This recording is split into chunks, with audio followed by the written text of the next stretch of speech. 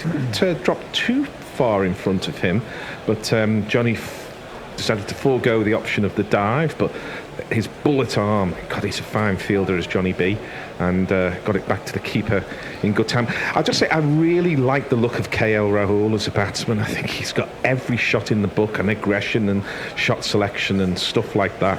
Might have to do something with his running. Rayner's happy just to push it into the leg side and walk a single. It's the end of the over. It's a good one for India. They're 64 for 1 after 7. Tweets. Continuing the Tamal Mills thread, Neil Franklin says he's a figment of your imagination. He appears out of the mist when there's a T20, then vanishes without a trace. Shivam Vyas says, when are India and England meeting again in a series? The answer is 5 tests, 5 one-day internationals in the summer of 2018 in England. Ghost of Abby Warburg says Schlag is hit and Wurf is throw. Thank you. I think we've got Shy, as in throw, is slang, 1787. Oh. Unknown origin and uncertain connection to shy adjective. Oh, well. So it's coconut shy is what I think. So, is it carny slang? Is it like Polari in London? Is it carnival speak? It might be. I rather like it. A 3-letter word is always welcome, I think, in the English language, don't you? Yes. Yes, indeed. That's the most appropriate response I can give you, given what you just said. Absolutely. Should more English players play IPL, says Shivam Vyas. Well, I think the way we've seen it here, there could be an equal argument for should more Indian players play in the NatWest T20 Blast. But I think there's very little between these two sides, and obviously some England players do benefit from IPL experience, particularly Owen Morgan and Joss Butler. Well, they could play in the Blast now, given that the whole thing's over and done in 4 weeks. Wouldn't previously, of course. Here's Ben Stokes, and lovely shot from Rayner, who does favour that run off the face of the bat to third man, and they walk single, and Suresh Rayner just looks up at Ben Stokes there as we see the superb comedy run out. I mean, Jordan did field it well. He didn't have that much to do, though, because both batsmen were in the middle discussing options to have with the lentil curry tonight, the dal, and while they were doing that, Chris Jordan ran out India's captain. Any more tweets? Messenger says evening. Oh, evening. Only just realised I'd have the pleasure of your company tonight. Always nice to have yours out in Perth, messages. As Stokes is in again, and he bowls him. There was me bigging up Rahul. I'm claiming that wicket, not Ben Stokes. It was a horrible hoik, playing right across the line. Probably a little carried away after that enormous 6 that deposited the ball in downtown Bengaluru. But he's out.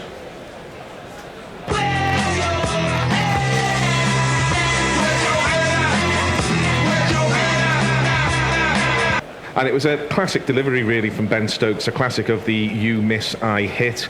It was length, it was on middle stump, it took the top of middle stump as KL Rahul played all round it. He's gone for 22 off 18. Of course, had he hit that one out of the ground, we'd be saying, you can't bowl length to these guys. What are you doing, Ben? But, history is written by the winners. Bit more coconut shy. Oh, yes. This one's from Paul Kemp, who says the etymology is unknown, which we agree. He says it comes from cock shy. Yes, use a cockerel version of a coconut shy. Oh, sounds a bit sort of bear baiting and the kind of thing that used to go around the assizes when they came to town in medieval England. Neil Franklin says, yes, a little like shoe. Where does shoe come from? As in shoe. And Shivam says, yes, he thinks Indian players should play the Blast and the Big Bash too. Absolutely. Shoe is one of the words that kind of annoys me. It's a relatively new thing because you often see people saying shoe in, S-H-O-E. And the reason they're doing that is that their computer spell checks have switched from S-H-O-O, which it should be, to S-H-O-E. I'm sure that's the reason. You're being very generous towards journalists. Anyway, we have a new batsman at the crease, as yet unnamed, although he's the most recognisable cricketer in the world, I suggest, as he gets an outside edge and it goes down to third man. It's this one. So you like to bat up high, and then you want to bat down low. They say wax in, then he's out, then you wear the gloves, and then you want to bowl. And soon you will find that there comes the time for making your mind up. S. Doty! who has obviously paid his subs since Sunday because he was hiding somewhere at 6 by Virat Kohli and came in far too late. Well, that's not going to happen today, as Suresh Raina block drives this past Ben Stokes to, I think that's, is it Chris Jordan or Timal Mills there at mid-off, and they walk a single in India 67 for 2. Yeah, I think they missed a trick, India, in bringing Dhoni in too late in the last match, but that's not going to happen today. He has the option to add to his impressive record in T20 cricket as his number 1 fan, who is of course his number 7 fan in the crowd, supports him. And here is Dhoni, and as he does early in his innings, he keeps his feet together and just goes at the ball with hands and goes to point, and there is no run. Will Ian Bell take part in the IPL auction, asks Gerrit. Well, he's been doing, in fact, he won, didn't he? Very well was, in the BBL. His side won the... Perth. What are they Perth Scorchers or... Yep. The Perth Scorchers won the Big Bash, yes. The Perth Chippendales. 31 in the final. The Perth Strippers. They always sound like male strippers to me, the names of the Big Bash teams. But Ben Stokes there just delivered a ball that was outside off stump, and it simply squatted down, and as we used to say at school, p-rollered past the off stump, went through to Joss Butler. Ben Stokes looked a bit askance at it, so did MS Dhoni. It was a slower ball, had a little bit of off cut to it, but it kept very, very low, and it goes down in the book as a dot. But Dhoni, looking at the pitch, there was some suspicion. Any more tweets? He's probably very happy. Sivan Vyas says, imagine Kohli and Stokes playing together in the IPL. Okay, let's imagine it. Well, we need his jingle there, because I think we might be getting some of the jingle. MS Dhoni's, he's sized up the pitch and called for a new bat. Now, what I suspect he's called for is a bat with even more weight at the bottom of it, because the pitch is already low and slow. The ball already, having been hit for 4 times, is already getting a bit soft. He's gone for the number 1 Indian bat. Yeah, and round the wicket comes Moeen, hoping to improve on that first over, and Raina just tucks him off his pads to square leg, and they walk a single. This is last 10 minutes or so, so I had a bit of the boring middle overs about it. You can't boring. Do we have boring middle overs in T20 now? You get the boring middle deliveries 40 to 47. I thought that was just one day internationals, overs 25 to 40. Well, Dhoni's affecting the cap now, batting in a cap, and he always looks $1 million, but arguably he looks $1 million when he puts the cap on there. And he faces up and comes down the track to Moeen and tucks it off his pads to, I think that'll be a deal on the 45. No, Timal Mills. Yes, and they walk a single. He uniquely, in world cricket, issues the protective helmet. Well, England aren't allowed to anymore. It's a requirement of the Health and Safety Police, for England to do that. But India do have the option of wearing the cap, and MS Dhoni calls for it whenever he can. But it's Suresh Raina, left-handed, and round the wicket comes Moeen, and just defended by Raina. No wrong. Yes, it all came to pass with the Cookgate last year, didn't it? Oh, it did when he had a perfectly good helmet that was no longer up to standard and had to be replaced. He didn't want to replace it. Yes, that's right. That was not wearing the helmet, but not wearing the particular kind of helmet. As Moeen again bowls a dot ball, so it's a good comeback from Moeen, having been deposited from Bangalore to Chennai in the previous over. And he's back in again, and just pushed by Raina, and there's no quick single there. I don't think either of these will be particularly looking for the quick singles. MS Dhoni was lightning when he was younger. He's not quite so quick now. Raina's never been all that quick. He's quite good in the field, but he's a chunky runner rather than a will-o'-the-wisp sprinter. And decent stuff again from Moeen as he runs across, trying to cut out the single on a ball that was fetched from outside off to mid-on. But England will settle for that. India 70 for 2 after 9. Jeff Perkins says, if this is the... Sorry. Are you all right? I know. They must be loving this down the line. Excuse me, I'm supposed to be the one that's ill. If this is the boring... Dan. If this is the boring middle deliveries, get your anecdotes in quick. And Swing It Both Ways says, hello from cloudy Cincinnati. England for the win? Well, it's a bit too easy. It's too like the first... early to tell, I think. Well, I reckon this is a 180 pitch, and India are 70 for 2. It's a 180 stadium. You have to call it a kind of 180 stadium because it's the boundaries and it's the atmosphere and so on. It won't be easy bowling under lights second. And we saw a lot of dew in the previous match. And I reckon India will need 180 to be level in this game. At the moment, they're 70 for 2 after 9, so they're a little behind the 180. And big moment in the match here because he didn't get a bowl in the first one, but this man is in. Adil Rashid on the 45. Adil Rashid on the 45. Adil Rashid on the 45. Adil Rashid on the 45. Adil can turn it both ways. Adil can turn it. Adil can turn it both ways. Adil can turn it. Adil can turn it both ways. Adil can turn it on the 45. And his first ball is landed well and just fetched from outside off stump to get a single. There, as we're looking back on a Ben Stokes no ball, which appears to be the wicket. Dhoni is down the track and just nudging this into the leg side. Well, we said it was just an orthodox delivery that was length and took the middle stump as KL Rahul played all round it, but now we're seeing it was very, very clearly a no ball. So perhaps an official complaint will come in from the India team to match England's official complaint in the previous T20I. I'm afraid that if you don't have the DRS, you're just going to have to get on with it, boys. That's a horrible drag down from Adil Rashid outside off stump. It gets exactly what it deserves from Suresh Raina, who cuts it to deep point for one of these.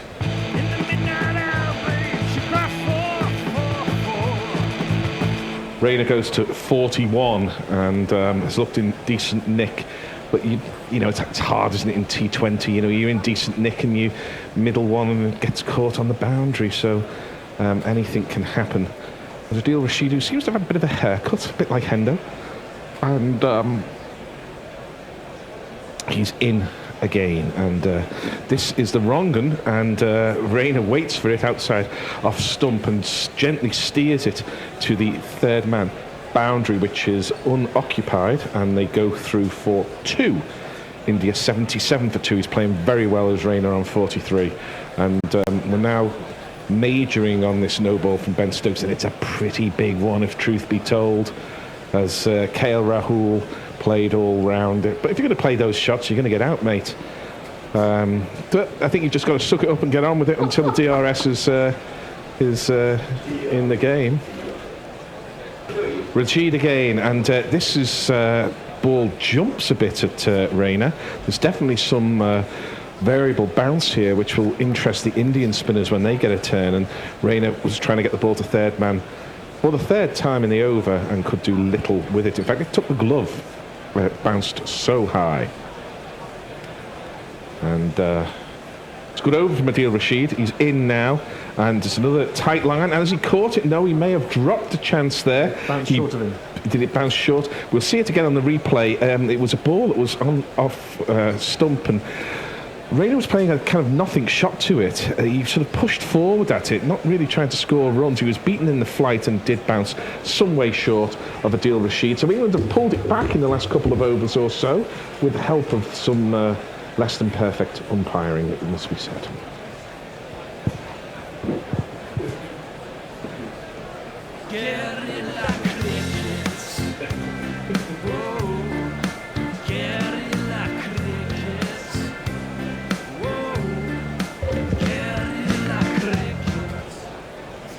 And India are 78 for 2 after 10 overs. It's been all go over there in Bangalore, and indeed over here in Gorilla Towers in Sydenham. Thanks to Gary and Gary on that stint.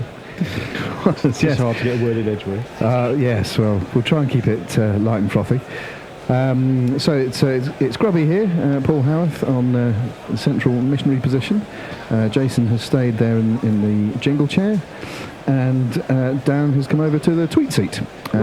We are just seeing a little highlights package. Not that you really need a highlights package, because the 2020 game is effectively that in itself. I've enjoyed the last few overs, actually. I think Moeen Ali in particular looks like he's bowling with a lot of control and a bit of confidence at the moment. Yeah, he seems to got good rhythm. Yeah. And it's just come out of the hand right, apart from the one that went for 6. Yeah. And that was enormous. Oh, that can always happen, can't it? Yeah, we're just seeing a replay of that as you speak, Jason. And, yeah, it went an absolute mile over there. We've got a couple of stand. tweets to catch up on. Go for it. Paul Kemp says Shewin is up there with damp squid in phrases people get annoyingly wrong. I assume he's misspelled both of those on purpose. Yes. Message says it was very sad at the BBL final that good shots by Sixers players were met with signs from the crowd. T20, not real cricket. Along with it all goes well. So it's the feeder game to the main game. Don't isn't it? care about the Big Bash, to be honest. No, I mean, look, I'd go and watch it, and I like all forms of cricket. I'd go if it was free. Yeah. I kind of get the feeling, like the Ram Slam, that you want to see the emerging talent from that country. Yeah. I'd go in a press box there. Yeah, I'm hoping we get to see young Pant in the next few overs for India, because the talk is that he's some talent himself. We've got Moeen Ali starting new over, and he's bowling to the legend that is MS Dhoni, and it's on his pads. He tucks it down to backward square leg, and he takes a single. Batting rather pleasingly in just a cap is Mahendra Singh. Regulations. Is that right? It is now, yeah. The Maverick. The score moves on to 79 for 2. That brings Suresh Raina onto strike. Raina's played an array of impressive shots.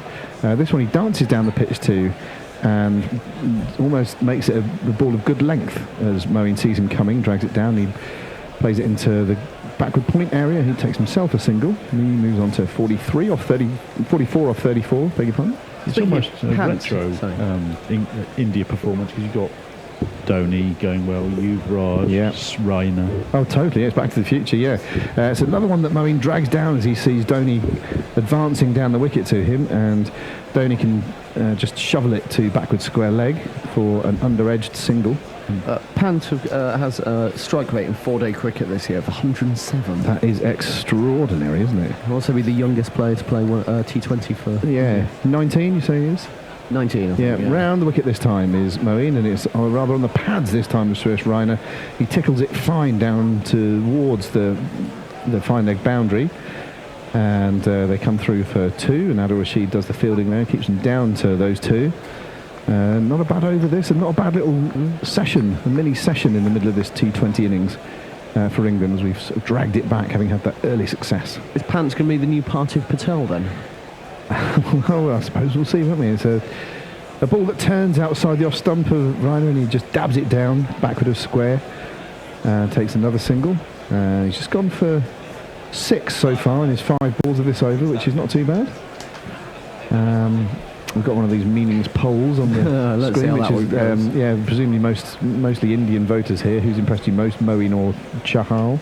It'll be Chahal 90%, I reckon. So that's even with my 1,800 votes, which I'm about to do. Round the wicket to the right-handed Dhoni is Moeen, and it's an intelligent bit of bowling this, wide outside the off-stump and very full Yorker length. And Dhoni can only smack it back towards the bowler. There's no run off that ball, and it remains at 84 for 2 after 11. It had a piece of self-preservation by Raina there. Hit him in the back there, didn't it? It did, yeah. It's always nice to have an extra fielder from the opposition. So yeah, it's been all go, isn't it? I feel like, I don't know what it's like to listen to out there, but it feels pretty hectic over here, because it's something that's always happening. We're of course trying to keep up with your tweets. Welcome back to Guerrilla Cricket. We're in for the second innings. India versus Pakistan in Manchester. We've got some good news. Play is about to start in a few minutes. It's always good to see players coming back on the field. That is true. It beats the rain covers that we see, but Pakistan will be chasing 337 to win. We'll have a full allotment of 50 overs. To my right, in the jingle chair, I have Al. Good afternoon to you, sir. How are you doing? Very good. Are you not named after Weird Al Yankovic by any chance? I think our paths overlap, but I think I came first. Excellent. And to my left, the man with the beard, Knuckle. Hi Pralab, hi Al. Hello everybody on who is watching us on facebook.com/Cricket India or facebook.com/Guerrilla Cricket. Hello to everyone who is listening to us. I can tell you that we put out a poll a poll was in the field asking whether Pakistan will chase this down. 19% said yes, Pakistan can chase this down. 19% said a tie, and 62% said India will win. A tie or a draw? A tie. Oh, I think that's they're going a very back off the improbable field event. This is quite possibly. So it is. There's a few drops that are on MS Dhoni's head at the moment. We're just having a bit of a mid-pitch conference right now.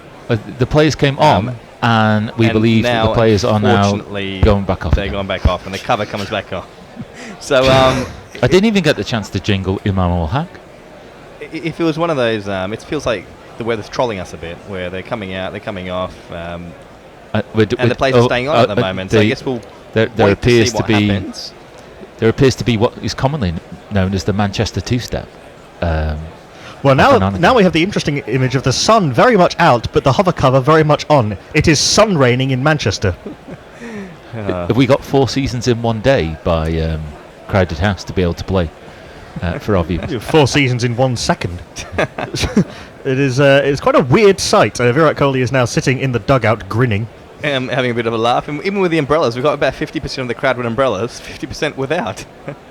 So we're all usually what you get in this situation is, I remember this happened at an Ashes test a few years ago where England very much it was in 2005, England were very much happy to stay off. Australia wanted to stay on. Yep. So the English crowd were putting on their hoodies and putting on their rain jackets, putting up umbrellas, and the Aussies were getting into their sunnies, getting on their shorts and singlets and flip-flops. It was all very, very funny. We have a few people who've joined us already on Facebook. Lakshmi Kasturi, Vijay Kumar, Hiba Tahir, Timali, Timilai Bujna Sakina, Abu Naeem, Ishaq Khan, Prem Dhami, Rahul Soni, Pai Bhushan Pawar, Mohammad Shabir, Elzina Maria Landal, Malik Sheikh, Dushyant Sharma, and Kanpona Bora are all with us on facebook.com/Cricket Chaka already, which is excellent news. And Mumutahiko on Twitter says, I'm guessing this has been done before, but did anyone think of a Shadab Khan jingle for Shut Up Your Face by Joe Dolce? Funnily enough, yes. And a lot of talk about the age of our jingle computer. Cousin Rossiter says, what up fam, waking up in Oregon, entertain me lest I fall back to sleep, love you guys. Mayank says, take a break, the covers are back on even though the sun is right behind it. Nabar Butlin says, what's the poll for rain delay? And Evil Scooter says, right, so we're at the hokey pokey stage of this year's World Cup. Comedy weather is better than all other weather. Well, that is true. England has no climate, only weather. And it looks as though India are now actually going to give the hover cover an honour guard. Yeah, they are. They're going to escort it off the field, which is positive news, which means there isn't much rain around. Well, we're at this point now where all the Indian fielders are on. I was going to say the Pakistani batsmen are off, but they are just hovering by the pavilion. Lots of hovering going on. Hover covers, players hovering. Ravinder Chahal's doing he doesn't have a cap on at the moment, so his view on the rain is not very strong. Yeah, hovercraft full of eels. It's all a bit weird. Mickey Arthur has a very carefully folded DLS par sheet in one hand. Presumably he has learnt from the experience of his South African countryman Sean Pollock, who failed to count to 1 all those years ago. Virat Kohli is doing a little bit of group stretching with Hardik Pandya. Mohammed Shami is talking to Trigger from Only Fools and Horses. That is the biggest pair of glasses. Elton John would be pleased with those glasses. I cannot tell you who that person is. That is Ranbir. I believe he's filming. Is that Ranbir Singh? He's filming for 1983, a movie on Couple Dave at the moment, I believe. Yeah, he is an actor who is. Oh, that would explain the moustache, but the glasses are quite something. They're very Elton. Yeah, they are. But he's having a good chat with Mohammed Shami, undoubtedly getting some cricket knowledge. If Elton John and Dennis Taylor had a pair of glasses between them, imagine that. That would be the pair of glasses that they were. Would you have a head that could fit it? That pair of glasses has been made from the remains of several other pairs of glasses. It is the glasses of his enemies have all been melted together. Bring me the glasses of my enemies. Bring me the glasses. What was that film? Bring me the glasses of Alfredo Garcia. Thank you. That's the one. Well, the hover cover's off now, so that is good. Players are still on the field, so I expect and the batsmen are about to walk back out, so I expect we're about to start imminently. Right. Clouds jingles. Look blue. Let's get some jingles. Let's get some jingles. I know this man is opening.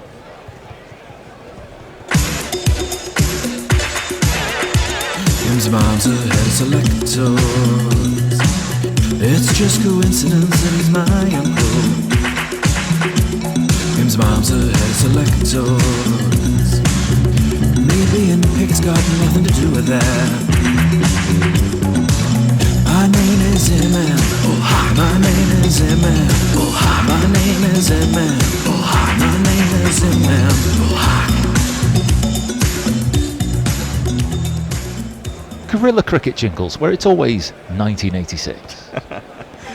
Have you got the other opener up there? I will jingle him up in just man a with moment. very interesting name. Oh, who is going to be opening with him? Is it going to be? It will be. It'll be the man who was spent a year in the Pakistan Navy and in his younger days was banned from playing cricket by his brothers because he was too good. Fakhar Zaman. And the man who India fears after his last 100 against in the Champions Trophy final. Oh, where are you? Fakhar Zaman. There you go. Green shirt, white shoes, left hand bat, what's he gonna do? He'll hit the ball, run as fast as he can. Every girl's crazy for Fakhar's a man. So that's Fakhar there, the left-handed man who's got a lot of power in that forearm, and he'll be crucial towards Pakistan going after a good start. We're going to jingle up the bowler. We've got. We're just going to see who it is. It is going to be the man with the best eyes in men's cricket. That is true. Are we sure? Not even with Joss Butler's? Oh yeah, this man. This man has just there's something dreamy about them. The statue of David would have his eyes on it if they could. True. He got sent over for naught, a better bat than we thought. He got Booby Kuma's eyes. And Bhuvika, if ever there is a pitch and conditions tailor-made for Bhuvesha Kumar to find some swing, this would be it. He hasn't found a lot of swing so far in this tournament, but he's managed to edge Mohammad Shami out of the first 11. And so far he's delivered in his last 2 games. He's starting from the James Anderson end. What we can hope for is at least that he'll at least try and put himself in on a length to be able to get that swing. He's also developed in the last few years a very sharp, sort of short of a length delivery. He's not a bouncer, but bounce off a length. He troubled Fakhar Zaman with that in the Asia Cup last year, in fact, September, the game that we covered. So we've got 2 slips, a third man, a backward point, an extra cover, mid off, quite wide and quite quite a long way up into the circle, and mid on a mid wicket. As Bhuvesha Kumar runs the ball, Fakhar Zaman. It's Imam facing Imam first. facing first ball with his glasses. Bhuvi comes in a bit too, it's just short of a length, tucked away towards fine leg for a single. Pakistan off the mark straight away. The other 2 fielders were at sort of mid square leg, just in front of square, and long leg. Yeah, a relatively traditional field to start off with, and 2 slips. And I guess India will be looking for those early wickets. In a day with a lot of stop-start approaches, Al, what are your thoughts on this? Pakistan going hard, treating it as a game that won't last 50 overs? Well, or batting normally? I think they've always got to have a viewpoint about what the par score is for DLS. And then just be able to just keep themselves ahead of it, but they can't go too hard and lose early wickets. Bhuvi comes in bowl, it's short left outside the off stump, angling across the batsman. Are we saying that the game plan for Pakistan is to score runs and not lose wickets? Well, I know that it can be summarised like that, but I don't really think that there's a need to go absolutely all guns blazing in those first 10 overs. I think there can be a certain degree of patience, but again, it's just the sense of knowing what the par score is. Yeah. And Bhuveshma just getting a bit of movement. No swing on offer so far in what we've seen. Still got the 2 slips in there. It's angling ball across. This next delivery is a bit fuller. That Fakhar just defends off the front foot out towards cover for no run. The umpires are waving their hands. I'm hoping it's not for anyone. No, it's not for the rain. I think it's for some bit of sawdust, I think. Bringing a bit of sawdust. Yeah, you're right on that one. No one's really drying the ball that much, and the players don't seem like they're slipping at all in the follow-through, which means the ground is in relatively good condition. It does seem like it's in good condition, and also now with the edict of 2 balls, 1 from either end. As Bhuvi comes into bowl, and this next delivery is again short of length, tucked away towards fine leg, and they'll just come through for another single. So both of them off the mark now. Imam back on strike. I think that's a good line to Fakhar Zaman. It's a little bit like David Warner. You don't bowl wide at him ever. Yeah. Certainly not early on. And you probably won't get too much in his half. And so it's that if you imagine I'm a left-handed batsman, then it's into that sort of front armpit region where it can easily square a batsman up. Yeah. And just won't let him free up his arms at all, which is what he's very good at. That offside cut shot that he's quite strong on. As Bhuvesha comes into bowl, his next delivery is a lot fuller. He's on the back foot defending, pushed out towards cover for no run. Imam's an interesting player because he's he's obviously very talented, and he's got a beautiful 150 in the series against England. But he doesn't have an obvious weakness, but he also doesn't score particularly quickly. Someone, I guess, that combination with Fucker makes sense in many ways, just because Fucker is the almost foil towards him. He can just be a nice short innings they can bat through, and Fucker is the one who takes a lot more of the risk early in. As Buesha bowls his last delivery, his next delivery, he's just beaten the outside edge, going through towards Dhoni, just missing the outside edge there. Imam will remain on 1 not out. Pakistan 2 without loss after the first over. A good start from Buesha and India. A good start. Just the 2 runs from it. Nothing really too loose. And encouragement as well with that last ball of the over, genuinely just beating in the outside edge. Yeah, a little bit of zip, no real movement, particularly laterally. Shifq Ahmed that says hi, okay. Zohib Unair says hi. Mirapundia says today is Father's Day, which is... it is Father's Day. Happy Father's Day to every father. Mog So is with us, and Amman Bukch Balok is also with us. Linux Leah says, that reminds me the title of an old Hawkwind live bootleg. Bring me the head of Yuri Gagarin. And now we've got one of the world's, in fact, the world's best ODI bowler on to bowl. It's this man. And now then, Marty Bumrah, oh, you're bowling again, aren't you? Oh, I thought as much. He's the best bowler in the world. He is, and it's been a meteoric rise across all 3 formats, in fact, for Jasprit Bumrah. Let's see what he can extract from this pitch with his awkwardly based action. He runs into the bowls decisively, just pitches outside the leg stump, inside into the batsman, just defended off the front foot towards short mid wicket for no run. I know we joke about Mark Wood being a horse, but that run up really is walk to trot to canter. It really is. It is, and on to just gallop with a delivery, because he bowls about 150 clicks an hour, which is surprising. Yeah, and what Bumrah has developed in the last year or so is that ability to bring the ball back into the left-hander and away from the right-hander, which he didn't have even probably a year ago. Yeah.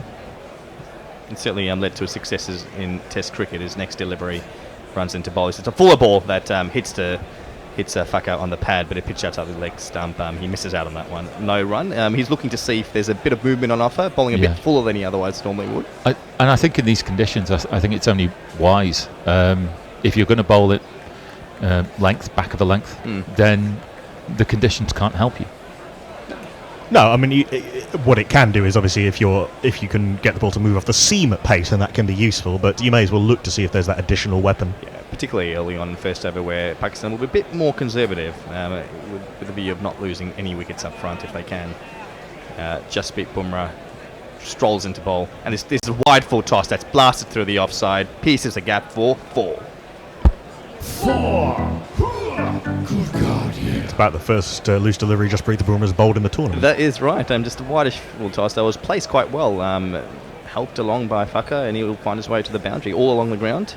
Well played, and Bumrah is not looking happy at all. Whether it's a case of the ball not gripping in his hand will be interesting to see this next few deliveries. No, or it's purely just sometimes every bowler has an off day, don't they? Sometimes it's just ball for Bumrah. An off ball. Well, yeah. He's got to have one every now and then. Every once in a while. Show some level of humanity. His next delivery runs into ball. He's bowling quite close to the wicket, and this next delivery beats the outside edge, short of the left, batting into the gloves of MS Dhoni, while bowled Jasprit not having an off ball, 2 balls in a row there. Well, that's enough humanity. Absolutely right line, right length. Let a little bit of movement away off the seam as Knuckle kind of alluded to, and Farquhar's nowhere near it. You'd have to be a damn good player to nick that. That is just, it's too good. Too good. He is. Let's see what Bumrah has in store for his 5th delivery. He comes into bowl, slowly cantering, and this next delivery just angles across the batsman, left alone. And no run there. He's found the right length there, which is a sort of one where he's not entirely sure whether to go on the front foot or back foot. Happy to leave it for now, but one that's pitching a bit further out from the leg stump might actually force him to play a bit more. Because of Bumrah's ability to generate pace on pretty much any wicket, he has that amazing snap of the wrist just at the end of his bowling action. A little bit like Glenn McGrath, so the ball thuds into the wicket and zips through. I think Archer has that as well. Yeah, he does. In a very different style. But yeah, it's the same action with the wrist. Very true. As Bumrah comes in bowl, his next delivery is just tucked off the legs for no run. into short wicket for no run. That's the end of the over. Pakistan 6 without loss after 2 overs. Just that 4 in that over. Imam 1 not out and Fakar on 5 not out off 9. Jeff Perkins says the worst thing about the semi-official Hawkwind bootleg bring me the head of Yuri Gagarin is that it's been released under about 20 different titles. I think this is the downside of batting second. Indy were quite patient in those first few overs, but having the runs on the board, being the side that's chasing, it's just that constant niggle in the head of 6 after 2 overs. It's not enough. It's not enough. We've got to push. Got to push. Yep. And you've still got time to let the game come to you. Yeah, you do. It's it's interesting because people have differing views. Often they go with a range shortened game, and often does make sense to bat second. But when you have 3 on the board, it's a bit more difficult. As Booby comes into bowl, back of the length. Full of length, just push off the back foot for no run. And this is almost the worst possible situation in a sense because you don't know if the game's going to be shortened or how long it's going to be shortened or how short it's going to be shortened to, if that makes any sense. Pakistan bowled first because of the atmospheric conditions, and I think a couple of teams have been suckered in to bowling first when they might otherwise not have done. Look, it was a fair enough chance, and Amir was a little bit unlucky early on. Yeah. And especially that run out that they missed, that could have been a chance to break open India's middle order as Bhuvneshwar runs into bowl. It's the wide delivery, left alone. Well, it's an attempted flick towards fun leg, but he misses it, and it'll be called a wide. Okay, actually got that wrong. Bhuvneshwar Kumar is bowling from the Brian Statham end. Why? So like Pakistan, the sort of first ball of each set of 2, as it were, was from the Brian Statham end. So we've got a Jimmy Anderson in. I mean, what are your thoughts on bowlers are still playing, getting names, ends named after them? We'll continue after this next delivery as Bhuvneshwar runs into bowl. This next delivery beats the outside edge. Imam flashes outside the off stump, but it thudded into the gloves of MS Dhoni. Ends up in the hands of Virat Kohli, who gives it a bit of a lick. With his finger, by the way, not directly right there. It's 90 miles an hour. It's way too quick for him. With regards to your other question, name me another Lancastrian who's worthy of having a stand named after them. Glenn Chappell. No. And it the becomes pavilion end. Just keep it as normal name as Bhuvneshwar comes into bowl. It just hits him on the pad. Bit of shape now he's getting, but that will be no run. A little bit of bounce from a length as well. It used to be called the Stretford end. Yeah, and if it's if it's a question of it's recognition of a career's worth of work, I don't suppose you have to wait for that career to be over. Although there was the hilarious image of Jimmy Anderson not opening the bowling from his own end. Yeah. Good team player. As Bhuvneshwar runs into bowl. His next delivery is just driven off the front foot by Imam straight to mid-off for no run. Actually, we were discussing in the green room that Old Trafford had been a ground that had been a little bit ignored in terms of test match coverage.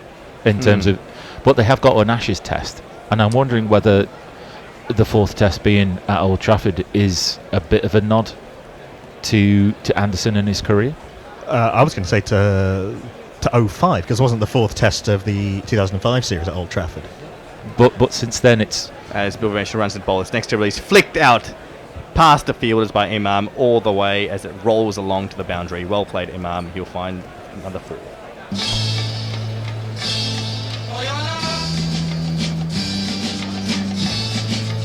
So that was just purely on the pads, and it was a comfortable shot for Imam to just pick and choose that through the fielders and nudge it through the beautifully timed through mid-wicket. Lean onto mid-wicket. Khaza Domarji is also with us on Facebook Live saying something in Urdu script, which unfortunately I cannot read. But thank you very much for your comments in whatever language or script you like. Let's see how he responds to this next delivery. It's short of length. This time Imam just pulls it across down towards fine leg for a single. But Bhuvi is certainly bowling a bit leg-side-ish at the moment. He'll want to go back to what he's doing in his first over, which is just short of a length. And MS Dhoni brings the ball physically to Bhuvneshwar Kumar. Possibly just have a word with him about his line of length that he's bowling at the moment. Yeah, I wonder if he's just trying for that magic ball, the one that starts on leg and moves away late from the left-hander. It doesn't even need to start on leg. You can start it on middle stump and just let the natural angle drift the ball away from the right-handed batsman. Yeah, well, I guess the slight worry about that is it might move too much and miss the edge. I think Dhoni was giving some advice.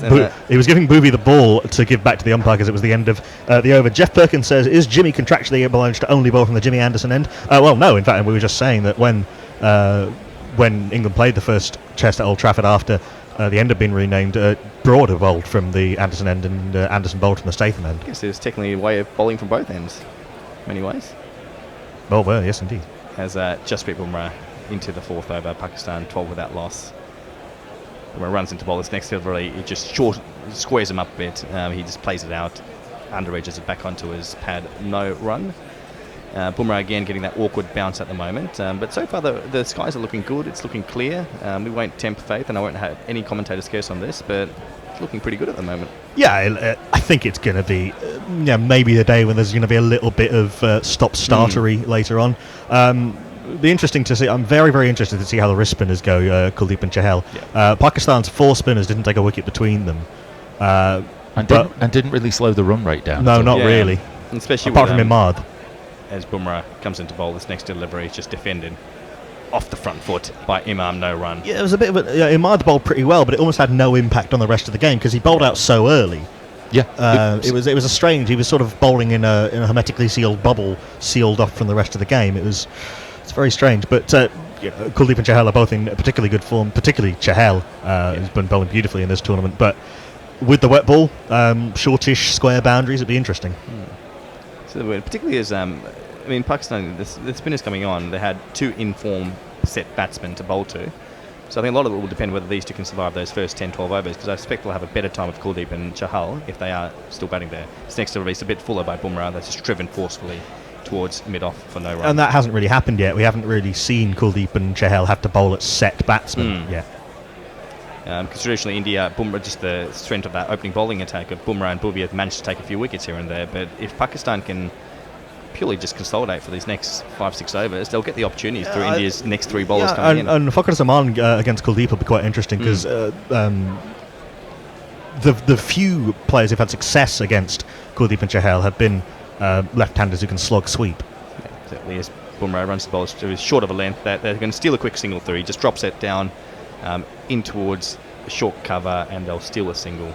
Brings Fakhar to the strike. I think they've got to be always cognizant of taking that quick single because Bumrah at least is really not going to give you anything, and just that frustration of being able to, from his perspective, good ball, exactly where you want it to go, but the scoreboard keeps ticking over just a little bit, even if it's 3-4 and over, just being able to turn around and to say, well, even though we're seeing you off, we're also moving the scoreboard along at the same time.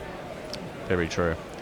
As Bumrah runs the bowl, this next to lead beats the outside edge. I don't know how that hasn't caught the outside edge. Just started outside off stump.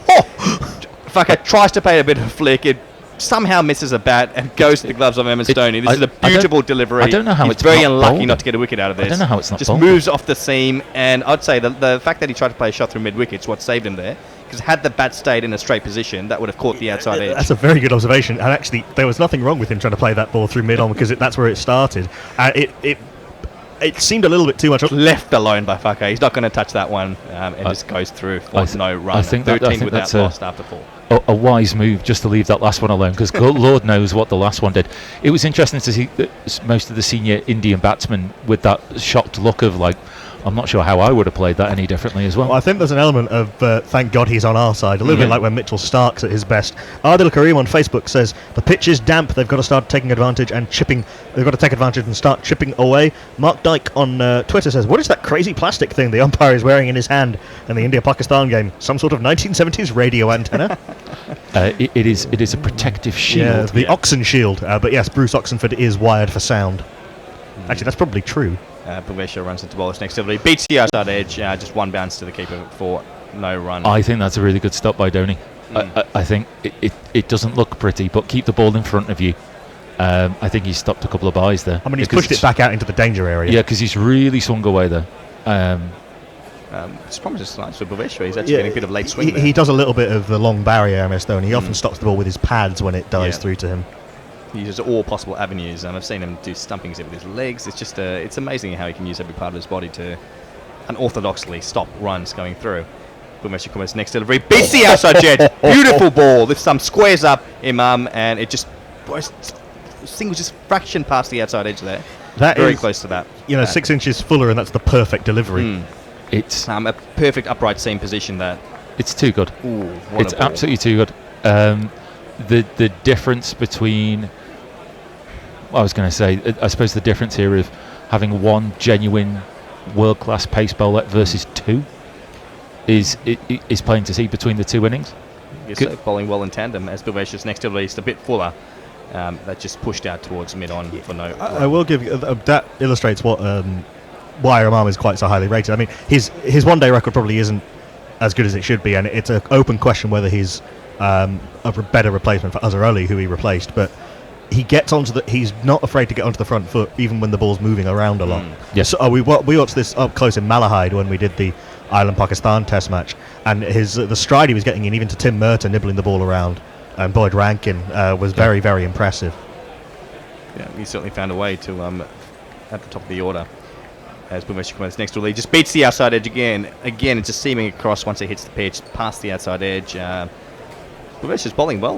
His 4 dot balls in a row is certainly building a lot of pressure, and just bowling that length that you just want. It's just a fraction fuller, and I think he'll get that outside edge. It's more of the first over than the second one he's bowled. He's happy for the ball to move across with the natural angle that he's able to create to the left-handed batsman. Yeah, and Bhuvi's seam position is always wonderful. Mohammed Shami, who we've not yet seen, has a wonderful seam presentation. And there is a brains trust. Bit of a. They want some sawdust. Oh no, they want the sawdust. Bring the man with the heavy thing. The mallet. Bring the man with the heavy thing. And as Timmy Mallet comes out, they're just going to batter it with a. They're sending on one of the cricketers. They're going to batter the cricketer into the ground and flatten out the run up. Linux Lear says, every time I see Bumrah, I'm reminded of some of the more unpleasant Aussies complaining about his action. Call it chucking. It started right when India looked like winning the series. Coincidence? What you forget is that Jasprit Bumrah doesn't actually have any elbows. That's true. It is all locked. It seems just it's an engineering solution is to hit it hard with a hammer. An advanced engineering solution, of course, would be hammer and WD-40. It is interesting about. I mean, he's running down the pitch, almost in the same way that Wahab. Oh, hello. Is he injured there? So Bhuvi's got it taking his cap and is going off. This is very not good news. This is not good news at all. So we thought it might be. He was stretching out. But it seems like he may have possibly pulled up a bit sore here. We'll wait to see what's happening here. But Bumeshik Kumar is going off the field right now. So we need a jingle for the man who's going to bowl the last 2 balls. It will be this man. And in breaking news, Hardik Pandya. He's stepping quite awkwardly on one of his ankles, whether it's something in that right foot or not. But India's already had the injury of Shikhar Dhawan, and with it as well as I guess Bumeshik Kumar here. But that's actually not Hardik Pandya. It's this man on his World Cup debut. I have been misled. Mr. Vijay Shankar. Hey girls, beat boys, superstar VJs. Here we go. Sorry about that, ladies and gents. Shankar. Let's see how he performed. There's one slip in place for him. Bit of a ring field around this next. But it's quite full. Yeah. Oh my God! He's given out. His first delivery in the World Cup. He has managed to snag a wicket. It pitches possibly in line. I think the question mark that Imam will be asking Fakar is, did it pitch outside leg or not? Will he review? Don't review What's the answer? Let's have a look. He's getting a bit of advice. Don't review Fakar. it. The answer Just go off. No, don't review. He's lost a DRS timer. Vijay Shankar strikes with his first delivery. A bit of shape.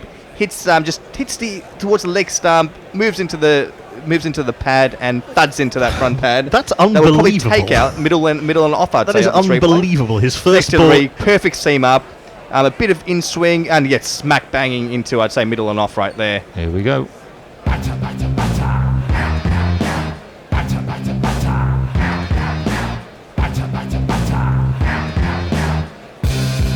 your bike, mate. Yeah, what's all this bother? You know, World Cup, first ball, first wicket. Why not go for it? You had a bit of a tough time with the bat.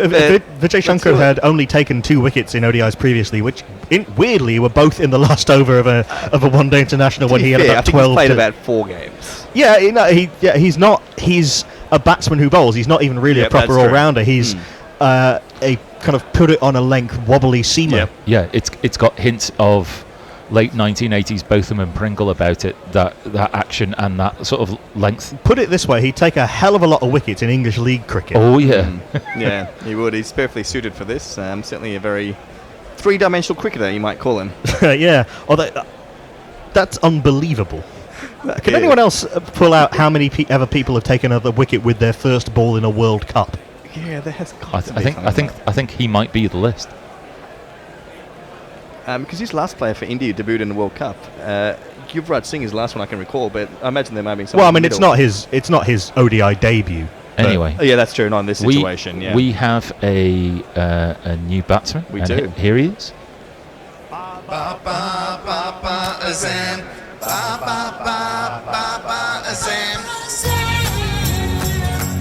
Make a stand,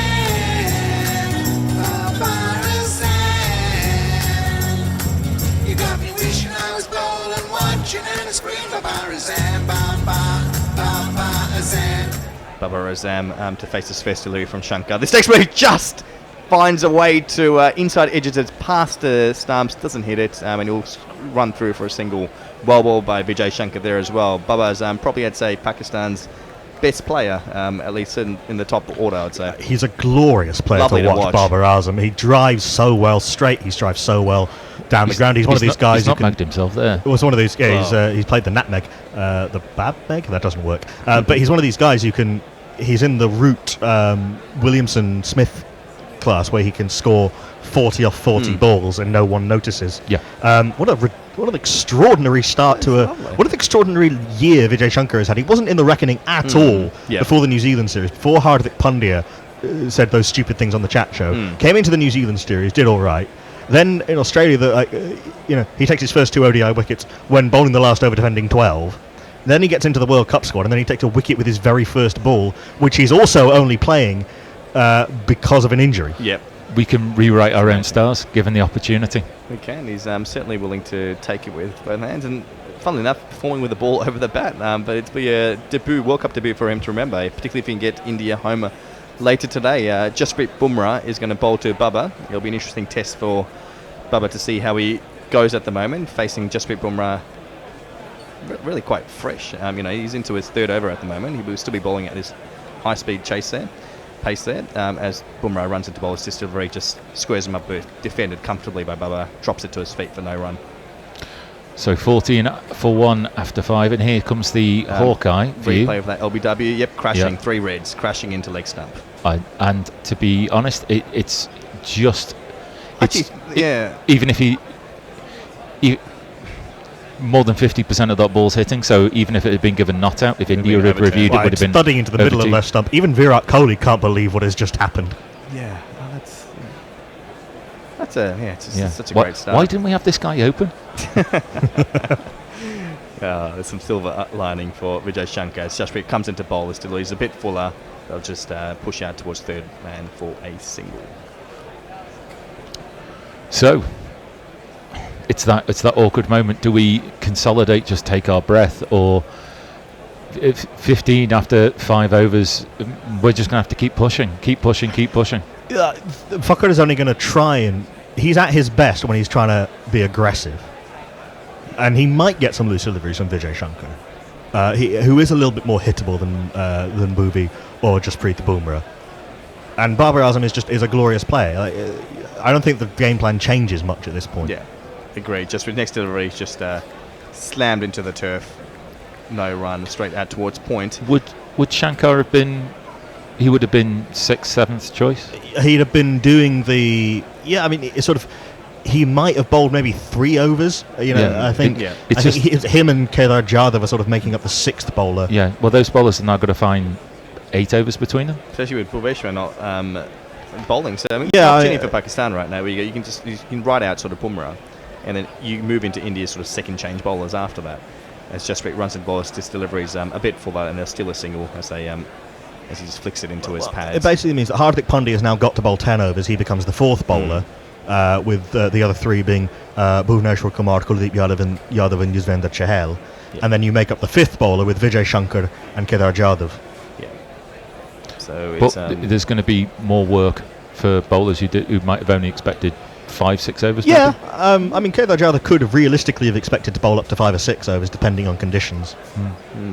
But I guess it will sort of force India into a bit less variation on the pace department, at least. I mean, they might have to it pull a opens few up more of the spin depending on the nature of the injury, the severity of the injury, it opens up questions about the balance of the team for Yeah. future games, and I'll come to that after this ball. That's true. As Jasprit runs into bowl, this next delivery just defended off the front foot. Baba looking perfectly poised, his helmet over the top of the bat. No run there. So you're talking about balance of the side. Yes, because Bhuvneshwar Kumar, he and Mohammad Shami, there's not a great deal to choose between them as bowlers, but Bhuvi can bat, Shami can't. You cannot go in really with Shami, Kuldeep, Chahal and Bumrah as your 8 to 11. Yeah. Too long a tail. Yeah. So I guess the question mark whether Jadeja gets a look in potentially during that as Jasprit bowls his last delivery. This is this cut out past the fielder out towards the boundary for 4. The number of the day. Who could ask for more? The number of the day is 4. Stats work has been done. Vijay Shankar is the third player to take a wicket with his first ball in a World Cup. The first was Ian Harvey, and the second was Malachi Jones, a wicket of Robin Uthapar that is much more famous for the catch being taken by one Dwayne Leverock of Bermuda. That was an amazing catch. I still remember He's still running around the ground, actually. Yeah, I would be surprised. But I would be if I took a catch like that. That catch reverberated around the entire stadium. It was such an amazing, classic moment, in fact. And you talk about like a World Cup with 10 teams at the moment. And part of what you miss is moments like that. You do miss some of the everyman moments. I think it's going to be something that we'll keep coming back to as we go through the entire tournament. There is no perfect way to have the volume of high quality games plus the games that would be required for associate development. They've gone one way for this tournament. Well, and also the money. Yeah. They've gone one way. It may well change from World Cup to World Cup. Who can see? Vijay Shankar earns himself a second over now. This next delivery is just wide down the leg side. That's just deposited past fine leg for 4. Paka moves to 10. 2 plus 2 is on man. So after the heights of the first 2 deliveries, which were glorious to watch, Vijay Shankar comes in with a bit of a rank delivery. But I mean, look, he's still a young bowler. It's early days. He's had one ball. Bad ball at the moment. He's just dropped the ball slightly too short for his pace. If you're bowling 5 miles an hour quicker than that, then that's not too bad a length. But if you're going to be bowling at kind of that 80 to 83 miles an hour, it's got to be a bit higher up. Yeah. This next delivery is short of a length. That just flashed hard, cut away, and there's a bit of a misfield there. Just goes through the fielder, but they'll pick up a 1. That's got to be the type of shot that really frustrates the batsman, isn't it? It's 50 centimetres either side. It's 4 runs. Yeah, although it will also frustrate India because KL Rahul misfielded it, and he's simultaneously saved 3 runs by being there, and given away 1 by being there and not well enough. Interesting that he's not in the slips. It's Virat Kohli at second slip, and Rohit Sharma at first. Shikhar Dhawan was in its second slip for most of the tournament previously. KL Rahul was brilliant at slip during the England series last year, and Kohli I don't think is a particularly good slip fielder. I have a question for you about that after the next ball then. Okay, we'll wait. Is it just 1 slip in now? There is just a 1 slip at the moment. There's a bit of quite a packed out point region at the moment. This next delivery is just pushed out towards one of those 3 fielders that's protecting that cut shot at the moment. Darwan, when he comes back, would you put him back in the slip cordon with recovering from a fractured thumb? I think that has to be a medical assessment. I mean, if they think he's fit enough to play, he goes back into the slips, but that assessment's going to have to be made. Look, I mean, they've got people who can come in and do that. I mean, Kohli's not a terrible slip fielder. I just don't think he's as good as he is in the infield, and KR Rahul is also a good slip fielder. Unsurprisingly, Ravindra Jadeja is the sub fielder for Bhuvneshwar Kumar. And that certainly caused a bit of concern from Australia when Shikhar Dhawan went off, because he is one of the world's best fielder. Going around, seem to be quietly pleased at that. At least a silver lining. This next ball's a lot fuller. That is beautifully fielded. But is that Kohli? It is Kohli out in the infield. As Knuckle called out, fielding quite well there, but he dives to his left and stops. Well, I don't think he had enough power to go through for 4, but he stops at least 2 or 3 runs there. Yeah, I mean, cover point was coming round, but it was a good stop. Yeah, he's very, very good at those extra short mid-wicket positions, and he's good on the boundary. I think that's a better stop. I think that's 4. I think that's 4 if he doesn't get a hand to it. Even on a slow outfield? Yeah. I mean, that's a well-timed ball, and I think that's a world-class stop. Yeah. Interesting stat about Vijay Shankar from our friends at CricViz in a Next second. delivery is a lot fuller. That's just driven straight. Not entirely where the batsman wanted it, but it's all along the ground towards the on-stride for no run. Vijay Shankar has swung the ball more than anyone else in the first 10 overs for India over the last 18 months. And yeah, he is a pitch it up and move it around bowler. Yeah. And he balls that sort of pace of about 135 where it does tend to swing around a bit more. Yeah, I mean, that's probably him at his quickest. Yeah. You know, he's not really a fifth bowler. No, he just reminds me of a bit of a, I don't know, Binny type bowler. Yeah, he's a little bit quicker than that. I'm trying to think what the analogue could be. He's a little bit of a throwback. Anyway, he could get quicker. Neymar Butlins says, this is the really frustrating thing about cricket. You're attempting to get runs, and the other team appears to be trying to get you out. Hashtag annoying. Evil Scooter says, we're not getting the high-quality close games the ICC assured cricket fans would result from this stupid format anyway. Knuckles right, they're getting money, but the quality match argument for the 10-team format has shown to be nonsense. Well, you need both teams to turn up and play to their potential. That's true regardless of... I know. I said it on comms earlier, this format, this World Cup could have been brilliant, and it still might, and there's been some really good cricket and some fun cricket, but it doesn't make the format any less stupid. Yeah. Agree with Vijay Shankar into his last delivery. It's a fuller ball that's driven out. The mid-off is quite deep, so that will be cut off for no run there. It seems to be the ICC's, and that's the end of the over. 7 overs gone. Pakistan, I think, none for 20 odd. 1 for 25. 1 for 25 at the moment. This is a lovely thing from Mizanur Rahman on our own Facebook page, facebook.com/Guerrilla Cricket. All the best of luck. Congratulations, both teams. Aww. Yeah. I like that. That's very nice. Go sports! Yes. Well, go not living and dying by it, anyway. The ICC seem to be banking on T20 cricket being the one to expand out. I mean, that tournament's expanded quite significantly versus the ODI tournament seems to have contracted. Do you feel that that's in any way a compensation for the Not really. associates at all? Not really. I mean, both should happen, and yes, I think all T20s being given proper T20I status is definitely a good thing. But I've said this plenty of times. I don't think there's any reason that Brazil and Argentina shouldn't be able to play a 5-day game and call it a test match, or whoever. I don't think I don't get why status has to be country based. I really don't. Other than that, it's a private members club and everyone wants to keep it exclusive. Well, the problem is that you're either in or you're not in, but we're not going to tell you the rules by which you're assessed. Yeah, that's probably fair. It's an archaic system that determines as Bumrah comes to the ball. His fourth delivery, just defended back towards Bumrah for no run. Bumrah none for 11 off his 3 overs. Yeah, I mean, the rules are... The pathway to full member status is reasonably well laid out, but the problem is now that the affiliate status has been got rid of, so actually there's not a lot of pathway or opportunity for countries who aren't currently associate members to become associate members. The funding's been cut, the pathways have been cut, and it feels as though very much everything is tilted against those people who aren't already in the club. Certainly, Jaspreet Bumrah comes to ball. It's a beautiful delivery that just beats the outside edge. Faka just got his bat down in time, and it's just angled across the bat, somehow not taking that outside edge again. And Dhoni takes it at sort of shoulder height at the moment. It's a beautiful ball once again by Bumrah. Slightly fuller. Good bounce off that full length. 90 miles an hour. 90 miles an hour. Good luck. Jeez, it's just it's lovely to watch. Good luck. Gul Mohammed Tarakil says, hello everyone. Hello. He says welding Indian from France. Ooh, welding Indian. Welcome. Well done, maybe? I don't know. Welding in one hand and... As Bumrah, this next delivery is just short of length again, just defended on the front foot by Faka, and Virat just runs into... just to remind Faka that you're not going to steal a single on my watch. Nope. Lengthy conversations on the Indian balcony between Patrick Farhat, the physio, Ravi Shastri, the head coach, and various other members of the backroom staff. So you've had to take his leg off, is that what you're saying? Ravi Shastri looking a bit glum at the moment. What do you mean, the other leg? Yeah. As Ravi Shastri standing up on the balcony at the moment. No chair in sight for him. This next ball's a good bouncer by Jaspreet Bumrah. Is that a wide?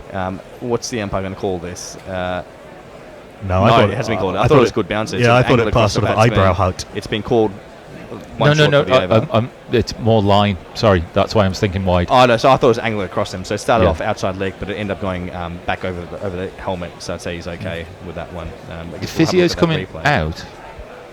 There is a someone got the there's a bag of herbal remedies. There's a physio coming out with a medical bag. It's actually he's stopping to talk to Shikhar Dhawan and Mohammad Shami, who are wrapped up in towels on the boundary. Not quite sure what's going on. Fascinating there. As Josh Bumrah comes in bowlers. Next Walters pulled out just off a bit of a bottom edge at the moment. And they'll find no run again. 5 dot balls in a row there. Bumrah building a bit of pressure. I think there's the magic sponge in there. Bottle of Nurse Macready's surgical brew. Who is getting the attention? Is it Shami? Or is he having a chat about Bowie's injury potentially? Am I in for the next game? There's someone standing who looks like they're standing on the boundary edge. I mean, Mohammad Shami wouldn't be someone you'd pick as a sub-fielder. No, not at all. You'd avoid him. I think Jadeja is the right choice as a substitute fielder, unless someone else is about to go off. Jasprit Bumrah comes to bowl. It's again, pulled out, not off the middle of a bat, but he'll find it past one leg for 4. 1, 2, 3, 4, keep it up. 2, 3, 4, up. 2, 3, 4, keep it up. 2, 3, so that's Pakistan 29 for 1 after 8 overs. Bumrah's balled none 15. Oh, I think I know what this is. I think a message is being passed via Mohammad Shami to Virat Kohli about Bhuvneshwar Kumar's fitness for further duty. Yeah. So I think whether or not he's going to bowl, I guess Kohli has to have a think about how he's going to use his different resources. Yeah, judging, I don't want to make it sound like I was regional charades champion, but I think that he's done for the day. Yeah. Judging, it's either that or it was a play. I'm not entirely sure. I think it would be one of those where I don't think you will be fooling Virat Kohli on field, right? I mean, that's not the sort of joke you'd want to play in this high pressure situation. Yeah, I don't know. We do have a change of bowling. We do. This new man out of the attack. Right. I was misled about this man earlier on, but here he is. You can get it right this time around. Yes. And in breaking news, Hardik Pandya. It's a Hardik Pandya comes into bowls, delivery just an in cutter that is defended off the front foot by Baba. Yeah, so the personnel chain was that the word came down from Patrick Farhat, the physio, to Ravi Shastri, the coach, to Sanjay Bangar, the batting coach, to Mohammad Shami, the sub-fielder, to Virat Kohli, the captain. Let's try to read. Can any of you guys lip read? In that case, Lord only knows what they've been told. If it's gone through that many pairs of ears and many mouths, it could be like... Chinese whispers, you kind of like, by the time you realise Bobby's had to get his foot amputated. By the time, I was going to say, he's dead. It's a bit dark there. This takes a very short of a length that's attempted to cut away by Baba. Yeah. Only managed to under edge it. It'll be no run there. Yeah. And the wind is coming out of the east. What on earth is it you're talking about? Hardik Pandya, certainly, his bowling's come along. He's carrying a bit of a beard and for once has a reasonable haircut, I would say. Yeah, it's just quite a sort of short on top, a little bit of a fade into the beard. Yeah, but you kind of go compared to what you see with him, with his spiky hair, it's all the different colours and the exuberance you see from this young cricketer. It's a very corporate haircut now. It is a very corporate haircut. He's certainly managed to mature in the last month or two when his spot was jeopardising this World Cup squad. This next ball's a lot fuller. That has just pierced the gap, finds the way to the boundary for 4. 1, 2, 3, 4. He just got down on the front foot and just drove that quite well. There's probably about 4 fielders in there that he had to sort of navigate his way through, and he's managed to time that really well, which is again a sign of how good he is. He knows exactly where that field is. Barber is glorious through the covers. It's lovely to watch. It was just a square drive, and those 2 fielders are within, a few metres of each other. There's no gap there at all. He's pierced that gap. That's how he's managed to do it. He's spectacular to watch. Yeah, and just that little bit of bottom hand coming in. His hands are quite far apart, so that he can use the bottom hand not to hit the ball in the air, but just to guide it past the fielders. Next ball's just a bit shorter, so it just squares up Bubba and he just plays it down. It looks a bit back behind him to see if it sort of rolled onto the stumps anyway, but it's gone all the way out to first slip. Timing does become that sort of the link between art and science when it comes to batting, and it seems so incredible that some people naturally seem to have it and some people are always searching for it. Yeah. Some players you just know they've got their timing. It's the whole sort of power versus timing, and yeah, I think the timing shot always ends up looking a lot nicer than that brute force shot. This next ball's a lot fuller. That's just they're going to steal a quick single. There's a throw that goes towards the stump, but Bubba was comfortably home with that one. Apparently, there is a fourth player. Sorry, there is a fourth player who's taken a wicket with their very first ball in the World Cup. Was the green room wrong? Sakas, that's the research department that they got it from, or whatever, has added one to the list. Guess you're going to take a. You're not. I would be amazed. What country? Pakistan. Pakistan. Shahid Afridi. No. I'll give you a hint. It's not Sohail Tanvir. No, it's not someone you'd think of as a bowler. Ooh, interesting. It can't be. No, it won't be easy. No chance. He didn't bowl. I don't recall him ever bowling ball. This Pandya bowls next ball that just hits straight into the pad. Faka tries to blast this over the top of mid wicket, but he ends up just gathering air as it just thuds into his pad. No run. Javed End of the Miandad. over. None for 5. Nope. Ooh, who could it be? Curran, or how long ago are we talking here? Recent-ish. Recent-ish. Who would have done this? Surely not Yusuf Yohana. Correct, Mohammad Yusuf. Of course, he converted. How many overs did he bowl? He kind of bowled many overs. Probably one and retired from bowling. He's bowled 2 balls in his ODI career. What a strike rate that is. 2 balls, 1 for 1. Oh, wow. Such a disappointment with that second ball. I think Vijay Shankar should have gone for that. Like, he had 2 balls, 1 for 1. That's exactly what he should have done. He'd have been in the healthy league of Mohammad Yusuf in World Cup history. The run rate's already climbed by a run to 7.39 runs required. That is, look, they've got wickets in hand. I think these 2 batsmen are quite important. We've seen Pakistan successfully chase down over 300 runs in the last 5 or 6 ODIs that they've played, and the exception being, of course, the ones in the World Cup.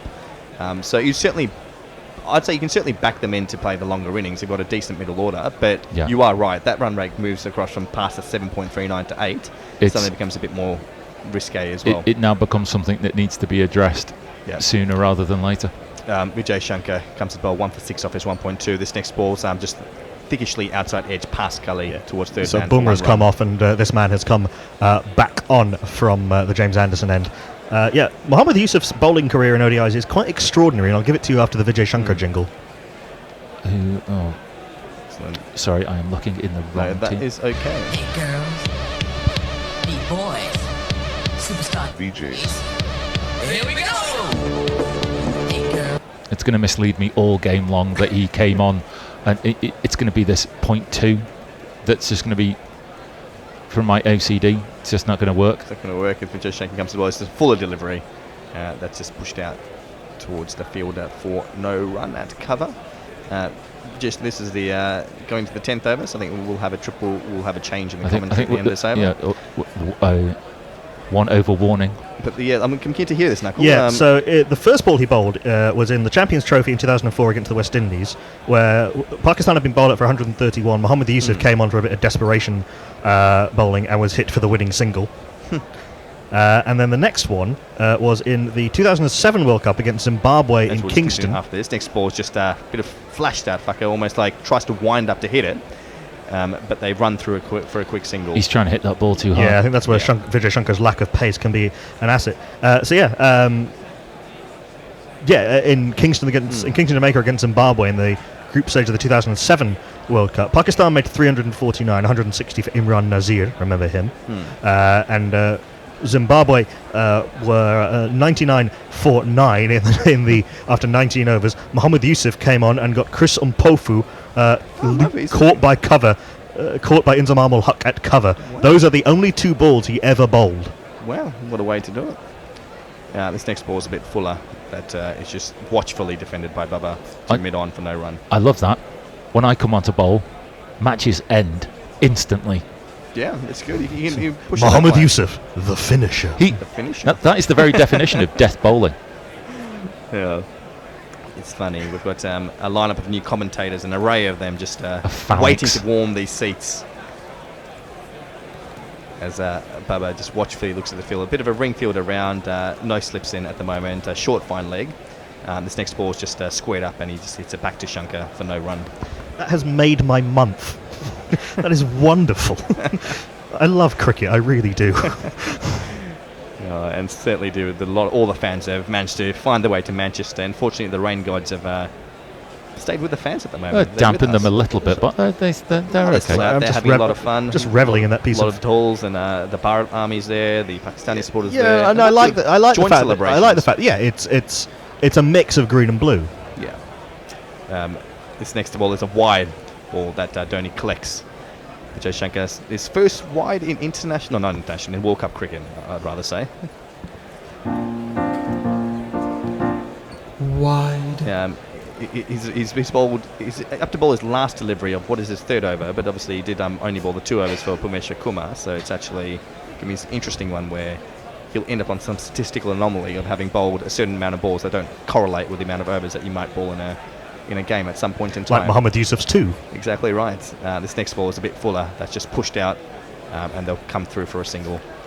Here is Well, I just have one more. I'll retweet while you guys shift around. Pakistan 38 for 1. Thanks for your time, and we'll just do some switches. Pakistan need exactly 300 off the next 40 overs. Yeah, the tweet is from Linux Lear. If Bhuvi is done for today, I really hope Kohli dishes up some of his right arm filth towards the innings, depending on the required rate, just to assert his dominance. To which I say, please God, no! There's very few bowlers in the world that make me more depressed than Virat Kohli. And on that, I hand over to Messi Jez, Rob Sutton, and on your ball by ball, Jules Farman. Good afternoon, everybody. So, at the 10 over stage in the India innings, they were 53 for outloss, so Pakistan 38 for 1. Slightly behind where they need to be, but it has been a reasonably steady start. Jez, how do you think the first 10 overs have gone? Well as could be expected, I think, for Pakistan. Given the attack and the quality of the attack they were facing, I think they wouldn't be too unhappy to be here. They would have obviously liked to score more and not lose the wicket, but it's a base upon which they can build. So Hardik comes in, and nicely paid down to the wicket area. Comes back in, just takes the single there. For everybody who just wanted an update from the medical room, Bhuvneshwar Kumar has apparently got a hamstring, so when we had that beautiful game of charades going on with Kohli, he was never a poker player, he probably won't be coming back on to bowl this afternoon. Rob, how are you doing there? I'm all right, thanks. I'm fearing this game is going to fizzle and India will win comfortably, but hopefully Pakistan can make it vaguely interesting for this next 40 overs, but it's a blow for India. They've already lost Dhawan and potentially now losing Bhuvi. So Pandya's back in. Just again over onto the sort of mid-wicket area. No run taken. There's a lot of pouting going on by Vakar there. He's just sort of pouting his way down. Does a little bit of gardening, as you do. And we've got blue skies over in Old Trafford. Quick contact Guinness. There is sunshine in Manchester. Exciting scenes. And there's a lot of just general milling around. Stay awake, young child. This could be an interesting match. Wow, that's a kind of sort of mini helicopter shot over to, I would guess, sort of third man area. There's a lot of gesticulation going on by Pandya there. That's the third man that's on the leg side. So it's a long leg. Maybe. Thank you. Bear with me. I'm learning my fielding positions. I kind of use things by a clock. So it's going to the 11 o'clock area for where the batsman is. Bear in mind that I don't basically know my lefts and rights. This could be quite a dicey 9 overs for everybody listening on Guerrilla Cricket. But hey, let's see how we go. They just took a single off that last ball. So the amazing Babar Azam is back on strike. I'm amazed that they don't have Barbaran as his jingle for Babar Azam. It'd just be a dreamy if they had that. So Pandya's back in. It's just nicely defended. Well, I don't know where it is, but I'm pretty sure we do actually have one of those, but we've narrowed them down for the World Cup.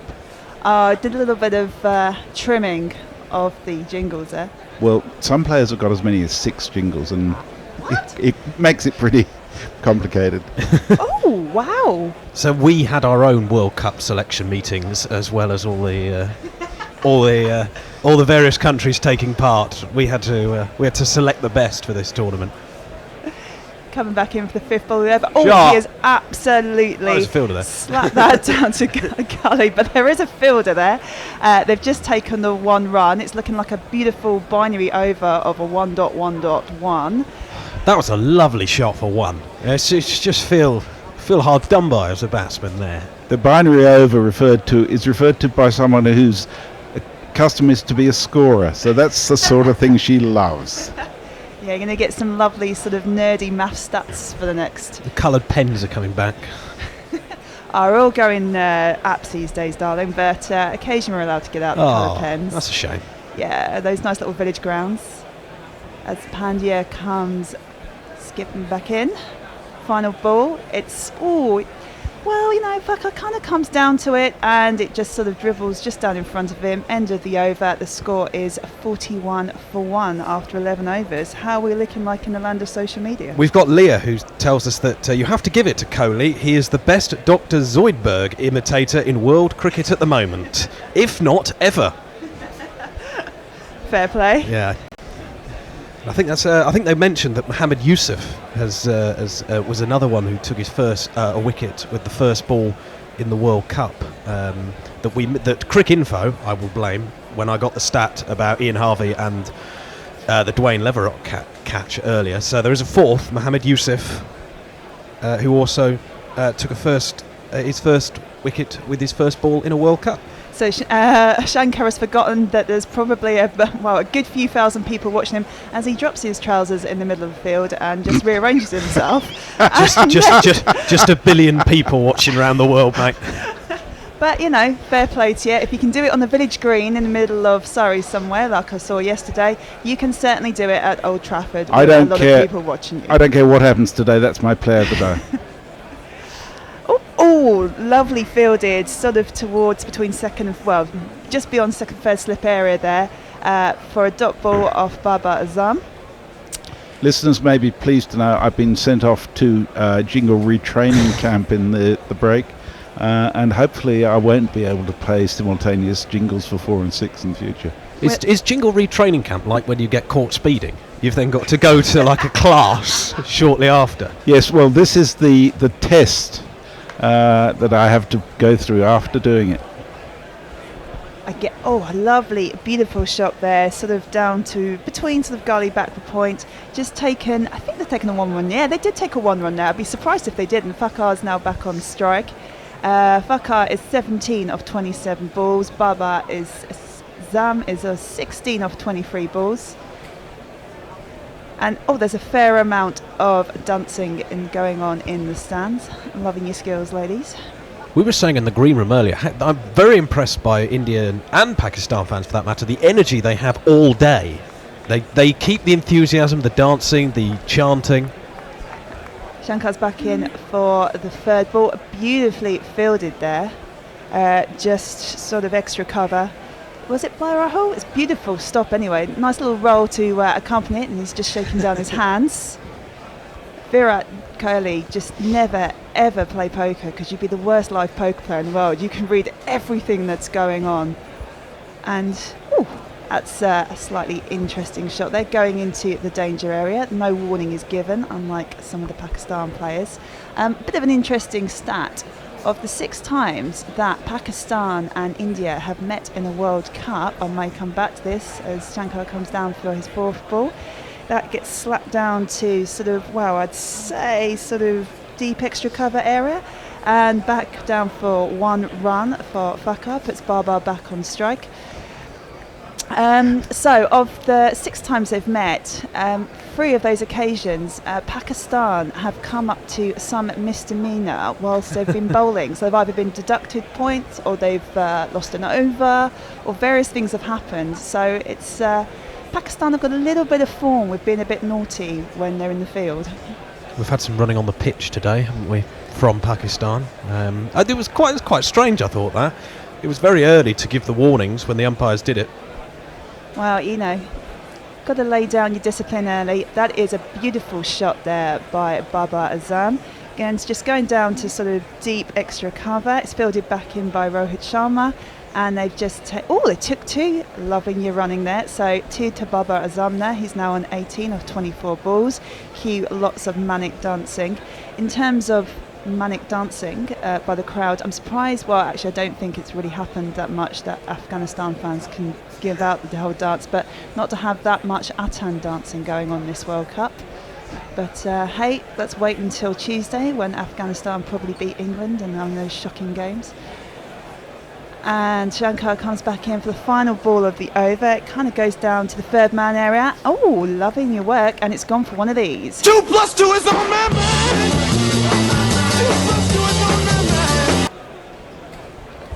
I must say I'm kind of relieved that English fans don't get into the dancing.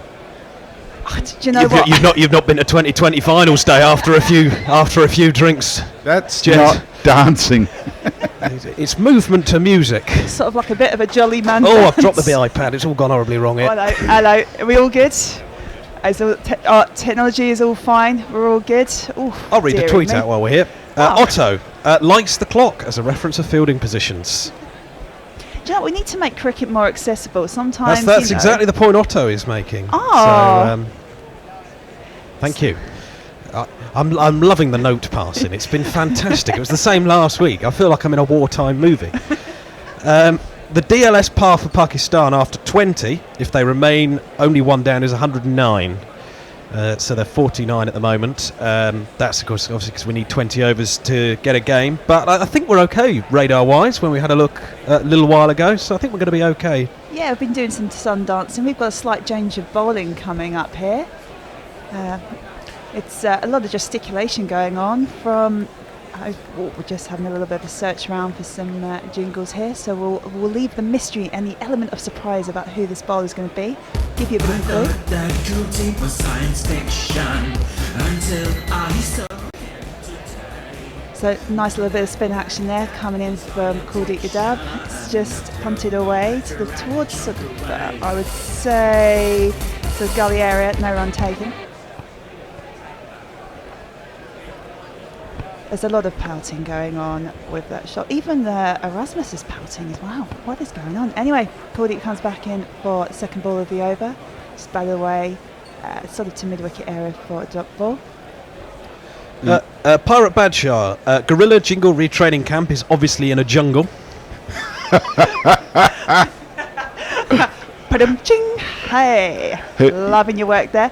Third ball of the over, just a dot ball. You can get to vote me out by hashtag expel Jezza.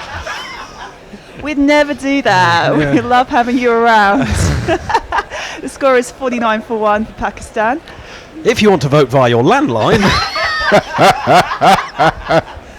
Which gorilla do you want to stay in the Sydenham studios? Kuldeep comes in for his fourth ball of the over. Again, just defended away there by Fucker. Well, this is tidy stuff from Kuldeep. I have a vested interest as in my office. I have Kuldeep in the tournament leading wicket taker sweepstake. Oh, loving it. Righty ho. Well, is he going to get a maiden here? Oh, there you go. No, sorry, that was complete commentator's curse as he sort of puts it down to cover. Taken a very casual 1 run for Fucker. You have to be careful you say his name. Puts him on 19, puts Baba back on strike. So I've got Bumrah as my leading wicket taker. Good choice. Yeah, that's a good choice. Yeah, unfortunately, in India's first game against South Africa, Chahal took all the wickets. I was not happy. He was taking the spinners' wickets. Aye. So Kuldeep comes in for his final ball off the over, just floats down. And he's looked like he's lost a 5 out in the wash there, Kuldeep Yadav. They've only taken a single. It's just gone down to a short fine leg. And just 2 off his first over. The score is 51 for 1 off 13 overs. Baba Azam is on 23 of 26 and Fakar is on 19 of 34. And the target is 337. I discovered driving around the country listening to Guerrilla Cricket that the score calling was good, but the target often got left out because I didn't always know what it was. So they quite often hide the target off the scoreboard, though. The ICC's broadcasting, which is very irritating. It was the same at the Oval yesterday. They had all the information you could want on the scoreboard, apart from how many they needed to win every now and then, which Just is a minor consideration. slightly important. I mean, it got to a stage where you knew Sri Lanka weren't going to win, so... The overall scoreboard's usually pretty good at putting up what's needed, actually. That's yeah, but I think that the ICC have taken over all the grounds. Oh, yeah, they have, yeah. And so this is not your it's not your usual... that's the thing, all the bars were different. I was completely lost yesterday. It was very strange. You can trust a gorilla to navigate a ground by the bars. So Pandya's back in for his third over. First ball is a dot ball as Baba just sort of punts it down. Well, sort of towards the point area. It's just a nice little defensive shot there.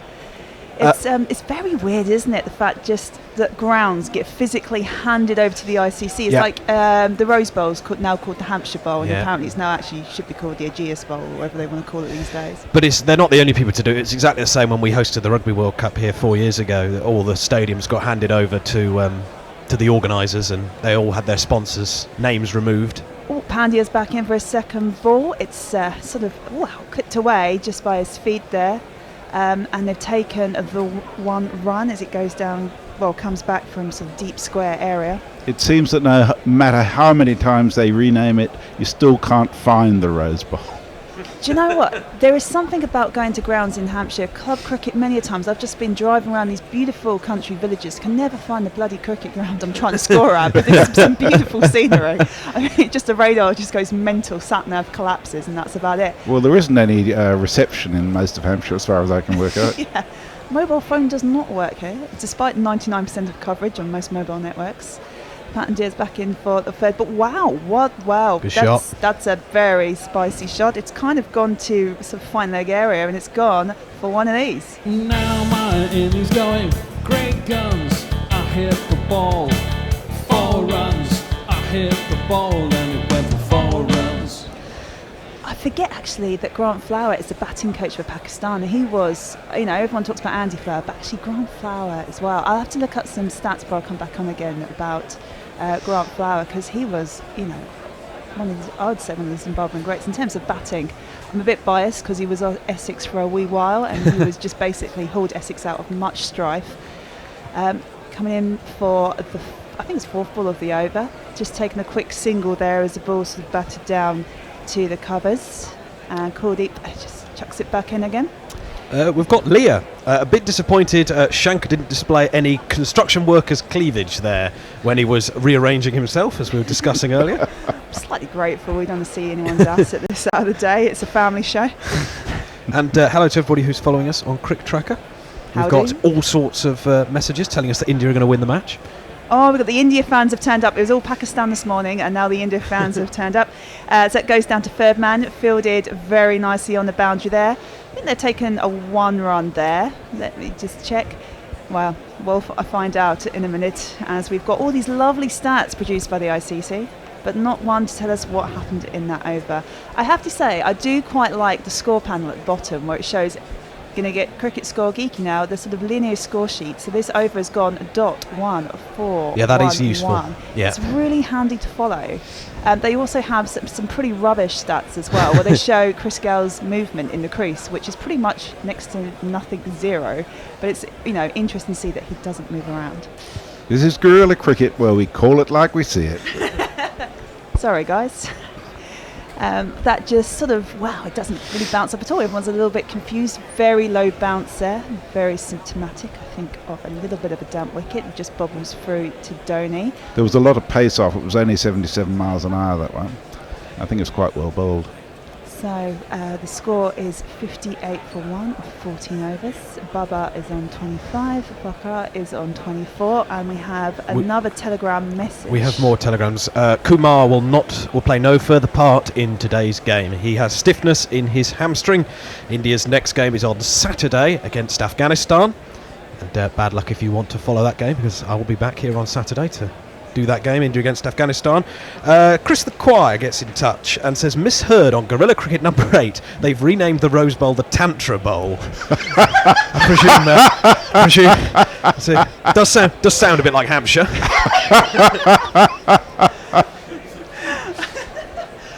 Pandya back in. No, sorry. We have Just a bit waylaid there. Kuldeep Yadav comes in for his second over. Single is just taken off the first ball by Azam. Puts Fakhar back on strike. So tell me, what do you think? It seems to me that Pakistan are not feeling much danger, sorry. That's okay. Second ball of the over, just batted back down to Kuldeep Yadav there by Fakhar. Nicely defended. This partnership's gone away, but they do need to start speeding things up because they've still got another 280 odd runs to get and not a lot of time. Third ball of the over. It's just put down towards sort of backward point, fielded back in. They just take the single. They are taking it quite casually. They're not looking for a quick two. They're just taking the singles. And you think, a bit of rain around. The pitch is not, it's not running away. It's quite boggy. You think you'd want to take your sort of quick twos. They're not doing that. There doesn't seem to be the urgency, I'd say, in Pakistan's batting. As the sun, my God, the sun is out again in Manchester. As fourth ball of the over, Babar Azam takes a quick single. It's a fair amount of running around going on there. It puts the score in 61 for 1. I mean, the run rate is slightly climbing. So the required run rate at the moment is, just under 8 and over. Currently, it's just over 4. Fourth ball over. Oh, there was a shout for, a kind of rubbish shout for LBW from the person at first slip, which is amazing shout. So as you can see, next to nothing. And I think he got a pretty thick inside edge on that, didn't he? So it's we're just having a look at the replay now to see if he did actually get a bit bad. Oh, they've cut away, so we can't tell you. As Fakhar just slams it down to a third man area. It looks like it's running away to the boundary. It's beautifully fielded there, so slam back in. So we just can't quite see who the fielder was there. But they've taken, good. Well, there's me moaning that they're not taking the quick runs. They've just taken 3 off the final ball of the over. So that puts Pakistan on 64 for 1. Let's go through some tweets. Devika, I hope I pronounced your name right, sorry if I haven't, has given us a plug. Says, I've discovered commentary through this gem of an app called Gorilla Cricket. Fantastic, unbiased commentary with fun jingles. Thank you very much, and hope you continue following us for the rest of the tournament, because we've still got an awfully long way to go, folks. Not even halfway yet. But the good news is it should give the time for the weather to cheer up, hopefully. Gorilla Hendo is with us. Hello, Hendo. Who has stolen the real Fakhar Zaman? I don't know. Maybe the occasion has got to him. Arthur says, an attractive cricket ticket, that's not easy to say, offer news, an all-in-one ticket for an ODI and 2 women's T20 international double-headers between Ireland and Zimbabwe at the lovely Breedy Cricket Club is currently available for £25. That's a £5 per international. That's absolute bargain, that is. You should tell Hendo that generally speaking, any Fakhar will do. Any Fakhar. 1 Fakhar out, 9 to go is normally the thing we go for when Pakistan are playing. I think we may have upset Dr. Leon Hicks, who said, what do you mean you can't find the Rose / Hampshire Bowl? Are the big signposts not big enough? I think we're basically saying it can be quite hard to get around Hampshire sometimes. You just end up going down roads you don't want to go down. Yes, and then having to do an amazing 25-point turn to get out of the small country lane and try and get back on track again. But at least they're very pretty, as long as there aren't mad people in Lycra all over them. The Tour de Hampshire, just taking up the roadway. Good luck to everybody who's also doing the London to Brighton cycle today. I would expect that some people are listening while cycling, maybe. Chris the Choir says, has someone told the teams that Jez is on the jingles? Because we've had no change of bowling, no wickets, no wides, no boundaries. Yes, it's playing safe. So just to say, they're having a drinks break here. There's a lot of milling around going and a lot of hands on hips. Over at Old Trafford, so we're just amusing you with our lovely banter. There's been much talk today about the massive temporary stand, and I did find some stats on Twitter while I was in the green room earlier regarding the stand. So it can seat 8,500 people, which we think is more than some grounds in the UK. Taunton, 71 rows, and it's taken them 15 days to put the stand up. Welcome to Stand Knowledge. Stand Knowledge. I feel this should. If I go on Mastermind, I should do my whole minute and a half on the Old Trafford temporary stand. It's got that much coverage on social media today. I just want to take a moment to say that since I've arrived at Gorilla Tars, I've discovered how much is involved in putting this show to air. Both in terms of organisation, but also a lot of equipment. I always used to think it was just a couple of laptops. There are screens, there are wires, there are things everywhere, and all of those cost money. And the only money that Guerrilla Cricket gets is basically through your donations. So if you like what's happening, give some thought to contributing through patreon.com/Guerrilla Cricket. $2 a month, you'll have our eternal gratitude. $10 a month or more, you'll get a regular shout out, and your name will go across the bottom of the Facebook screen for eternity, as you can see if you're watching on Facebook Live. So I strongly urge you to give us some help in that, because I would hate for this service not to be available. It keeps me going. Here. Are we? Oh no, I think they're starting. We are back on. We've got Pandya steaming back in again. Pakistan 64 for 1, chasing 337. First ball is just batted down to square leg area. They've taken a single. That was to Fakar, so puts Babar back on strike. This is definitely the slowest I've seen Fakar Zaman bat. I mean, to be honest, he is normally out by now, but he's blazed 50 odd and got out. So it's a change of pace, but India have bowled very well, and for the large part they fielded well, and there were a few misfields in the Pakistan's efforts. They had a terrible miss run out, and once again in this World Cup, fielding is proving the difference between teams. Yeah, absolutely. There's been some amazing fielding. There's also been some shocking fielding as Pandya comes in with second ball. It's slapped down just to mid-on area. Thrown back in again. They've taken a quick single, and there is a lot of gurning. As a finger looks like it's in a slight mischief there for Kuldeep Yadav there. He's shaking his head, he's pouting a lot and looking to the sky, but he's still alive, everybody. 2 have been taken from the over so far. And they're staying safe in the jingle-free zone. I wonder if we've ever had a 10-over stint where the jingle person has not been required. I don't know.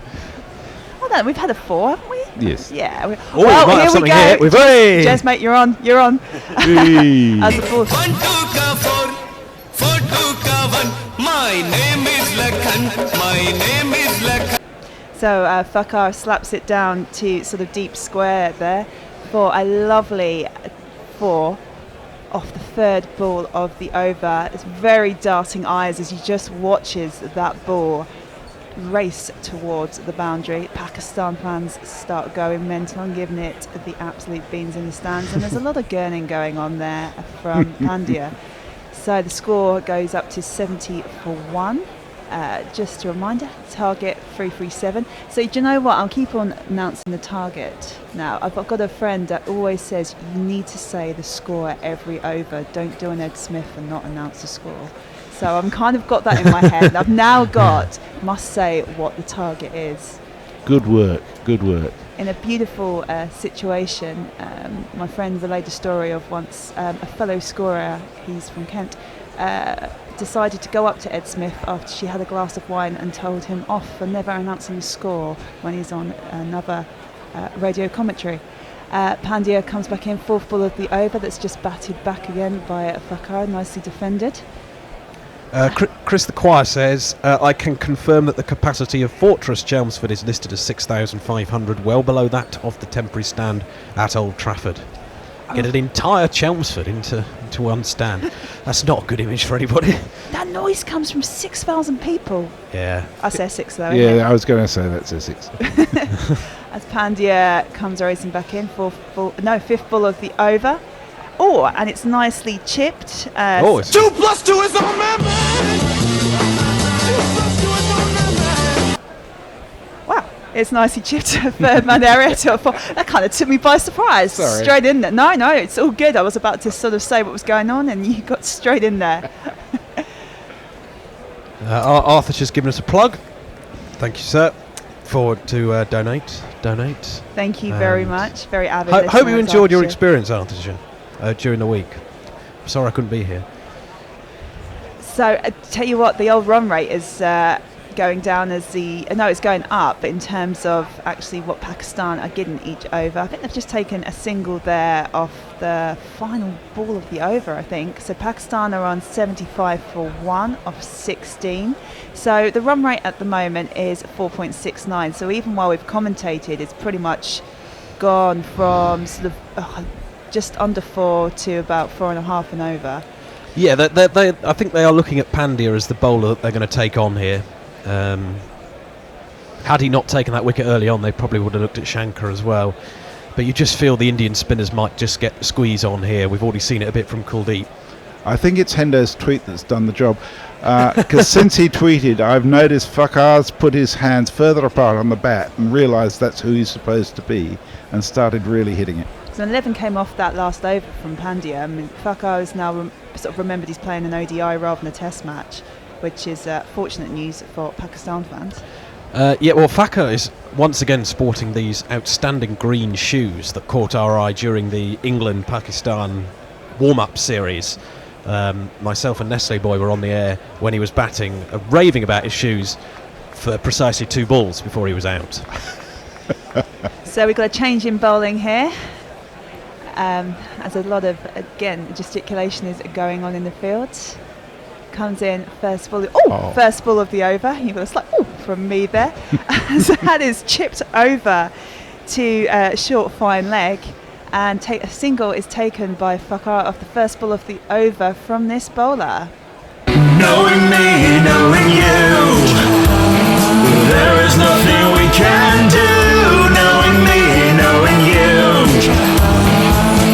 So we were debating in the green room earlier during the rain break if we were going to go a bit partridge this afternoon. And we just have. Yeah, there you go. Second ball of the over, Bye-bye faces, and it's nicely defended sort of just beyond the slip area.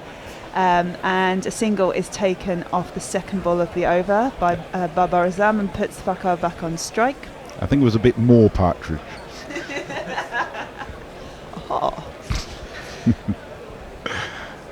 It's talking about liquid cricket. Yeah, he's got a bat like a traction engine. Moving swiftly on for those non-partridge fans. Third ball of the over is just defended sort of into the square leg area, no runs taken. Chahal goes back to his run-up. For the fourth ball of the over, he's getting through this quite quickly, and he just slaps it down to sort of short fine leg. Takes a single off that ball, to Fakar does, to put him on 40 of 49 balls. He is getting a slight move on, puts Barbara back on strike. Pakistan 78 for 1, checks in 3-3-7. And the sun has just hidden behind a cloud. No. Fifth ball of the over is absolutely slapped down to extra cover, picked up by the fielder on the boundary. Single is taken off that ball, and the run rate is slightly still, it's increasing. It's the closest it's been to 5s for a while. Yeah, do you know what? It's sadly ODI. the required is now closer to 8. The thing is, though, is ODI cricket, you're not going to go around giving it beans straight off. Final ball of the over from Chahal, and it's sort of, taken down to a sort of short fine leg. It's a dot ball to finish the over. I mean, we were debating this in the rain break. Do you approach this if you're Pakistan like it's 50 overs, or do you approach it like a T20 just in case it's going to rain and Duckworth-Lewis Stone comes up? Yeah. I think they've decided that there's a good chance of getting the 50 overs in and play it accordingly. And the truth is, they put themselves at considerable risk if they do try to slap it around and lose a couple of wickets. The DLS rate goes through the roof, and the 50 over target becomes almost impossible. So I think it's the only way to go. I think it's a really sensible innings so far from Pakistan. Okay, you've got the run rate is, the required run rate is the total run rate at the end of the innings. So actually playing sensible to start off with, gently increasing it, for me, seems a kind of a wise way to go here. But Ranting Pakistani is with us. I don't know if he's ranting or not. Says, I will be driving and following the rest of the match on Guerrilla Cricket. Good to have you with us. See if we can bring you some good news. Yeah, I hope you don't have to rant about Pakistan too much as Kuldeep comes in for the first ball of his third over. It's just put down to sort of, it's between sleep mid-off and sort of, I'd say extra cover area. It's a dot ball. Baba is facing. He's on 30. Come back in for the second ball of the over. And it just sees the fielder scurrying as they get one run off the second ball to put Fakar back on strike. Very much in the way Joe Root made his century on Friday for England. Baba is ticking over nicely here. There haven't been many dot balls when he's been on strike. Most of the dot balls have come when Fakar's been on strike. I'll tell you what would be a great stat they can put up is how many dot balls each batsman face, because they Yeah. have that at Trent Bridge, I think, and you can kind of see, how the batter is getting on. As a ball is nicely played down to extra cover and taking a single off that ball. Fakar can afford to have more dot balls because he's more likely to hit more boundaries. Yeah, absolutely, and really attack that ball. You need someone really just to anchor your innings and keep the scoreboard ticking over. It's not T20. You need someone who can be stable. As Kuldeep comes in for the fourth ball of the over, again, it's just taken down to sort of mid-on area, taking a single off that ball from Baba, puts him on 32, puts Fakar back on strike. It's a difference between being stable and really slow. I think the difference, say, between Warner and Smith yesterday for Australia indicated that. Fifth ball of the over is just nicely placed between sort of, in the cover area. It's thrown back in by Kohli. Oh no, that was Kohli, but it's not. But one run's taken off the fifth ball of the over, 4 off it so far. Everyone views now cricket, especially in the shorter format, like it's being played like a T20. Final ball of the over. It's just placed back through to sort of short fine leg area. It's just taken a very casual single there. 5 off the over from Kuldeep. Pakistan at 84 for 1 off 18 overs. When you say everyone, you mean us, of course, because we've been watching a lot of T20 in the last 6 months. Well, do you know, I think with so much T20 being played these days, everybody thinks you've got to go out and smash the ball straight away. And actually, think about it. Old Trafford, it's been raining solidly in the UK pretty much the past week. It's going to be slow. You start off pretty gentle when you go into ODI cricket. You build up your innings, you build up your confidence. Amazing dancing in the stands, by the way, is going on from Pakistan fans. You build up your innings and you slap it from about, I would say, the 38th to the 39th over, providing you've got the batters in. And that's the key thing. You need your batters in to make that charge in the final sort of 10 to 15 overs. That's been one thing I've really enjoyed about this tournament is there has been plenty in it for the bowlers. A lot of the pitches have offered a lot. Chahal comes in for his second over. First ball faced by Babar Azam is played down towards extra cover. They've just taken a single off that to put Fakar back on strike. It's interesting what's happening here is that they are getting through spinners' overs really quickly without the run rate getting out of hand. And Pakistan, I think you're right, are handling it pretty well. If they're doing 5 and over from this, that's okay at the moment. Fakar is on strike. He plays it down to sort of back point area. No runs taken. We've got Roger McCann has wondered if Wahab might come in at number 4, see CJ McDermott in the 1987 final. Hey, you never know in the wonderful game of cricket. Roger has a memory for facts like nobody else I know. Encyclopedic knowledge. Third ball of the over. It's just padded away there by Fakar. Another dot ball. I hope we see you in Gorilla Towers before the end of the World Cup again, Roger. Kunal Talani asks, India have got 2 sub-fielders on. One is for Bhuvi. Who is the other on for? Not quite sure, actually, because they do have both Kartik and Jadeja on at the moment. We'll get our statisticians in the green room to aid us with that, as I think it's now the 4th ball of the over, faced by Fakar, is just taken for a single as the ball is punted down to between sort of covers, extra cover, mid-off area. Who's the other Indian fielder off? Apparently it's a good question from Al. They're going to go and find out for us. So If I had to guess, it might be Bumrah. But don't quote me on that. I've just not seen him for a little while. But that doesn't mean he's not on the field, of course. Did you have a feeling in your waters? I was just like, how have you come to that one? 5th ball of the over. is very much played at toes. There is a sort of half-assed appeal there from Chahal, and Kohli is looking, he's looking purposefully. Oh, they're a nice little jerga. Let's have a mother's meeting. Dhoni turns around to him. Are you okay, son? Do you want to consider that? I don't think they will. And they have timed out, and they're not going to review that I shot. would be surprised if that hit in line, or possibly didn't get an inside hit. Oh, yeah. Well, there's a massive bit of bat on that, so that was the issue there. But, for the sake of Pakistan fans, Babar Azam is still in as Chahal comes in for the final ball of the over. It's kind of swatted down and away by Babar Azam over towards between sort of short leg and square leg. No run is taken.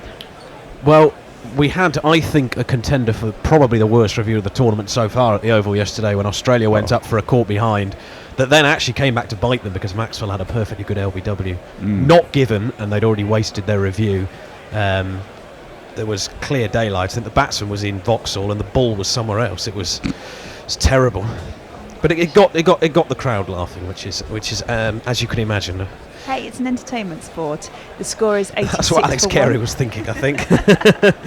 It's 86 for 1 of 19 overs. Pakistan are chasing down a target of 337. And we got Kuldeep Yadav coming back in for his 4th over. First ball is just, it's sort of punted down to the covers. They've taken, I thought it took a single, but no, they kind of run down a bit and then thought, not going to do that, and they've just got a dot ball. We haven't got any sort of Keystone Cops moment or any sort of crazy situations happening. Yet. Back in for the second ball of the over. The ball whips through. Dhoni takes it straight into his hands and whips off the bails. So that there's turned a a lot. possible stumping here. It did absolutely turn there. So there's a lot of wiggling of heads going on. It's the wiggle of heads that all Indians do, which means everything pretty much apart from no. So we're seeing what's happening here. We're just waiting for the third umpire to kick in here. I'm not sure Dhoni's too confident here, but it's definitely worth a look. So Joe Wilson's our third umpire. We can help him with the first decision. It is not a no ball. And it goes, we're just seeing replays as it goes past into Dhoni's gloves. His foot is not behind the line. It's not behind the line still. It looks like he's just slid it back in as we see the lights of the stumps light up. Looks like he is in, but we will wait for Joel Wilson to give his opinion of what happened there. But from everything that we're seeing, it looks like the foot is behind the line, but he did well to get back there because he is quite far down, isn't he? So he must have very nice long legs to get back. So we'll see how this goes. That's it. I'm relieved about that because that could have changed the way this game was heading a lot. Yeah, but very much frankly, so. when I saw that bowled, I thought he'd touched it and was caught behind because it turned so much. Yeah, no, I'm pretty sure just from the reaction of Dhoni that they were going for the stumping as Pakistan flags would go waving around in the crowd. Dot ball and for that ball for the stumping, and then they've just taken a quick single off the third ball of the over to put Baba back on strike. The score is 87 for 1. I think, as an England fan who knows his team has to play Afghanistan on this pitch on Tuesday, I don't think we'd wanted to see the ball spin like that. Rashid Khan is currently dancing in his hotel room, seeing that. That's going to be lively for us. I would, you'd imagine England are going to have enough, but it's not going to be as straightforward as a lot of people think. Fourth ball of the over is just batted back again by Baba. And, Johnny Bairstow is going to be sitting there panicking if they if Afghanistan decide to use their head and open with a nice little bit of spin. That could be quite lively. James Vince might as well. So two more balls to come. There's going to be a change of a commentary in the Gorilla Cricket Studios. Fourth ball is just paddled away. And it's been quite a lively little over, this one by Kuldeep Yadav. Just one off, but we've had a stumping chance. So we've got Knuckle doing kind of ghetto signs at me, which is quite entertaining. It's a dead ball. A three-person change, I think, is what he's suggesting. He's going west side. I'm more of a west side girl, but hey, it's all good. As we're having a free person change is what he's actually signalling, nothing to do with hip hop and our taste for it. As the final ball of the over is a dot ball. The score is 87 for 1 of 20 overs. Baba is on 34, Fakar is on 44, and we're going to have a free person change, so I can put on some lovely little jingles for you. The best things in life are free. Just like gorilla commentary, we need money. That's what I want. .com/gorilla cricket. We need money. I don't like the BBC. I prefer gorilla commentary. I want money. $20 for the archive. That's what I want. Or just buy a t-shirt. Well, we are indeed back, and Isvander Chahal is taking up the account, the attack even, and that's fetched high over mid-wicket. I've barely got my backside in the chair, and it's 6 runs to Fakhar Zaman and his 50.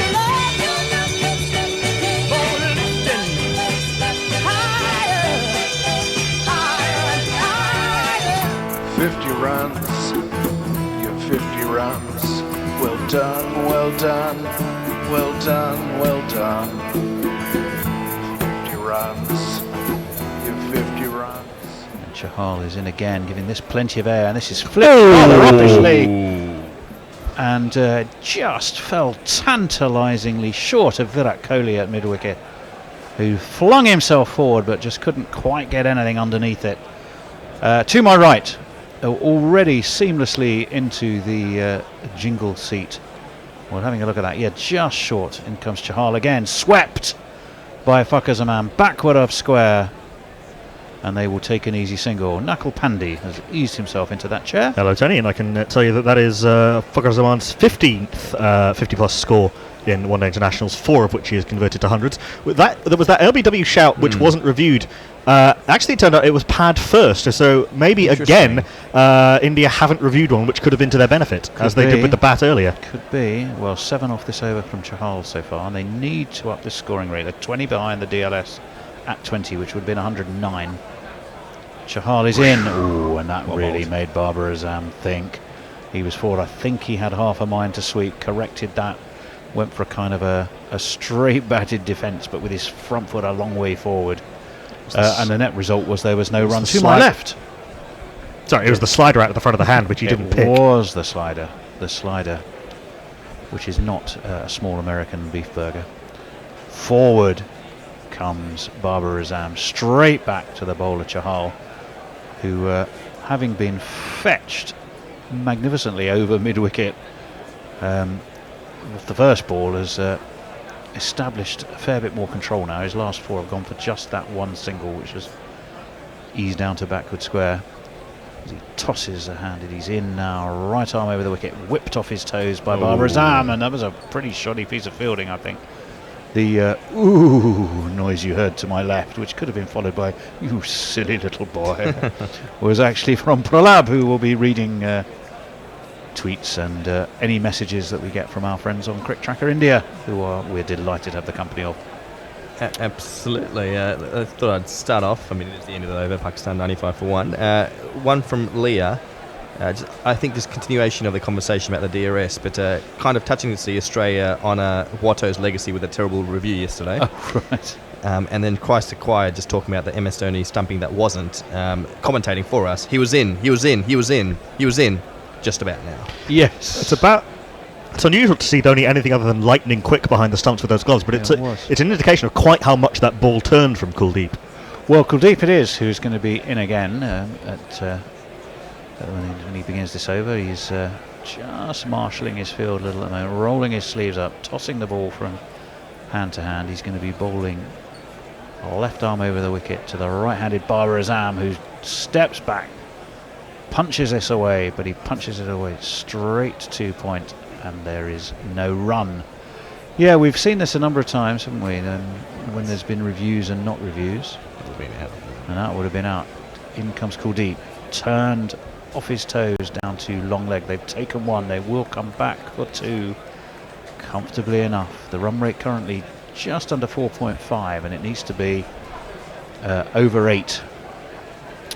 So not only have Pakistan got to be thinking hard about where they are in terms of DLS, Pralam, but they've also got to be watching the overall run rate. Yeah, that's right. They've got wickets in hand, so they can certainly accelerate, but you'd think with India down Bhuvneshwar Kumar, you'd be attacking these balls a bit more. In comes Kuldeep, swept again down to deep backward square, where Jasprit Bumrah awaits and throws accurately in to MS Dhoni behind the stumps.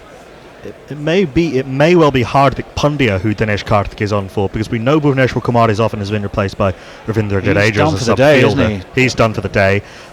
We haven't yet had confirmation of the identity of who the second subfielder is on for, but I think it is Hardik Pandya. Well, that would mean there are another bowler down as Kuldeep is in. This is swung high over mid-wicket and will find all of its way easily enough to the mid-wicket boundary for 4 more. 1, 2, 3, 4.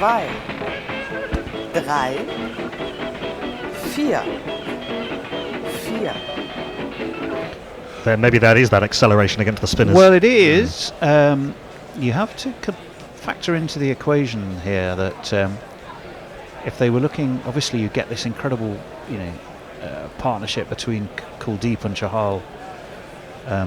But then towards the end, they won't be able to call on Bhuvi Kumar. They do, of course, have Vijay Shankar, who took that wicket as this one is punched back to Kuldeep by Fakhar Zaman. There's no run. Extraordinary over that counted for Imam ul Haq. He'd faced 4 terrific balls from Bhuvi Kumar that were all dot balls, and then Kumar did his hammy. In comes Kuldeep again, away, just evading cover. But there's a man at deep extra, will restrict them just to a single. Yes, 4 balls from Bhuvi Kumar, which were all right on the money and no run from them. He then did his hammy. Vijay Shankar was the man who came on, and with his first ever ball in World Cup cricket, got himself a wicket, that of Imam ul Haq. Nice rhyming there as well. Cricket, wicket. Cricket. Worked out pretty well.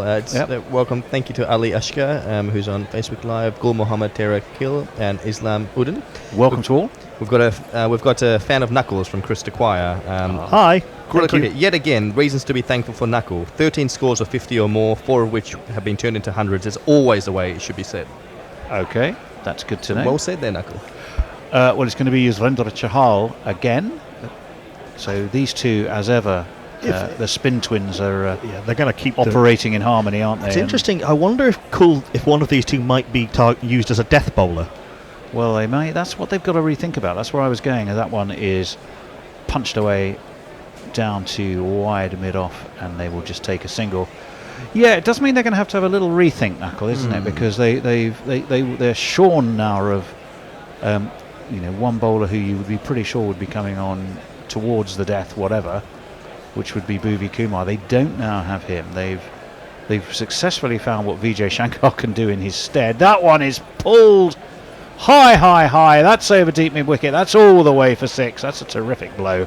Well played, Babar Azam. The day really hops and kicks. The number of the day is 6. Yeah, beautiful slog sweep to a ball just pitched outside off stump. He's not known for his ferocity, but that was a mighty blow. It was, and he's going to have to put the foot on the gas, mindful of that weather could play its part at any point, and the fact that they were trailing somewhat behind DLS par. But they're going about putting this right now. They needed 109 after 20. They've reached 110 after 22. So they're basically a couple of overs behind where they need to be. But Shahal's gone for 7 off the first 2 balls of his 4th over. And Babar Azam has slog swept that with quite majestically. In comes Chahal. This one is just worked a little bit more carefully down to long off, and they will just take a single. So the 85% is what the score predictor is currently saying for India. That said, Pakistan do have those wickets in hand, and India are a bowler down. Potentially 2 if Hardik's not. Well, and Hardik Pandya we think might also be off, and this one is also swept backward a square. There is a man down there, however, and they will restrict them to just a single. That was nice bowling from Chahal, much slower, 47 miles an hour. He was beaten in the flight to Fakhar Zaman, so it rather dipped on him. It did. KL Rahul was the man stationed down there. Good, strong arm. Made sure that only one went on the score, for which Yuzvendra Chahal, I'm sure, will be very grateful, having gone for 9 off the first 3-4 balls of this over. This one, the bat is dropped on it by Barber. They take a quick single. Virat Kohli, ever the showman, dived forward, picked up the ball and released it all in one fluid movement. But the batsman had just about made his ground. But it was a terrific piece of fielding. I think he would have made it anyway. It would have been very, very close. But it would have been close. MS Dhoni did his best by sort of batting the ball down onto the stump. He did. That's a 100 partnership between Barber and Fakhar for the second wicket off 109 deliveries. Yep, they may not have been quick, but they are starting to speed up. And this one really turned by Chahal. Fakhar Zaman had stepped back as if he was making to carve the ball away into the offside.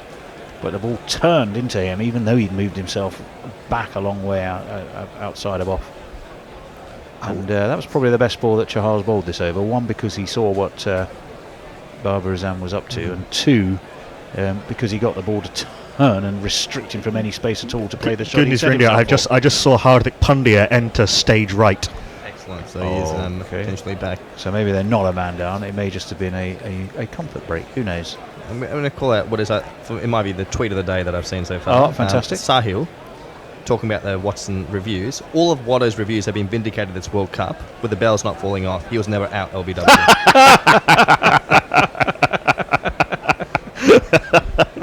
Well done, It Sahil. would have gone on to brilliant. have hit the stumps but not dislodged the bails, is that the idea?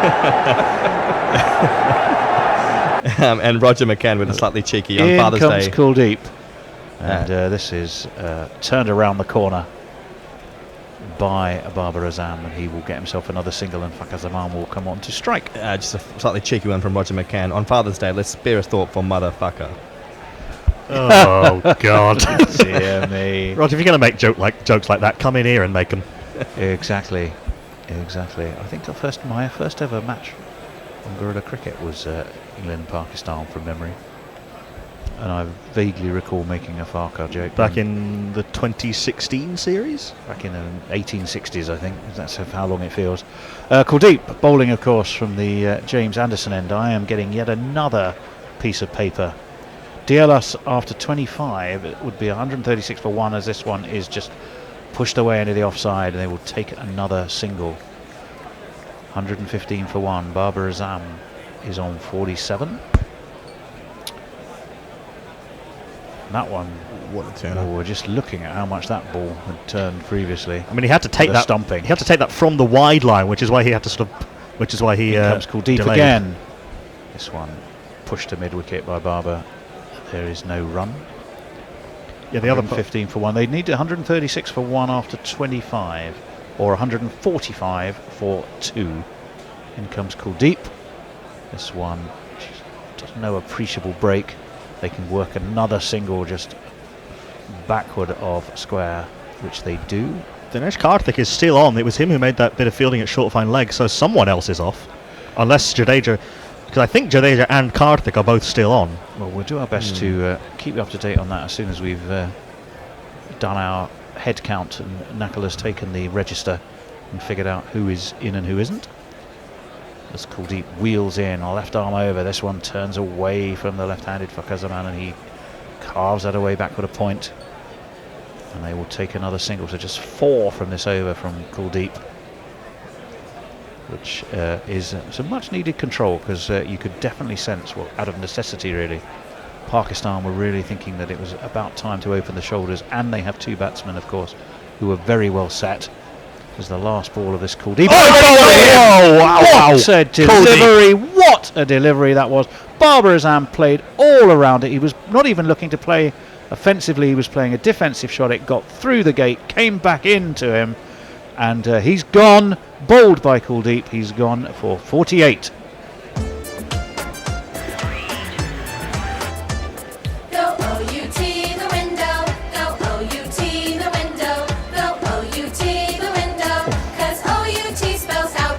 that ball absolutely ripped back, went between bat and pad. Kuldeep is beyond ecstatic. He's leaping up and down and punching the air, as well he might in a match of this magnitude. Babar Azam may all be disappointed, but he can go back and he may throw things in the dressing room, he may not. But the bottom line is he's going to have another look at that and go, well, do you know what? I was done by a good. That is a stunning bit of bowling from Kuldeep. What I noticed this over, though, Babar was struggling to commit forward or back. So there was a couple of balls earlier where he was just a bit hesitant. And whether that sort of crept into his mindset. Well, I think it's a he testament. wasn't sure on that delivery. Kuldeep and Chahal have both been bowling slower the last couple of overs. That was a little bit slower. It had that dip, which means that you can't quite come forward to it. It drifted, which drew Babar Azam out to play into the offside, which created the gap for the ball then to rip back in between bat and pad and take off stump. That is the perfect dismissal from the left arm wrist spinner. It was. Well, these two, they very much operate as a team, do Chahal and Kuldeep. Kuldeep particularly, I know, talks a lot about his ability to drift that ball. And the ability to on a larger outfield, which Old Trafford I think is, the confidence just to give it that much more air when it is the bigger outfields. I don't think he'd have been trying that at Trent Bridge, where he'd be throwing it in maybe a lot flatter. But here he's quite happy to toss the ball up to good effect. Yeah, and you were saying about the batsman attacking him. You know, he's an attacking bowler. He's said on many occasions he doesn't mind being hit for a couple of sixes as long as he gets a wicket. And he's bowled an absolute beauty to get rid of a genuinely world-class player in Babar Azam. Well, he did. Well, it's going to be Mohammed Hafiz, he of the lustrous moustache. But it's Fakhar Zaman who's going to face this next first ball of this over from Chahal. That was a googly, he didn't pick it. And it was a googly. And just from a... Oh, what a ball that was. We're just watching that replay. It was quite fantastic delivery by Kuldeep. Absolutely brilliant. And just a Sahil just coming. Kohli's actually off. Rohit's leading at the moment. Okay, in comes Chahal. Take a look. It was down now. Oh, his overthrows. Oh, my word. Well, it was pushed away to point. The throw came in. He was going to run, changed his mind. There was no one backing up, and he could end up taking the run anyway. So that was pretty poor cricket actually from India. And if Kohli is the man off, he will be spitting feathers if he watches that again, because that's not the standard he would normally expect. That piece of bowling from Kuldeep, however, absolutely was Babar Azam got the standard he would Babar expect. Azam got to 48 off 57 and was looking to, like he could have been the man to anchor the chase for Pakistan. Well, he was. So it's now going to be down to Mohammed Hafiz, who is yet to face a ball, but he's about to face Chahal now.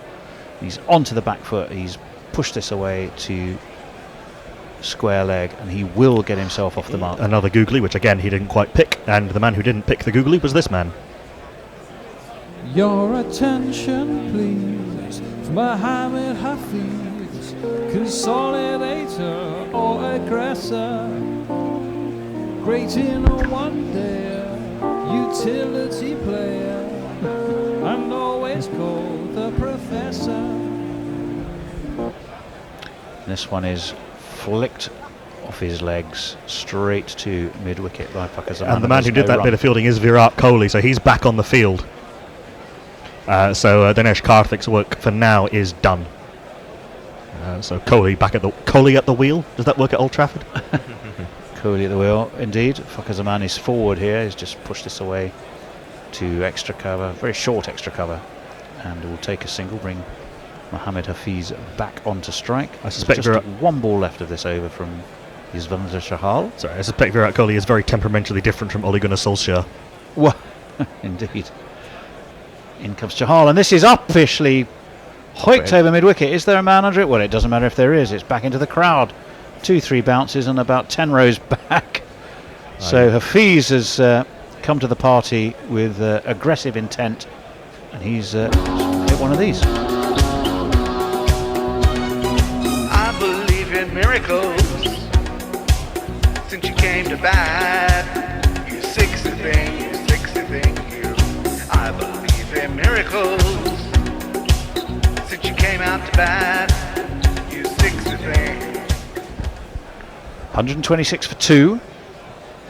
Well, they have now, of course, lost that second wicket. So after 25 overs, which is precisely now they'd need to be on 145. So they're still trailing 26, 36, 40. So they're still trailing 20 short of the required target. That wicket, as is ever the case with Duckworth-Lewis Stern, is you think you're up with it, but you lose a wicket and it just stretches quickly, and that ripped away from the left-hander's outside edge and into the gloves of MS Dhoni.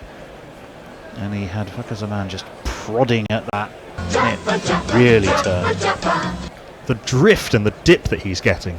Now, one interesting thing which might be worth thinking about if you're an English person watching this, I'll come to the point in a minute and ask Knackle his point of view, as this one's top edged straight into the hands of Javendra Chahal at short leg, or short fine leg, and they've got a wicket. Fakhar Zaman has gone. He had to move things along.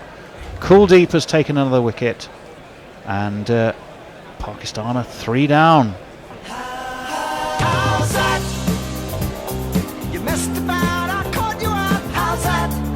Again, a wonderful bit of bowling, but giving it a bit of air, got it to dip on Fakhar Zaman. He was way too early on the shot, the top edge, and Yuzvendra Chahal, who was not always the best fielder, settled under that and took it pretty well. Virat Kohli is back on the field and celebrates with a giant roar into Kuldeep's face. And a great big hug. Fakhar Zaman gone for 62 off 75, 7 fours and 1 6. Pakistan 126 for 3. Yeah, you're absolutely right, Knuckle.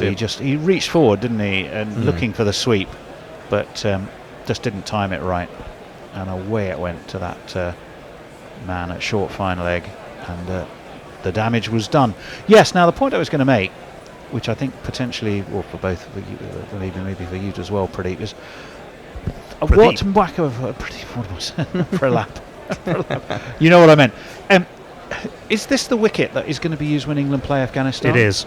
So it's ripping and it's turning.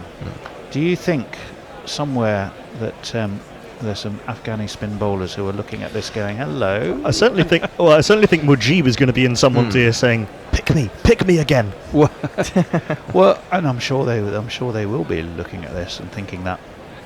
So it's the captain, and Captain Sarfraz Ahmed coming in at number 5. There's a Sarfraz keeping in the side. This one was almost dragged it tossed up well outside of his off stump by Kuldeep. Again, there was that air and drift that we expect from him, and it was inside edged onto his toes by Sarfraz, who survives. This one again turns into him, and it's swept away, but straight to short mid wicket. There's no run. I mean, the turn is one thing, but the drift and the dip, he's putting so many revs on the ball. It is coming out absolutely perfectly. It's turning so much, in fact, they put a leg slip in place. Here comes Kuldeep again. Onto the back foot goes Sarfraz and punches this straight back to the bowler, and again there's no run. And then he throws in the googly just for variation. Well, indeed he did.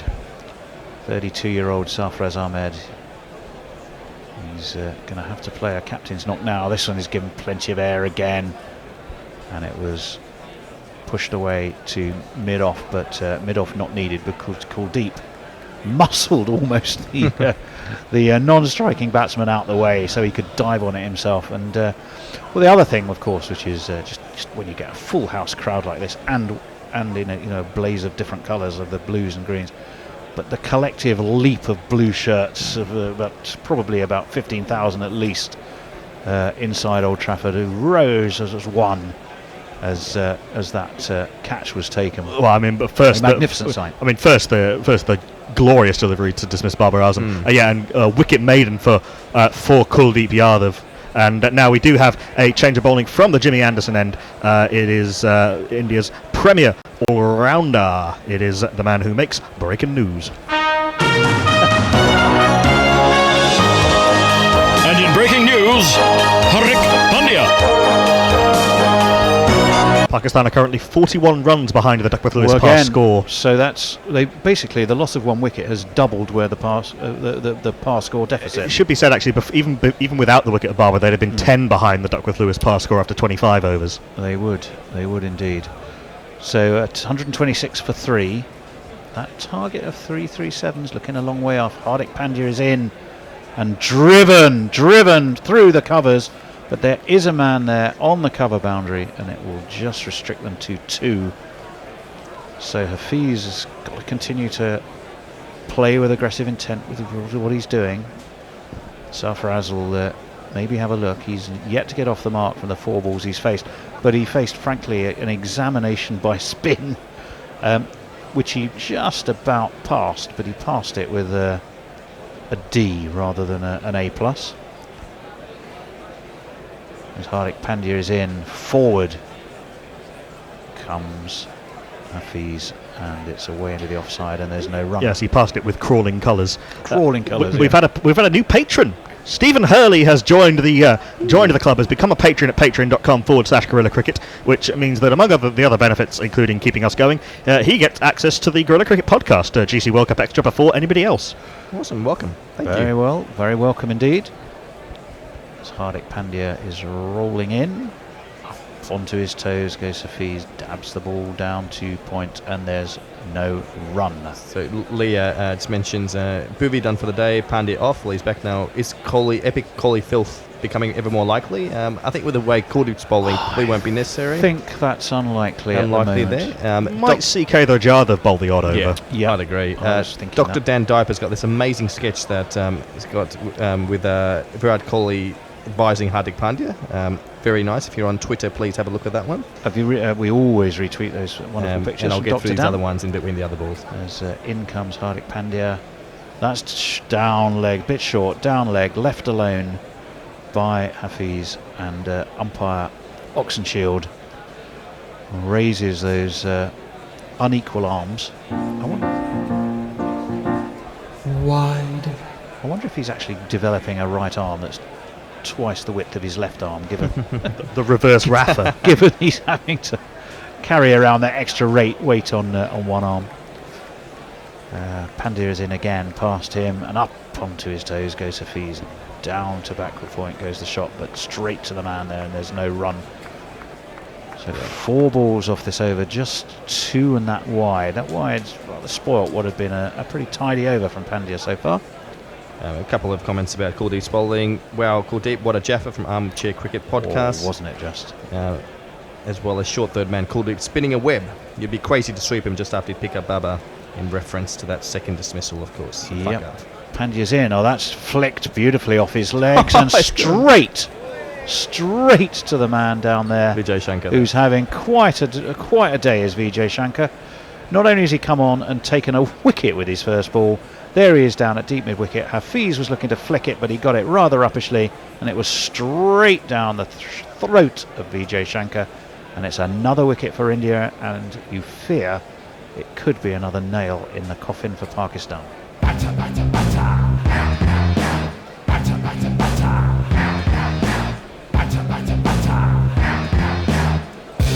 On your bike, mate.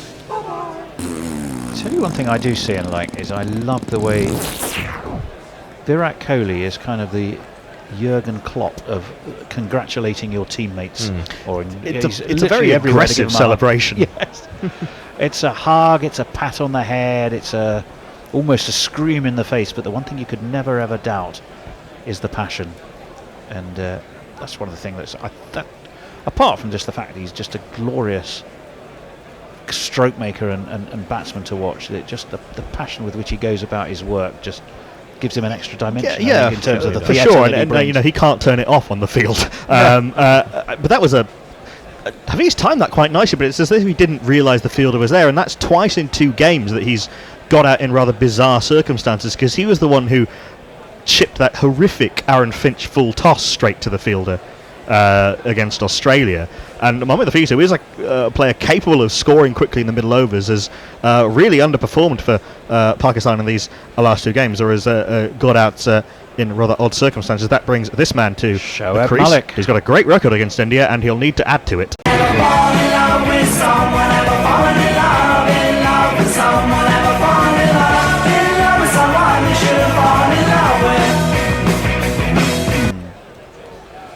Yes, he will indeed. How old is Shoaib Malik now? Shoaib Malik is 37, I believe. Certainly 37 or 38. I was about to apply the epithet of veteran to him because he is. He's certainly experienced. 37 years old, debuted way back in 1999. Wow. Anyway, Hardik Pandya is going to be bowling the last ball of his 5th over to him. He's got him. He's played on. Would you? Don't tell me the bails haven't come off. I don't believe that for a moment. No, he has gone. One bail has come off. Shoaib fenced it outside of his off stump.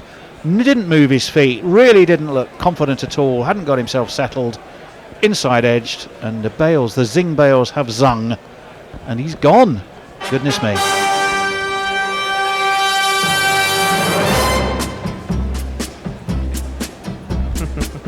And Hardik Pandya is on a World Cup hat-trick. Which is quite interesting, actually, as Pandya came down the Alan Shearer style with one arm raised aloft. He had a damn good look at the stumps and the bails there to make absolutely sure they had come off. And then before he launched himself off the ground to the more aerial part of his celebration. Because he got the inside edge, had Shoaib Malik, from outside of off, and it was, I think it hit middle stump, and it was the leg bail that sort of eventually agreed to fall off its perch. But it took some time thinking about it before it zinged, didn't it? This is a hell of a spell, Tony. Bit of a well, here I am. Pakistan have now lost 4 for 12 in 3 overs. I shall write that on my commentary CV. Turned the epic encounter between India and Pakistan at Old Trafford heavily in favour of India. Indeed, 129. I'm sure you'll never be able to go to Pakistan. No, well, that's true. Would you say, what have I taken? 4 for 12? 4 for 12 in 3 overs. I'm on a fifer. And with Pakistan tottering, the man from Swansea comes in to save the day. Ahmad Wasim.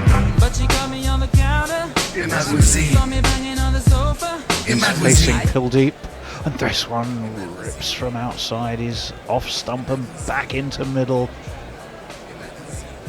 We're having another look at that. Oh, I think it was bat, toes, and then stump. It missed the back foot, but it just bounced into the crease and bounced up onto the top of the stumps. Yeah, just done by a little bit of extra skid from Hardik Pandya. Indeed. In comes Kuldeep. Actually, very nicely forward is Ahmad Wasim this time around. Sarfraz. Yes, Sarfraz, I beg his pardon. I was going to say it was played confidently enough. Sarfraz, 2 batsmen on naught. The DLS run rate disappearing rapidly into the distance. This turns onto the leg stump of Sarfraz. He works his way to square leg. They will take 1. I very much doubt they'll take 2. Indeed, they won't. So Imad, the man, as you said, was from Swansea. Born in Swansea, where his parents were. Swansea, where his father was working as an engineer briefly. Okay. How many children has he got? Do you know? None, as far as I'm aware. None that you're aware of. Okay. What's his wife's name? I don't know. Good Lord. Well, okay.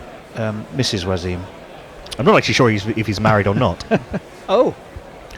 Either way, that's not going to affect what he does now. And what he has got to do now is simultaneously steady a sinking ship whilst also pushing the run rate along.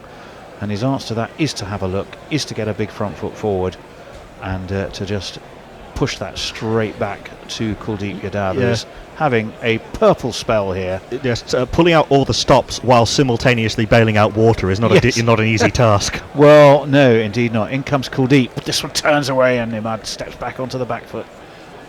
Cuts it away, but straight down to deep extra cover, and they will just take a single, but it gets him off the mark. And their man from the Navy, Fakhar Zaman, is out, so he can't help them.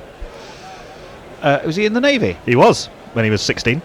Did he join his fellow man in the Navy? Well, something like that, yes. Oh, okay. That's good to know. But his cricket coaches worked out that he was too good. And again, giving it some air, but he's straying onto the leg stump a bit for Sarfraz, who once again repeats the previous performance of just pushing this away past square leg for a single.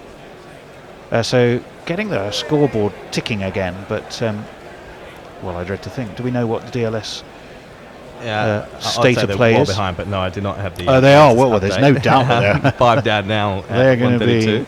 Seems to me every wicket doubled the deficit of where they needed to be, so they're probably something like 50 or 60 behind it now as a minimum, I would think. I would say so. We'll try. We'll see if our green room colleagues can give us the requisite update. Hardik Pandya is going to be back into the attack. On a hat-trick. On a hat-trick, indeed. I'll get through a tweet while he goes up to the mark. Mark said, morning all. Good thing about you being 2 balls ahead of my dodgy internet feed is I can watch the big moments in the cricket. We have and a watch hat-trick USA jingle. child women's football in the Dare we meantime. tempt fate, Knuckle? Hardik Pandya is in! And solidly forward is Sarfraz was, Ahmed. As underwhelming, you were. I'd say, Stand that delivery. easy. Hat-trick ball drama over and quite well negotiated by Sarfraz Ahmed there. Chetan Sharma remains the only Indian to take a World Cup hat-trick. Well, Pandya was... many take 2 in 2. The ones that go in the history books for hat-tricks are considerably fewer. They don't grow on trees, and they're special because they're special. 132 for 5. We are 1 ball into the 29th over. Sarfraz Ahmed will face Hardik Pandya. His right arm over and in, and that one spat up at him. And Sarfraz seemed to... Well, he didn't... I don't quite know what he was going to attempt there. He certainly wasn't looking to pull. Well, he walked down the track at him, which caused Hardik to bowl it short, and then he just sort of prodded at it and took the bottom hand off the bat. Yeah, it was. He had walked 4 places forward. He ended up playing it with the bat handle. And you're absolutely right. Well, there's nothing wrong in what Pandya did at all. He's bowling from the Brian Statham end. So he's bowling towards the Jimmy Anderson stroke pavilion end as Pandya's in. And this one is nicely turned away by Sarfraz, but there's a man with mid-wicket and there will be no run. I'm not actually sure it is the pavilion end anymore because they turned the square through 90 degrees at Old Trafford a few years ago. So I think the pavilion might be on the side somewhere. No, but the stand through from which the players emerge is that end though, isn't it? I'm not sure. I thought it might be at 90 degrees, but... if you know your Old Trafford geography, someone tell us. Not Fred is there, he'll be able to tell us. He's our man on the spot for the day. And thank you, Mike. DLS is 217 at the start of the 29th. 217 and they're on 132, so it's nearly 100 away. Goodness, that one is up and over the leg stump of Sarfraz, and he can again work it back for the square and take an easy single. Yeah, and assuming it's a 50 over game, the required run rate is now up over 9.5 and over. Yeah, the box seat is very much occupied by India now, but through some terrific bowling. I've got to be honest, I slightly feared for them when Bhuvi tweaked that hamstring and had to go off, and I thought that might destabilise their attack, but somehow when his replacement came on and took a wicket with his very first ball, you sensed that whichever gods you believe in or follow were somehow lining up in support of India today. Yet again, a penny for Mickey Arthur's thoughts.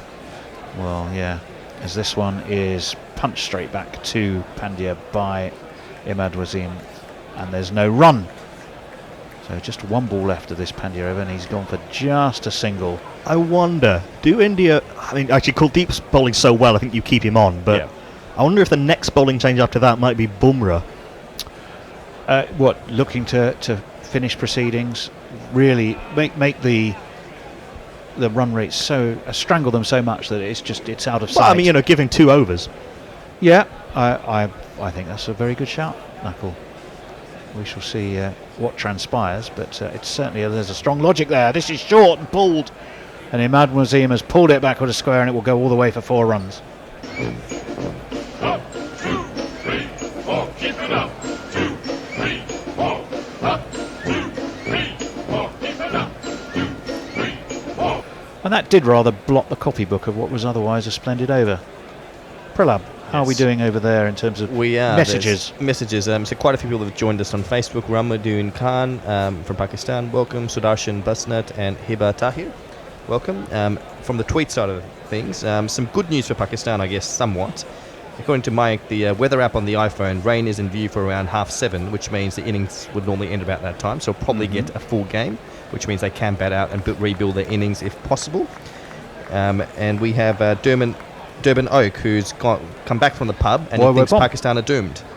Well, that would be standard Woy Pom terminology for most teams. Yep. As Kuldeep was in, this was just dropped into the onside by Sarfraz, and there's no run. Evil Scooter has just asked the question, with that bell from Shoaib's leg stump definitely going, that's last chance of Pakistan making the semis? In comes Kuldeep again, and drops it onto the leg stump of Sarfraz, and he steps away to force it into the offside, strolls a single, But really, it's not singles that they need, is it? They need to get that scoreboard moving, but they also can't afford to lose wickets. Yeah. They are between the proverbial rock and hard place, are Pakistan here. Yeah, I mean, one can understand why they'd want to be cautious against Kuldeep the way he's bowling today. Well, he's whirling in now. And this one spins away from the left-handed Imad Wasim, and he steers this away to deep extra cover. And they will be another single. I mean, Old Trafford has always been a spin-friendly ground. It has, but it's a bowler-friendly ground quite often, isn't it? It's a good cricket wicket. It is a good cricket wicket. In comes Kuldeep. And this one is right on the middle stump and goes on with the arm, and Sarfaraz just steps back and punches it back to the bowler. But he couldn't do much else because that one was really pushed through at him. So we're seeing all of the tricks from Kuldeep today. He's giving some air, he's pushing some through, he's working the wrong one. This one again is given a little bit more air, and Sarfaraz is forward, and Kuldeep just ambles across.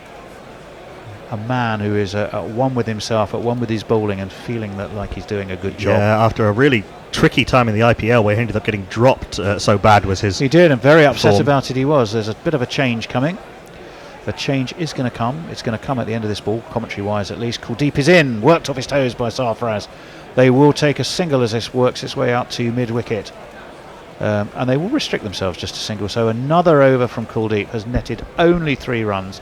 I'm getting a round of applause for taking, I think, 4 for 12 or whatever it was. 4. Couldn't quite get my 5 for. I will be going to take a small break. Is it now? Yes, it is. 30 overs done. We have a change. With Gorilla Cricket. We partnered with Betway to bring you daily World Cup special offers. Available only to Gorilla Cricket listeners. Sign up at betway.com/GCRadio. That's betway.com/GCRadio. And help keep the bear up to his neck in beers. You get so terribly unruly without it. Really unmanageable. Turns into a bit of a bear, really. And nobody wants that. Do you want that? No. I didn't think so. Good afternoon, everybody. 31st over. Pandya comes in, short ball just outside leg stump, and it's worked off the hip by Sarfaraz for a single. What a spell by Mr. Bishop. Well, we've got to say, he's put his name in the hat for selection for the next India game now. Man of the match performance. He's also killed the game for us. Well, that is, if not possibly true, then actually true. My name is Alan Hotchkiss, and I am joined by Jules on tweet. Hello there. And I am joined by my erstwhile colleague Rob. Hello. And we'll take you through the next 10 overs, which might be the last. Shaw outside, off stump by Pandya. Despairing dive in the gully area to try and prevent the single. Unable to do so, but there is a boundary fielder who's able to prevent the 4, and only a single comes from that second ball. Yeah, he's not quite a golden arm, but golden voice from Mr. Bishop. Golden arm Pandya today for India. It's true. 2 for 36 in his 7th over. Pakistan 142 for 5, only requiring another 188 runs to a win from 19.4 overs. Pandya in, and it's short and on leg stump, and it's pulled away by Sarfaraz, but only able to pick out the squarish fine leg fielder, and a single again off the 3rd ball of the over. Word of warning as well, I have had a little look at the weather. It's not too clever in the next 45 minutes or so. So India might want to wrap this up ASAP. India could talk about wrapping that up, but there's really everything's coming up Millhouse either way. 4th ball of the over, slower bouncer by Pandya, but Imad is onto that in a flash and just able to pull the ball gently away, and it's fielded a deep square leg, and again a single off this 4th ball of the over. Pakistan re-recovering after that blistering 4 for 12 spell in the last block of 10 overs. So interestingly, on the tweets, Alex Ferguson has written in, not the Alex Ferguson. Yes, we are at Old Trafford today. Alex Ferguson has tweeted in, view from America.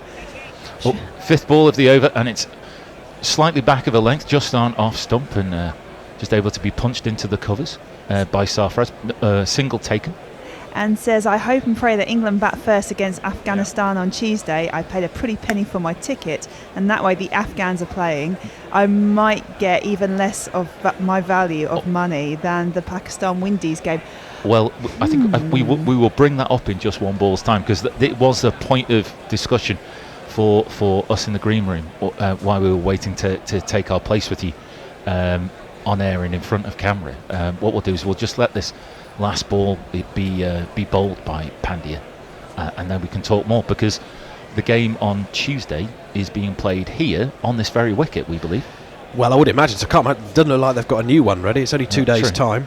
So last ball of the over, and it's short again by Pandya, cramping the batsman up for room. Imad plays the ball very gently onto the leg side, and as if a pre-arranged single was going to take place. Just a walk-through of a single and a walk towards the ball from the fielder. 2 for 40, 146 for 5 for Pakistan. And so what do we think about Afghan's chances, given the way that we've seen the ball turn?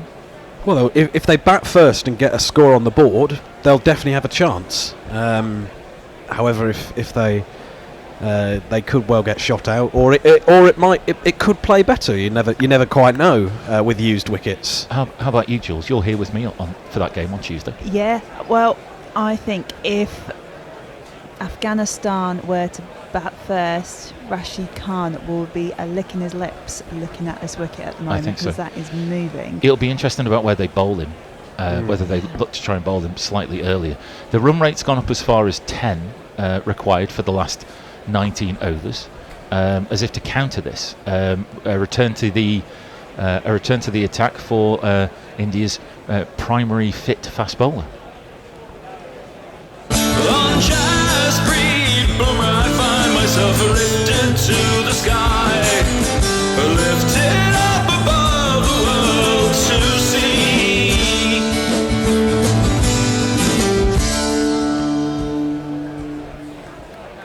So Pakistan apparently 66 runs behind on the DLS par score, and probably the most difficult bowler to get away is on strike. His first ball right on a good length, just onto off stump, but with the angle, Imad is able to work the ball away onto the leg side and take a comfortable single. Just a summary of those last 10 overs. 49 for 4 in the 21st to 30 overs from Pakistan. Kuldeep 2 for 18 off 5 overs, and Pandya 2 for 8 off 2 in that 10 over spell. Definitely a session. A small mini session for India there. Well, I think it's the mini session that's probably decisively swung the match. Yeah, some count more than one than others. Bumrah with his stuttering run-up is short and on-leg stump, and Sarfraz is able to work the ball into the mid-wicket area, and they're able to take a comfortable single. Just to say, for the next 9 overs, it's your final opportunity to get in your scores for the sausage roll prices right at Lord's. Aptly reminded by Hendo, who said, did we get a correct guess, on the sausage roll at Lord's? Well, in our final over, we will give you the chance to reveal. Yes. Reveal the total. You will not be shocked. Well, you will not be surprised by the If you've been to Lord's, you won't be surprised. So Bumrah now working around the wicket, and it's a good length, but outside off stump, and Imad maybe feels that he had the room to cut that ball, but he just prods the ball to point, and there is no run. Are we going to reveal it in a Price is Right style, with sort of like with the doors sliding and the sausage roll is revealed? It's a bloody great sausage roll, actually, as Yeah. sausage rolls go. But what do you get in this week's showcase show? Yeah. Tell him what he's won, Bob. Is that still going? Prices where yeah, Bob Barker. Yeah, he's not over here though. Not over here. No. So Pakistan 148 for 5 after 31.3 overs, and Bumrah is in on a good length on off stump, and buzzers. Hello.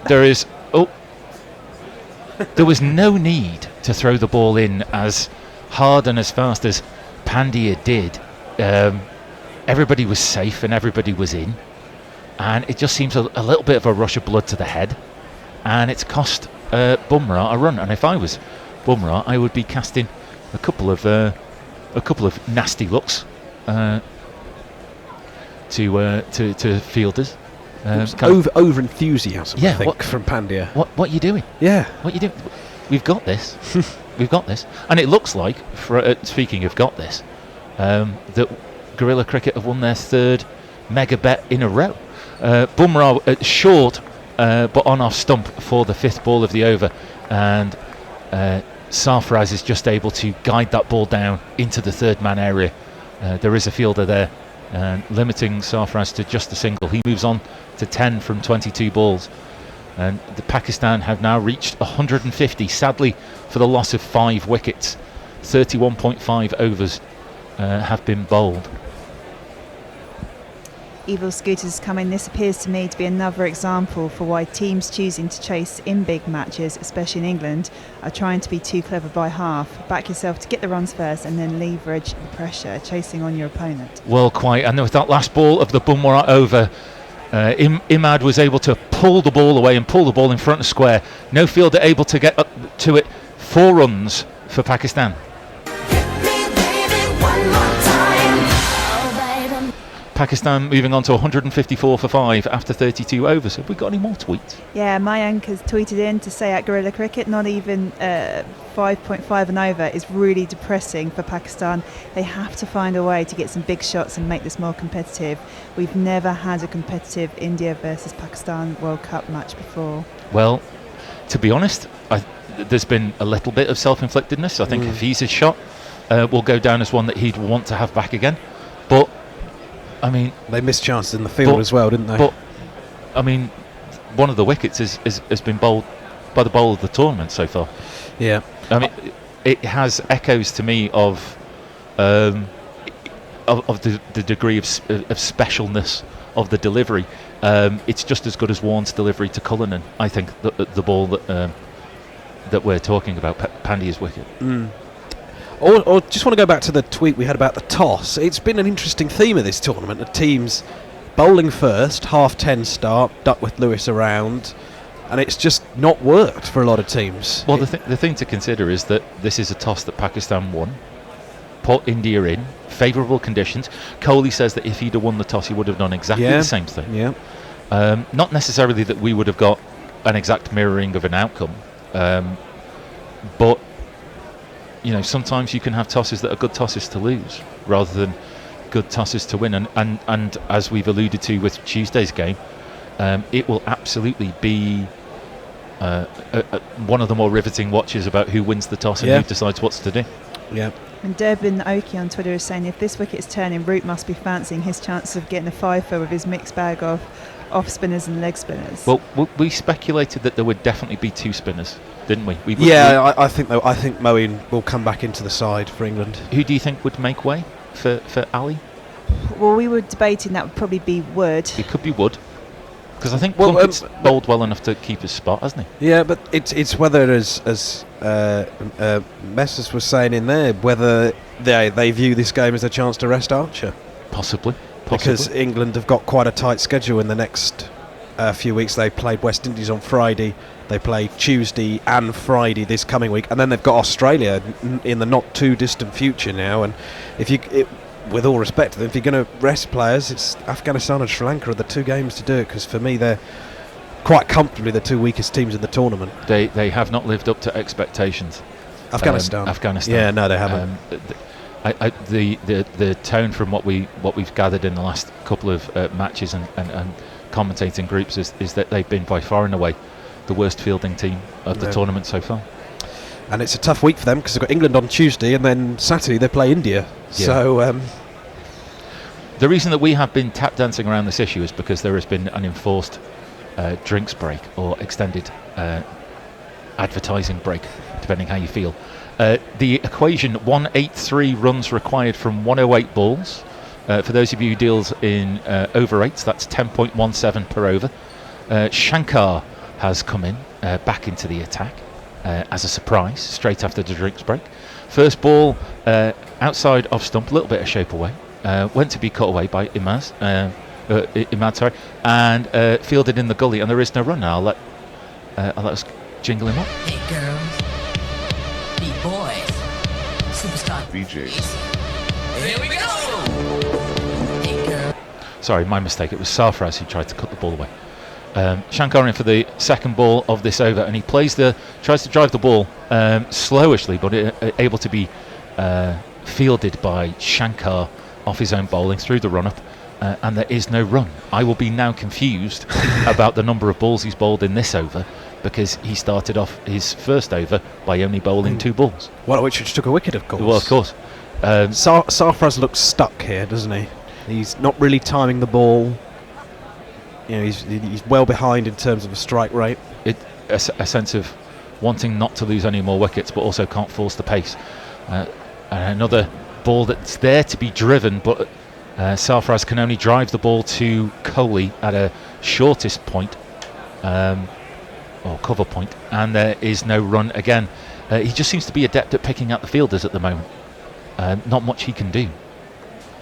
Yeah, it's got very, very boggy, hasn't it, for Pakistan? It certainly here. has. Is it 10 off 24 balls, 25 balls now for Sarfraz? Yes, that's right. Yeah, he's not looking too good. Looking to break the shackles, and wide. Shankar gives him the opportunity to be able to do that. It is filth down leg side, missed by Sarfraz, but it will be called a wide by the umpire.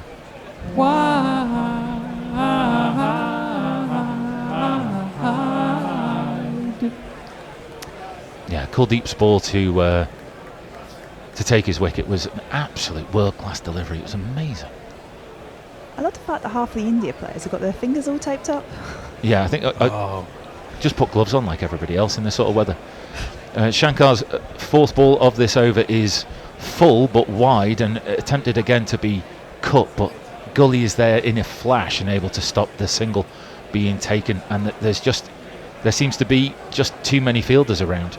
By the way that they're picking them out, you'd almost swear there was 12 or 13 in the field. Yes. They've snuck on a couple of extra subs there, I think. So Shankar in for the fifth ball of his over. A regulation ball just on off stump, and it's able to be driven down to to long on. A single taken. Sarfraz almost relievedly takes a single and gets himself off strike.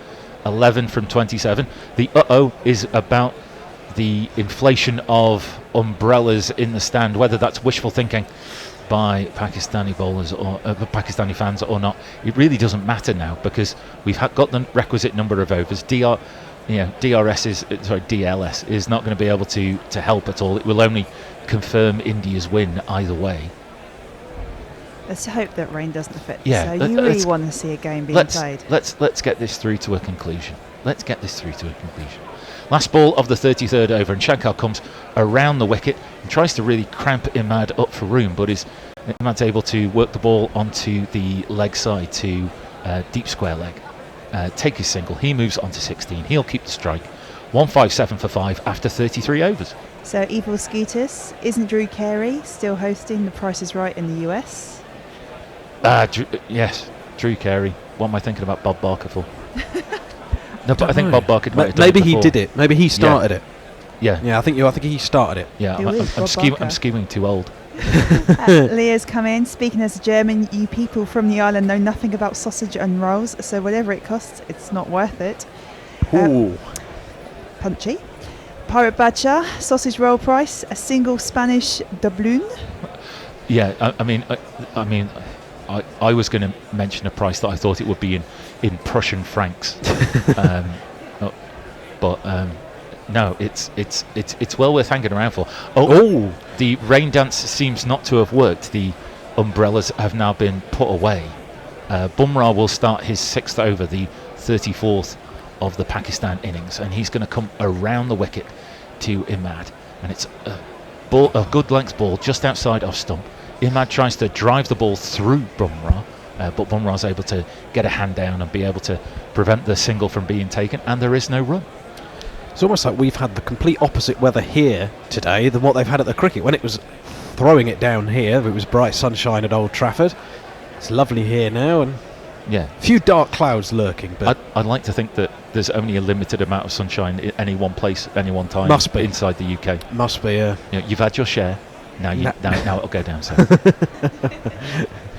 Can you go to New Road at Worcester? Because they are pretty much a lake, aren't they, at that ground at the moment? That ground needs to be replaced with a different ground at a different place that isn't in a valley. Bumrah in for the second ball of the over, and it is. Oh, there is an attempted killing of an umpire with a strapple of a ferocious drive by Imad. Everyone takes avoiding action, and we have a boundary.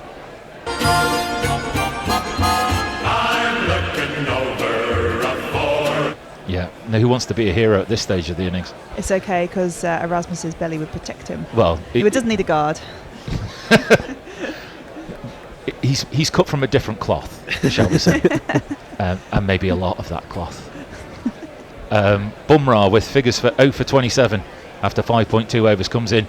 A slightly slower ball onto leg stump, and Imad again just works the ball into the sort of mid-wicket-ish area. And there is there is a single able to be taken. There is a consultation, I believe, taking place. Oh no, I think they're just switching, aren't they? I think they're switching just from right-handed to left-handed. Yeah. It looked for a moment as if there was going to be consultation between umpires. There are umbrellas going up again. Maybe there will be showers after all, and there will be maybe some late disruption to this innings. Bumrah now working over the wicket, a full ball but onto leg stump, and Sarfaraz works the ball, but it only goes as far as the square fine leg, and there'll be a leg by taken. Sarfaraz not even able to work that ball away off the bat. Paul Rifle, who I'm assuming is third umpire? Fourth umpire. How many umpires do we the need? fourth umpire, all he basically has to do is he has to stand outside while it's raining to tell the umpires inside when it's stopped. That's pretty much all I can see what a fourth umpire does. So two go in and one Classic comes out. job. Yeah. Just put your hand out the window. Is it wet? Yeah, it's still raining. Bumrah back around the wicket, full toss onto middle stump, and Imad tries to drive, but drives it only as far as mid-on, but they're able to run through for a single. Imad works his way to 22 off 17 balls. Pakistan 164 for 5. The DLS par score is 229, so 65 runs the difference between those two scores. What was brilliant a minute ago on the screen, they just showed a picture of Mickey Arthur looking at DLS rates, and it's like, come on son, do the maths. I This believe ain't going to happen for you at the moment. Yeah, whatever you've got, mate, it's not enough. Slower ball, slightly short of a length, off stump. Sarfaraz able just to cut the ball down, or just nurdle the ball down to third man. Takes his single, keeps the strike. 165 for 5 after 34 overs. Have we got any more tweets? Yeah, Craig Nutley's come in. India are bowling well, but it's reached the point where Pakistan need to be a little more expansive, even at 5 down. This is where AB de Villiers was so good. Inventive stroke play against quality bowling. That is true, but I think we're at the point now where it's almost as if they felt like they're content to see it through to 50 overs. Well, I think it doesn't really feel like a chase anymore. I think we're faced with a similar situation the last game we did, the England-Bangladesh game, where Bangladesh were happy to not go for the chase but went to protect their net run rate. And Pakistan's obviously got an absolute hammering in that first game against the West Indies. I think that's it just seems that there's, I mean, and you have to credit the Indian bowlers for this. Shankar coming in for his 5th/6th over, the 35th of the innings. He begins to trundle in now over the wicket, and Sarfaraz has bowled him. Played it onto his leg stump.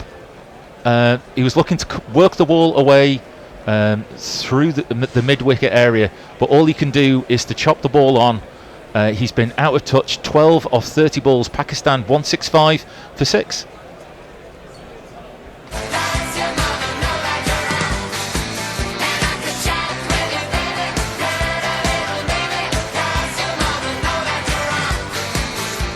He took a giant step in the lead up in Shankar's final couple of strides of his run up.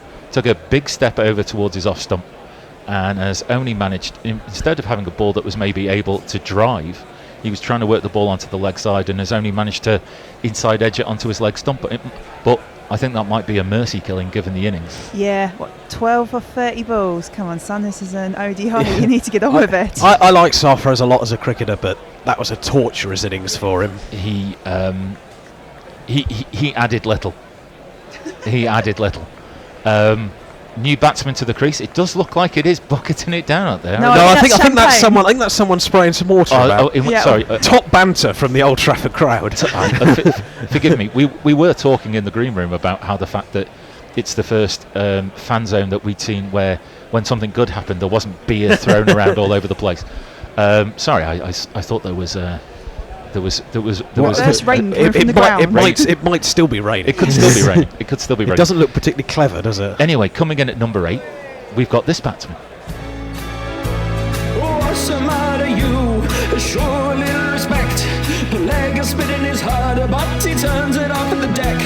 Oh, he's not too bad. He's always got a plan. Shut up, can. And his first ball from Shankar is drivable length just outside off stump, but he's only able to pick out the short cover point fielder. Am I going to be like the 99th person on Guerrilla Cricket to point out that Shut Up Your Face by Joe Dolce kept Vienna by Ultravox off number 1? It's good knowledge. It means nothing to me. Indeed. It means nothing to most people who hear it, to be honest, as well. That's always in the sort of polls for best song never make number 1, isn't it, Vienna? Oh, there's lots of them. And that ball is drivable, and Shadab does try to drive that ball, but he's only able to pick out the deep cover boundary rider, who's able to fling the ball in, and Dhoni stops the ball with his pads. Single taken, and Shadab gets himself off strike. Quick hello to a few people on Cricket Tracker. So Gul Mohammed Tarakil, hello. Don't go inciting too much nastiness between you and the rest of Pakistan. Sama Chima, 6. And Suresh Srivastava, happy Father's Day. Well, yes, happy Father's Day to. Yeah. Well, if I might pick out my own dad at this point, Chris Hotchkiss, wherever you are, and I know where you are. Happy Father's Day. I know where you are. I know where you are. You're at home. Shankar in around the wicket, and it's attempted to be cut away by Imad. It was a ball that was kind of, flowing into him and not really giving him the room to cut. He was always seemed to be cramped for room. He's played and missed at that one. He'll be looking at that one and maybe thinking that a different shot might have been the best option there. Was that someone in the Pakistan team having a fag in the background there, just under the darkness? It's like, bloody hell, this is all gone to pot. Go on, pass us the fags, let's light up. Yeah, it's just like, maybe it's their only way of keeping warm. Shankar in for the 4th ball of this over, and it's full and it's driven, and Shankar's able to field the ball off his own bowling. A lovely attempted drive by Imad, but Shankar up to the task of preventing the single from being taken, and there is no run. 166 for 6. Well, there's plenty of disappointed Pakistan fans appearing on our screen at the moment, but it's not like they've not had practice of losing to India in World Cup matches. Well, the fat lady, it maybe not singing, but she's warming up. But she's limbering up. She's definitely in the building. And last ball of this over is attempted to be cut away by Imad from a ball that is short and just outside off stump. Only reaches the gully fielder. There is no run. Shankar is 2 for 22 after 5.2 overs. Thank you, Benno. 2 for 2. Pakistan 166 for 6 after 35 overs. So the fat lady is doing some vocal exercises. That's probably absolutely 171 needed from 90 balls. So if you wouldn't mind just going at 2 a ball for the next 15 overs, that'd be fine. What a comeback that'd be. Kunal Talani, we have 5 overs, by the way, before you can, for you to get in your number for the sausage roll Price is Right. Pour from the clouds, shouldn't rain before we find out the price of sausage rolls at Lord's. We have had some thoughts as to the future from the green room. Mr. Bishop has become Nostradamus. His bowling spell, and now he's predicting the future. Well, we've got no, they're going off. Oh, they are. The rain has become too much. It's gone from il pleut to il treple, and so we will now see the jogging off of some of the fielders.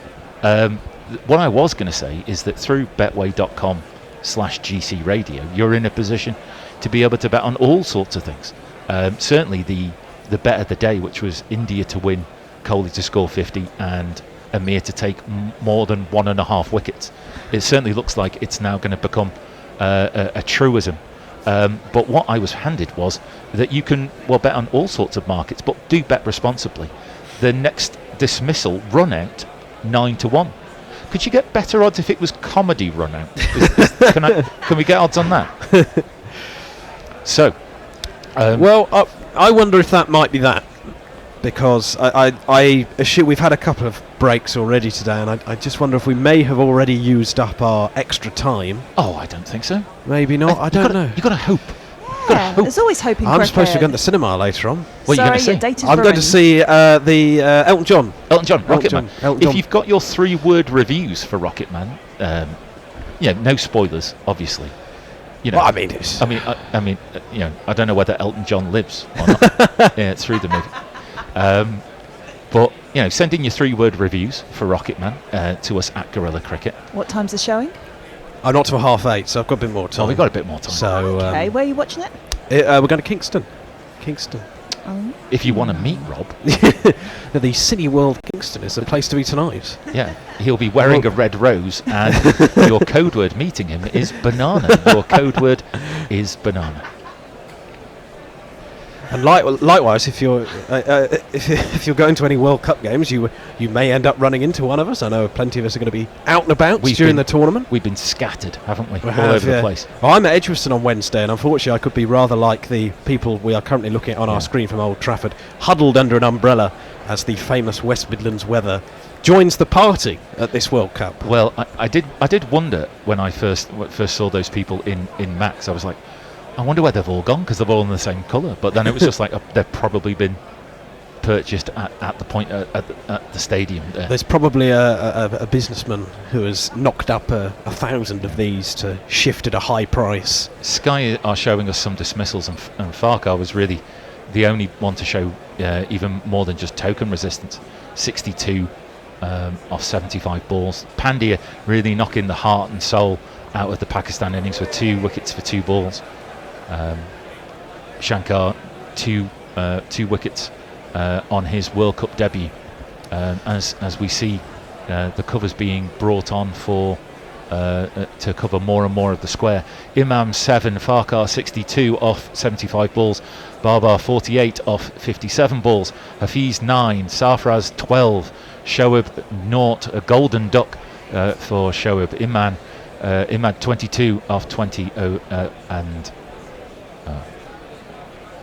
Kumar 2.4 overs, 0 for 8, and it will be telling, I believe, for India in the future as we move on to bigger and better and more important games. His fitness, Kumar's.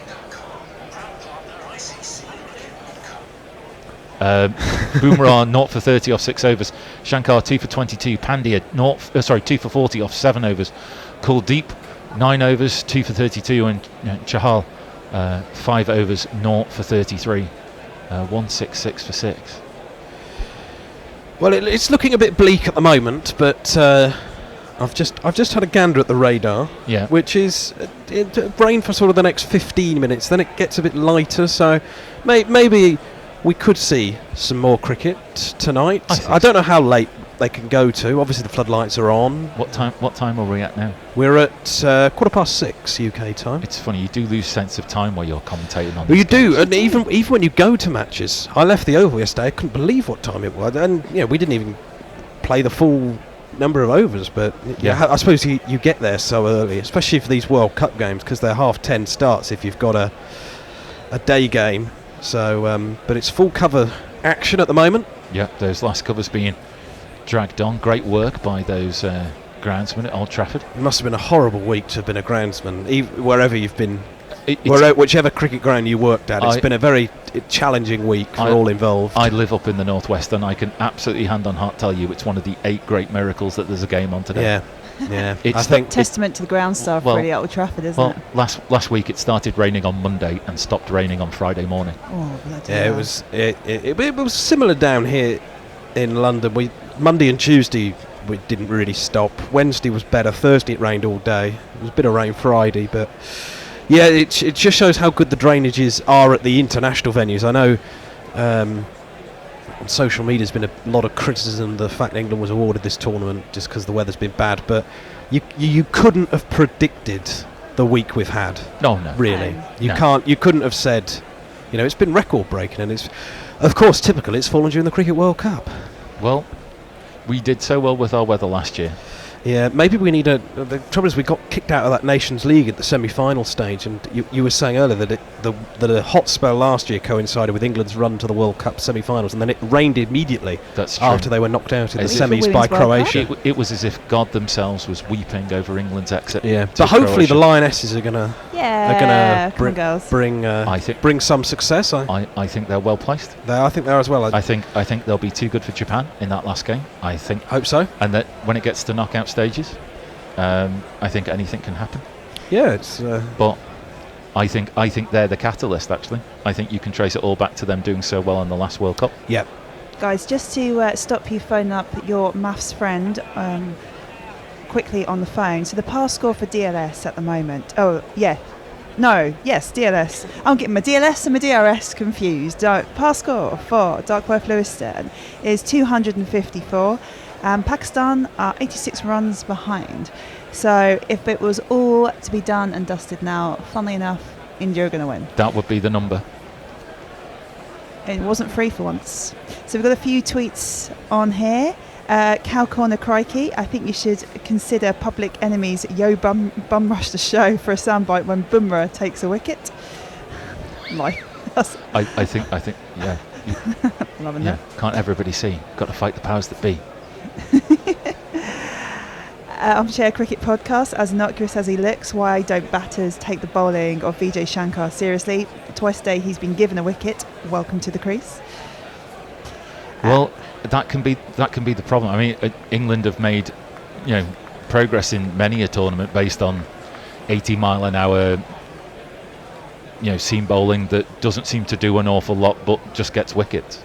I can remember watching Botham take 4 wickets against the Aussies in the '92 World Cup with exactly that sort of bowling. People's eyes light up, and before you know it, I didn't realise that fielder was there. I've just held down. So, hello. Well, look at this from Knuckle. Yeah, we need something like Bing Bong, Telegram. Okay, Vijay Shankar has doubled his ODI wicket tally in this innings. He has sent his ODI average from 94 to 52.5. And I also was about to read that next bit, and I will. P.S. Pub post game. Well, there you go. There's ever the invite, not for Mr. Rocket Man over to the right hand side. Do you want your 3-word review? Oh yeah, 3-word reviews. I'm gutted So we have Ollie Hain. I'm not going to use the F word, but you can insert that and use it for your awesome film. There you go. Christ Choir. Loud, lush, lame. Haven't seen Rocket Man. Just fancied being alliterative. Oh, very good. I like nice. Very good. I like alliteration. Pirate Badshaw. This isn't 3-word reviews. It just says "Allez le bleu." Something's happened in France. France playing tonight in the Women's World Cup, maybe. Is it time for the third games already? Yeah, it's often a game. I expect they're probably games during the afternoon. Sweden were playing Thailand earlier. That finished 5-1. 5? Oh, they got one. They got one. That's good. Tears on the sidelines. Oh, fantastic. To have the courage to come back from a 13-0 defeat. Yeah. Have we got any more tweets before I start talking about Thailand football? Well, you can talk about Thailand football in a second. Arthur Shear, I think, is looking for a cut of everyone's winning bets today, maybe. I think it's safe to say the bet of the day is going to win. You can all thank me for not taking it. Thanks, Arthur Shear. Thanks, Arthur Shear. If you can let me know on Tuesday what it is that you're not gambling on, that would be advisable. But again, Arthur Shear, when the fun stops, stop. We haven't had many more prices for the prices right on the sausage rolls. So shall I just give you... Shall we reveal it? Have we got a drum roll tweet? I don't know. Do we have a drum roll? Were you about to sing the countdown theme tune? No. I was trying to the Price is Right, but if you could, I'll tell you what. Do you want to give you a couple of minutes, see if you can find something? I mean, that would be dreamy. If you can't, don't worry about don't it. worry about- we'll make that as we go. We'll carry on. I've got with some Flash by Queen on here. amusing- Yeah, ladies and gentlemen, for your delectation, we have. So describe. That's as good as I can do. Can you describe the sausage roll? How big is the sausage roll? I've only ever seen it chopped up. How many pieces was it chopped up into? It was quite a lot because it was a corporate event and there was about 100 people attending. Oh, wow. So there were about 100 odd sausage rolls. The mustard was bloody good, I have to say. Oh, you wow. need a good mustard with your sausage roll. Well, yeah. I mean, we're not animals. I mean, the one thing I will say is I'm pretty much, well, I'm not the world's biggest meat eater, but I would say for a sausage roll, there is a lot of sausage meat action going on, only a little bit of pastry. Like I say, the mustard is worth it. If you get that ratio wrong, I mean, if you don't get enough meat in there, it's just going to be terrible. Yeah, it's all going to go a bit Pete-tong. Absolutely. So we are going to reveal the price of the sausage roll. It's going to be £32 at this World Cup. I hasten to add, it does serve more than one person. I can't quite remember off the top of my head how much it serves. It's a very tasty sausage roll, but obviously just bear that in mind if you're going to corporate. Yeah. Every northern bone in my body is going, reject. £32 for a sausage roll. How much? Well, hang on, you say this, but up at Headingley a couple of years back, they wanted to charge me £2.50 for a bog standard cup of tea. Now, consider this was in Yorkshire, and they were selling Yorkshire tea, and it was at Headingley. You think, A, they'd have a deal going on with Yorkshire tea? Apparently not. Other tea brands are available, although if you do want to deliver a lot of Yorkshire tea to our studios in Sydenham, that'll be dreamy. Yeah, can we have hashtag send me a box of those? Send me a box of tea. But come on, that's extortionate prices, and it's bloody cold up at Headingley when the sun's not out. So, Or even when the sun is out. Yeah, true. And you're just thinking that's absolutely extortionate for a load of hot water and a tea bag. I think I'll be around too many Yorkshiremen, maybe. But if you've Or been to Northern. Headingley, that would be a side effect. Yeah. Yes, oh gosh. Yeah. I might need to go and find some southern people. That Might need to go and loiter and get lost down Hampshire way again. Ingratiate yourself with people below the Watford Gap. Yes. Do you say grass or grass? Oh. I'm going to speak to you this evening. So is it Bath or Bath? Bath. Bath. I'm a girl from Luton, come on. And you're wrong. Anyway. I'm loving the smug look that came afterwards. So, actually, we can talk about some more choices. So, milk chocolate or dark chocolate digested? Oh, always dark chocolate. Okay. 0 for 2. Never mind. This Do we go scone scone? This is why it's delightful to be from the Midlands. You can just sit and watch all this happen. No one cares about us. You say that might be. That could be true. I mean, if there is going to be one unifying force, that we've got here, it's the fact that, well, actually, nobody cares. Yeah. We just power of cricket brought us together. That path on the M1 from the Watford Gap services until you get to about junction 28. Yeah. Then you're in the north. Yeah, it's just missed. That bit in between just. But if you do come off at junction 21, you will see Premier League football, unlike some of the other ones in the region. Yay, not bad. Are you a Villa fan? No, he's Leicester. But some of us are Villa fans, and welcome to the Premiership, Villa. Leicester. Leicester. Leicester cheese. Oh, in America, when we were still in the Championship, and there were people trying to work out who the hell we were. And then I went back this summer just gone to 2018, and now everybody knows Leicester City. In America, it's bizarre. It's understandably, obviously, with what happened, but it is bizarre. Ahead of Jamie Vardy. It's great. The greatest story ever told. It's great. Anyway, there seems to be no. I don't think we're going to be no news as to a resumption. So rather than hear our mindless witterings, I will allow my colleague to put on some of our archive footage. I've got to find some first. So just on Quick Tracker, Sajid Said, hello there. Hello. Sahir Abbas, Samir Tamang, hello to you. Just seeing if we've got anything coming through on the old Twitter. Everyone is either talking about the rain. We still haven't got any more reviews on Rocket Man for people. Wow, we had a bit of a... Oh, no.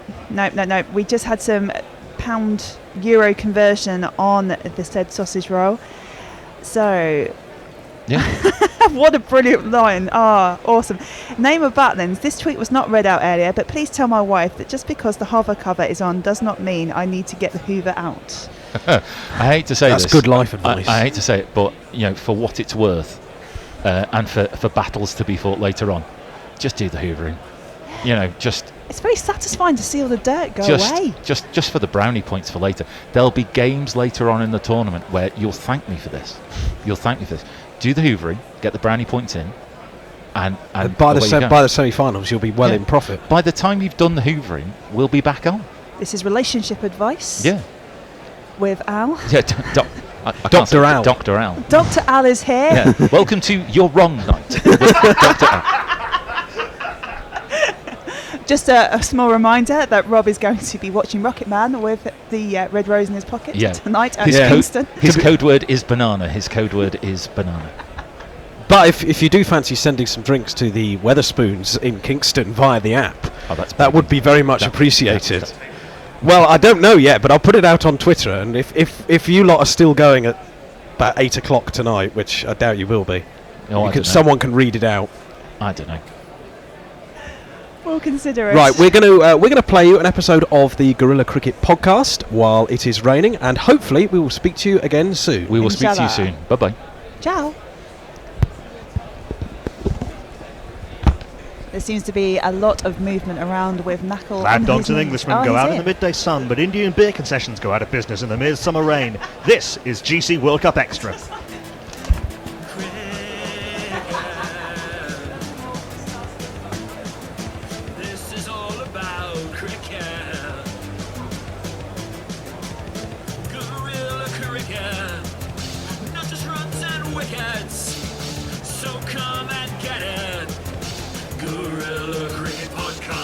Welcome to episode 2 of GC World Cup Extra, the weekly World Cup podcast from your favourite independent cricket commentary service, Guerrilla Cricket. We come to you from Guerrilla Towers minutes after the abandonment of India versus New Zealand at Trent Bridge on the 13th of June.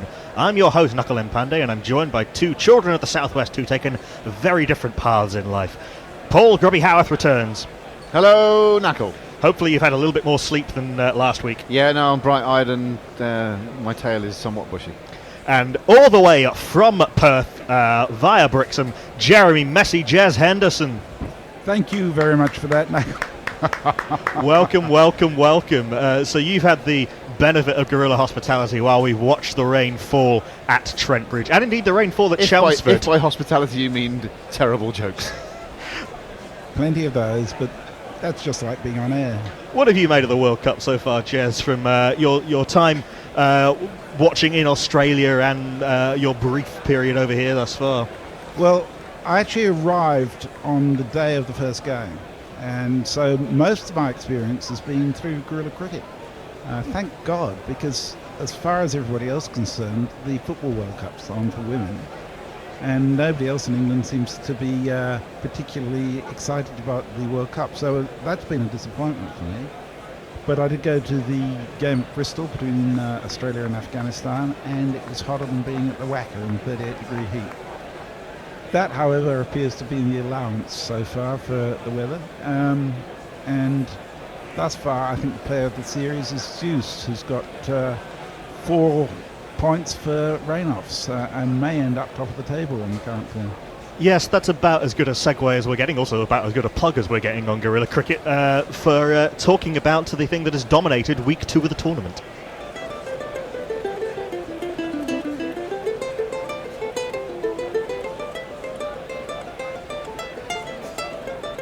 If the rain comes, they stop playing bloody cricket. The Crick Info message boards have been awash with people asking people to build roofs over every single ground in England. I'm a little bit loath to spend so much time talking about something we cannot control or do anything about, but the middle of the table is very bunched up because of all the abandonments. Yeah, in between times, I think when we spoke last week, Knuckle, I think we'd sort of said that we'd had sort of 4 consecutive days of really good games. And despite the weather, the games that we have had have been almost without exception entertaining, close. Yesterday's game between Australia and Pakistan we'll speak about at greater length in a moment, I'm sure. But when we have been able to get on the park, we've seen some cracking action. The battle between bat and ball continues, and with perhaps a little more sway towards the bowlers than we might have expected before the tournament, which I think is a good thing. So yeah, you're right. You can't control the weather. Let's just crack on and have a bit of laugh. Yes, since we last recorded, we've had Pakistan, Sri Lanka rained off. We've had England beating Bangladesh. We've had New Zealand beating Afghanistan. We've had India beating Australia. We've had South Africa, West Indies rained off. We've had Bangladesh, Sri Lanka rained off. And yesterday, Australia snuck home, but the scorecard makes it look probably more emphatic than it was, beating Pakistan by 41 runs. Well, for me, Australia have failed to convince. I was fairly confident that Australia were going to do well and end up in the top 4 very easily. And they've done what they've needed to do so far, notwithstanding the loss to India. But do you know what? I don't think they've got their act together yet. It was a uncharacteristically diffident display against India, I thought, playing it too safe, not really ever giving themselves a chance to chase that total, I don't think. And it's just not what you expect, is it? I mean, Warner's in. I know the injury, and he hit that fella on the head, didn't he, in the nets and whatever, that might have taken his mind off the job, but never really went for it properly, I don't think. David Warner against Afghanistan recorded what was his slowest ever one-day international 50. He then broke his own record against India, even with the ball. We were saying at the time, and I said repeatedly, there's an excellent piece by Ben Jones which puts some statistical weight behind this, but even with the ball, they didn't look as though they were trying to take wickets. They looked as though they were waiting for a mistake to happen, and against a class top 3 on what was a pretty decent batting track, albeit a little bit slower than usual because it was a used pitch, you can't do that. Mitchell Stark wasn't bowling full, he wasn't bowling quick, which he did remedy yesterday. He was bowling in a much more aggressive manner, particularly at the tail, which was exactly right. Very few tails are going to last long against Mitchell Stark, even though some of the Pakistan's tailenders are pretty useful. As I say, as Grubby said, we'll come on to that game and one of those tail-end protagonists later in the podcast. But the first topic of discussion that isn't weather-related is one of England's opening batsmen and the destroyer of Caribbean umpires everywhere. It is the man who people seem to forget is from Durban, and I'm quite glad for that fact. Jason Roy. Mahidi in for the first ball of his 6th over, and Roy has hit that high and hard. If you're in the 20th row, you better take cover, because that's 6 runs for Jason Roy. 223 for 2, second ball of the over, and Roy has had enough of this. Even higher than the first one. That is coming down with snow on it. Third ball on leg stump. Roy quick to the pitch of the ball, and this is 6 again over deep square. Coming in for the 4th ball of the over. Down again. He's out there. Skewed that one away. It's not got the distance. There he goes. Roy out for 153, and Mahidi actually points towards the pavilion. Jason Roy making 150, 6 wickets to end his innings. Lovely northern tinged commentary from Al Hodge, with possibly the most Geordie phrase ever uttered on Guerrilla Cricket by our very own Jack Cunningham. Fair to say he's burst into life in this tournament. Oh, listen, I was there on Saturday in Cardiff. Me, my wife Emma, my 2 boys Freddie and Bertie. It was a brilliant day, and we were very lucky with the weather. We didn't lose a single ball. And there was lots of weather about. Obviously, Bristol had been rained off the day before, so we thought we might be in for an interrupted game. We didn't get that, luckily.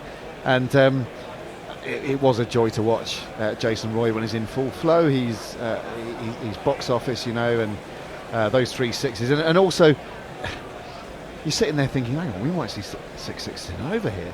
Getting very excited, and so to his credit, he went for it and he perished doing it. And I don't mind, because the state of the game was such that we were already in such a good position. But it was earlier in that innings, and you alluded to it before, Knackle, destroyer of West Indian umpires. Apologies. That's all right. Yeah. Sorry, Mujibur Rahman just came into the podcast for a second. Well, that's all right, but it sounded like the sort of music you might have had when Roy went to his century. And he was going to give it the absolute big un when he arrived at the non-strikers end to complete that century. He was going to leap in the air, throwing his bat skywards and give it the big old football-style punch. And all of that was curtailed because he accidentally ran into Joel Wilson and flattened him. He absolutely totaled Joel Wilson. Now, Joel Wilson is a fairly solidly built fella. You know, he's not massive, but he's solid enough. The thing is that he'd stepped one pace to his right, Joel Wilson, and Roy was still looking at the ball to make sure he could complete the run. And it was just hilarious because the TV cameras didn't pick it up until later on, or it wasn't the main focus. But I was watching Jason Roy because I was in the crowd, and it was just my favourite moment probably of the tournament so far when he absolutely did it. We might stick this up as the image to accompany this podcast or somewhere, but the still of the first moment of contact between Jason Roy and Joel Wilson is quite magnificent. The coming together of those two, it's like they were sort of, it's insert slot A into tab B.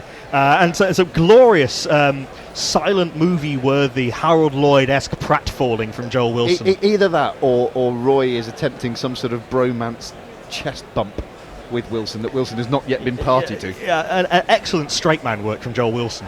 I do think we need more of that sort of thing. There's been some comedy romance, but not really on a par with previous occasions, so that sort of activity is necessary.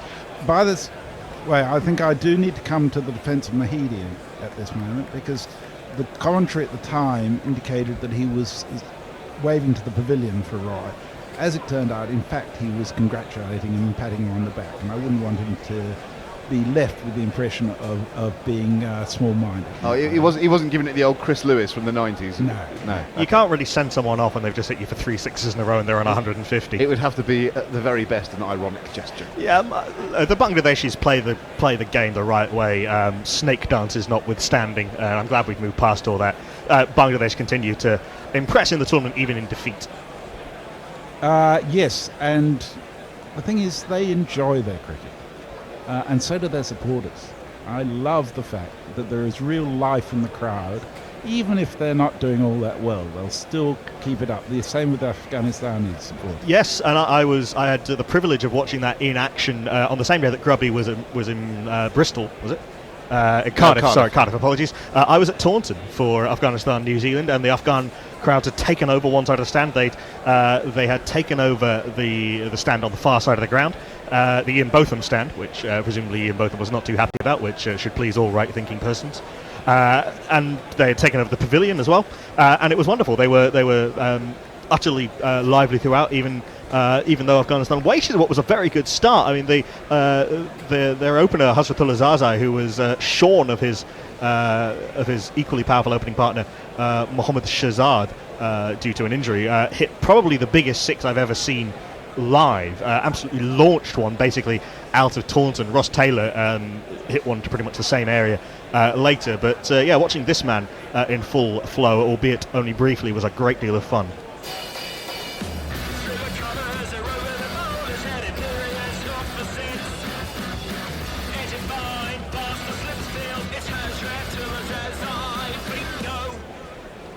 I think there's one other thing that's worth noting in relation to that game, and you touched on it, that for me, listening to it, driving around in Devon and Hampshire, the thing that came home to me was the, shall we say this, the multicultural, in English terms, nature of the broadcast. Having the Geordie accent going strong, the Yorkie and the Sydenham crew all together was just beautiful. Al Hodge will not be pleased for being referred to as a Yorkshireman. He's very much a man of Cheshire.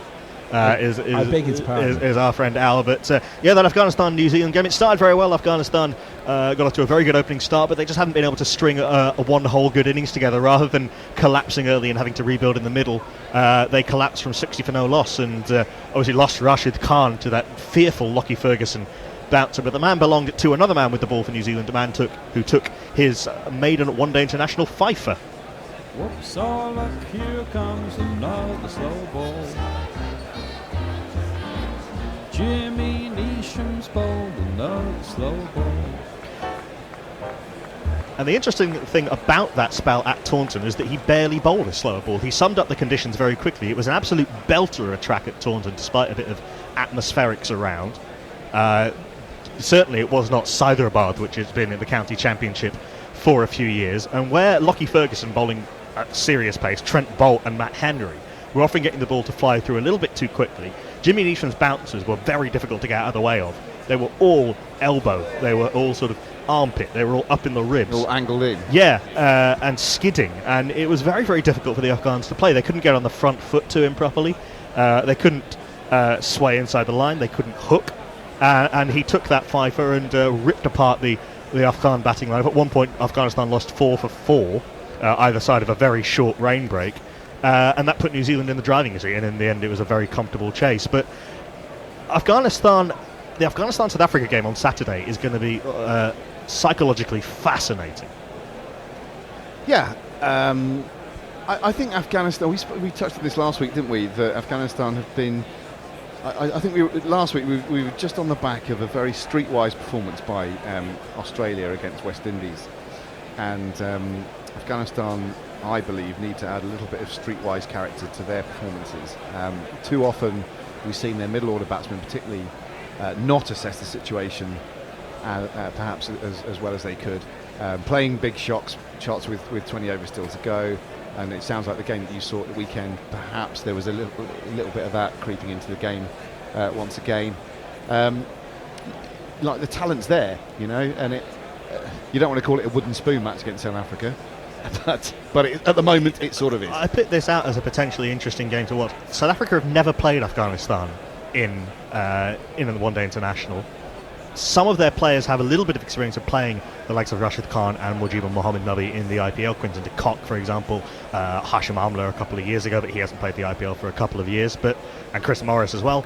But South Africa very low on confidence. Afghanistan looking to get a World Cup win, looking to actually get into the tournament, and they are a good enough team to get a win in this World Cup for sure. South Africa's noted weakness against spin. If Rashid Khan is fit, which the reason he didn't bat, that we understand, bumped into various members of the press corps at Taunton, who said that if the target had been a little bit higher and there'd been a serious chance of defending it, Rashid Khan might have played. I'm very glad he didn't, given the nature of the injury. But if he's fit, watch out South Africa. Yeah, indeed. I'd just like to take a step back and talk a little more about that game and Jimmy Neesham, because I was particularly pleased. It's the first time that he's taken 5 wickets in an ODI. And this was a man who a couple of years ago was looking at quitting the game altogether. I had an interview with him last week where he talked about having wanted to do it and being talked out of doing it for a few weeks until he felt where he was. But basically he was at the bottom, and he felt like there was very little chance for him at all. And he moved to Wellington, he got some counselling, a whole lot of support, and he worked through, and he's changed his attitude and come back with what was really smart bowling in my view. And it's great to see characters like that don't lose, who've managed to retain the talent and stay part of the game, because that's part of what it's all about, the bringing personality into the game, and I think Jimmy does that in spades. Character is often a euphemism for being a bit aggro, a little bit sensationalist. Jimmy Neesham, I call him the king of Twitter. It's kind of a little, I like heroic epithets for player. I'm all very Homeric in that sense. But yeah, Jimmy Neesham, he's very funny on Twitter, and he's always he's not afraid to inject a little bit of humour into the game, not least with his Robber Baron moustache that he was sporting at the start of the tournament. But as you say, he's never nasty particularly. And look, I'm sure his personality, if that's him all the time, if he's always on, gets a little bit wearing. And I wasn't aware that he'd had mental health difficulties, but without wishing to psychologise from afar, the two often go hand in hand, being very extroverted, ostensibly, but then that kind of hiding deeper things. Speaking of mental health, by the way, if you want to, I think it's an absolute must-read. If you don't have a Telegraph account, register for it. The interview that Nick Holt did with Robin Smith this week, talking about the Robin Smith descending to the darkest mental depths that a human can descend to, and coming back from them. It's really, really worth a watch. And he talks about the difference between his personality, his persona as the judge, and then him as Robin Smith off the field, and how he struggled to reconcile the two. So yeah, a bit of a plug. And speaking of plugging, we're trying to be generous about these things. That interview that you heard with Jimmy Neesham was on Jeff Lemon and Adam Collins' podcast, right? Yeah, they're doing a daily Last Word podcast right through the World Cup, and it's well worth listening to. Yes, but that game was a fairly comfortable win for New Zealand in the end. They were 3 from 3. They're now 3 from 4 thanks to today's rain-affected game. They are top of the table. 3.5 from 4. 3.5 from 4, perhaps. That's true. Yeah, points-wise, in fact, that's absolutely correct. They've only dropped half a point, as have India, who are 2.5 from 3. Whereas South Africa have gained half. Yes, they have. perhaps the gained is precisely the right word, because Get on South Africa now. What are they? 125 to 1 or something? Well, I mean, when Knackle talks about it being an interesting psychological game on Saturday, it's true. I was listening to our South African counterparts speaking at some length when the game was washed out on Saturday, was it? And they were, apart from being somewhat glum, which is understandable, they were analysing each of the players and basically saying that several of them are past it. Hashim Amla being amongst them, their view that he actually probably will be dropped for the next game. I think that would be a huge mistake, personally. I am a huge fan of Hashim Amla. How can one not be? His ODI record is up there with the greats of all time. Averages 50, he's scored 20-odd centuries. Fastest from every 1,000-run milestone from 2,000 to 7,000. Yes, but may not add to that. The last 12 months, don't we? No, he's played 3 games in this tournament. He's averaging 8. Of course, it's the bad run of form. He got clonked on the head by Jofra Archer in the first game, which made him miss the following game and may have affected him. But it's too small a sample. He is a class act. I think you've got to stick with him. Before this World Cup, he was averaging 50 this year. So I think we talked about this in our preview pod, and I've talked about it on various other media, including on air here on Guerrilla Cricket, that I think the Hashim Amla in crisis talk is a little bit overplayed. Look, of course you're going to want to make wholesale changes and look for what buttons you can press when you've lost 3 games in a row, but I don't know if they have anyone better. I don't know if Markram going up to open hasn't really done it in ODIs. Does Duminy coming in really strengthen the middle order? I still think they've been a bit unlucky, and they've just not quite done it and gelled together as a team. They've had some individual moments of brilliance. I thought Chris Morris's spell against India was utterly heroic. Created 1 for 36, I think it was, from his 10. I think he had a couple of drops and he took one off his own bowling. Wasn't enough to drag his team out of the mire they were in, but de Kock has looked good at parts, at brainless run-outs notwithstanding. They've just not quite done it all and pulled it all together, I think. Yeah, that is a team very low on confidence, seemingly at all levels. And they did get the stiff end of the draw. I don't think there's any doubt about that. That is true also, yeah. Yeah, well, moving on from South Africa, you mentioned it briefly, Grubby, but Jez, the man who's impressed you, is England's newest fast bowling sensation. Archer bowls, and he's bowled him. He's bowled him. Suma's gone, so the drop chance, if it was one, hasn't mattered at all. And Sumasaka's out for 2. He's in again. Oh, now that's well wide of the off stump. Has he got an edge? Oh, he has. He tried the cut shot. It was thin enough. Landed in the hands of Bairstow. He just threw it up gently, and that is the 9th wicket. Now that has got him ducking, but I think he's got bat on that. Yeah, and it's looped up to Bairstow, and that is the end of the game. England have won by 106 runs. Johnny Bairstow keeping in that game because of a slight injury to Jos Buttler, which we understand he has recovered from in time to play a full part in the West Indies game. So you Patreon subscribers out there will get that news before it is overtaken by events, or while it is still au courant. In the first wicket of those, the one of Sonia Sarkar hit the bail and went for 6. Absolutely glorious. Unbelievable. At least the bail came off this time. But the reason I nominated Jofra Archer is this. For me, there is something really special about a fast bowler with fire and fury. And, we were talking earlier in the green room, there are certainly established fast bowlers who have some of that. But to see a new one starting to break through in the way Jofra Archer is for me really, really encouraging. I really miss, as an Australian, Mitchell Johnson, that venom. Yes, Stark is a great bowler, but he just doesn't have that killer thing about him that Johnson has, right? So when Archer came to the Big Bash League in Australia a year and a half ago, he was outstanding, and it was sort of news to everybody. When he came back... That is to everyone who doesn't follow the county championship on Twitter and has been watching his one-man highlights reel. But on the global stage, I think. Yeah, it's fair. And when he came back to the Big Bash this last year, he didn't seem so impressive, and I think that's because expectations had been built up. So I wasn't expecting as much from him as he's produced, both in the IPL and now in the World Cup. And I think in the Test series to come, he is going to be an absolute menace to the Australians. There have been many people who have watched Jofra Archer's career and have said, people have been saying during this World Cup, wait until people find out that actually the ODI format isn't his best. He averages a shade under 25 with the ball in the county championship. Has been taking wickets consistently for Sussex for 3 years. Can bat. Yeah. Is a dynamite fielder. And I see no reason at all why he shouldn't be coming on first change in the first Test at Edgbaston.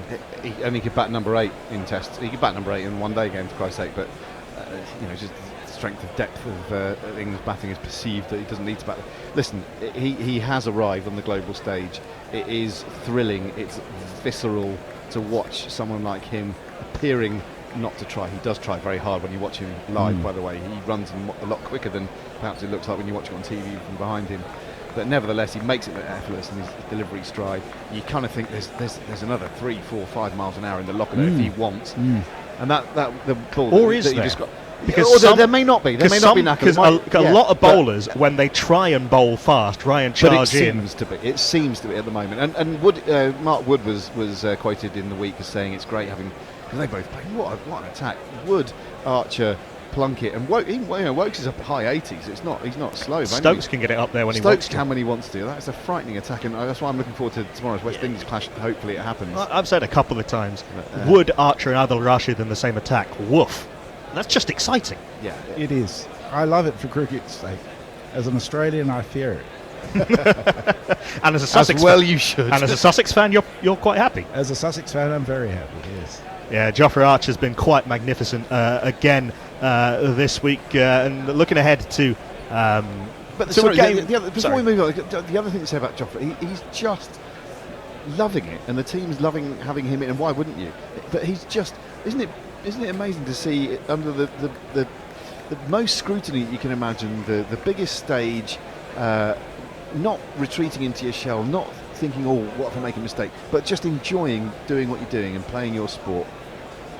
That's joy. I'm talking of great fast bowlers. It's the thing that first endeared me to Kahisa Rabada, is that every time he has to step up a level, he just seems to grow, almost physically. He looks a bit moodier recently. Not too surprising, I suppose, but yeah, you're absolutely right. Yeah. Sure, I mean, he's walking a little bit shorter because carrying an attack will do that for you. Well, being part of a great attack makes it, I was going to say easier, but it makes it work better. It makes it more fun. Yeah, absolutely. But you're not having to carry all that load. But all the nonsense pre-tournament about, will he upset the balance? Archer, will he upset the balance of the squad and all this sort of nonsense. The Agnew stuff. You come in, from nowhere. You are suddenly the premier fast bowler, the number one, the first name on that team sheet. Really, I reckon, from the selector's point of view.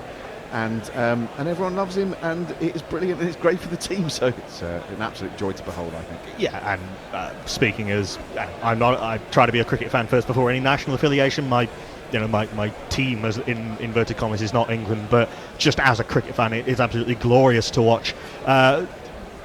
Given the rain out between India and New Zealand, suddenly the India-England game on June the 30th takes on a whole extra complexion, and the highlight that we picked out from India's tournament so far has been slightly overtaken by events with the injury to Shikhar Dhawan. The understanding is that if he is fit, he will be back by the game for June the 30th. But India's batting doing what India's batting does.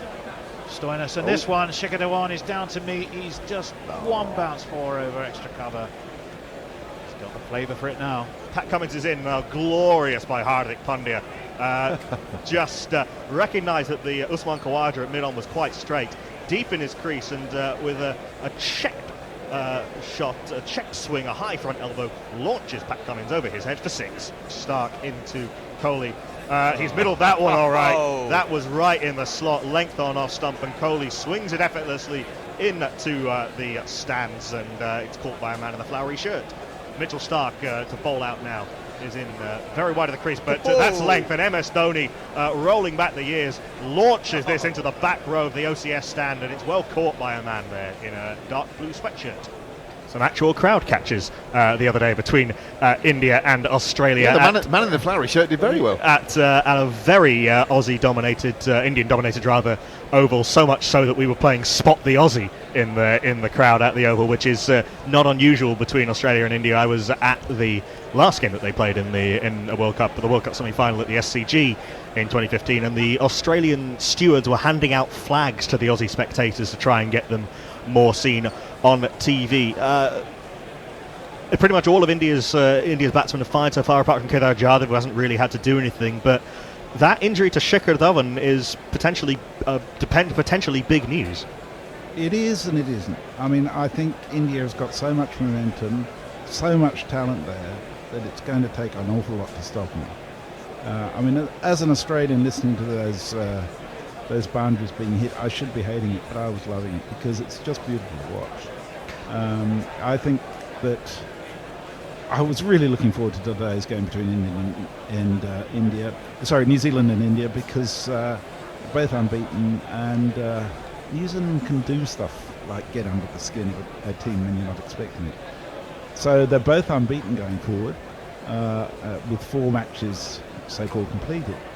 And I actually think that it's going to be really hard for anybody to stop India, with the possible exception of England, and that's going to be really exciting. Yeah, before the tournament I said that England, India, New Zealand was my top 3 and then pick one, and I've not really seen anything to dissuade me from that in the tournament so far. In overcast conditions, whichever team had bowled first, that would have been a lot of fun to watch. You know, Bolton, maybe Southey, but Henry's been bowling brilliantly so far, Lockie Ferguson. And then on the other side, Bumrah, Bhuvaneshwar Kumar, Hardik's bowling really well, and then you've got the 2 wrist spinners. Yeah, let's get this right. You know, India are a formidable and frightening outfit at the moment. I mean, some people who perhaps might have been barracking for other teams might have thought, okay, India have entered the tournament late, they might be caught a bit cold. No, straight in. Rohit Sharma, who is one of the most admirable cricketers. For me, he's the best white ball batsman in the world, including Virat. Yes, I said it. Yes, I said it. You can address your death threats too. Not out of there goes Twitter. Not out of second gear against South Africa.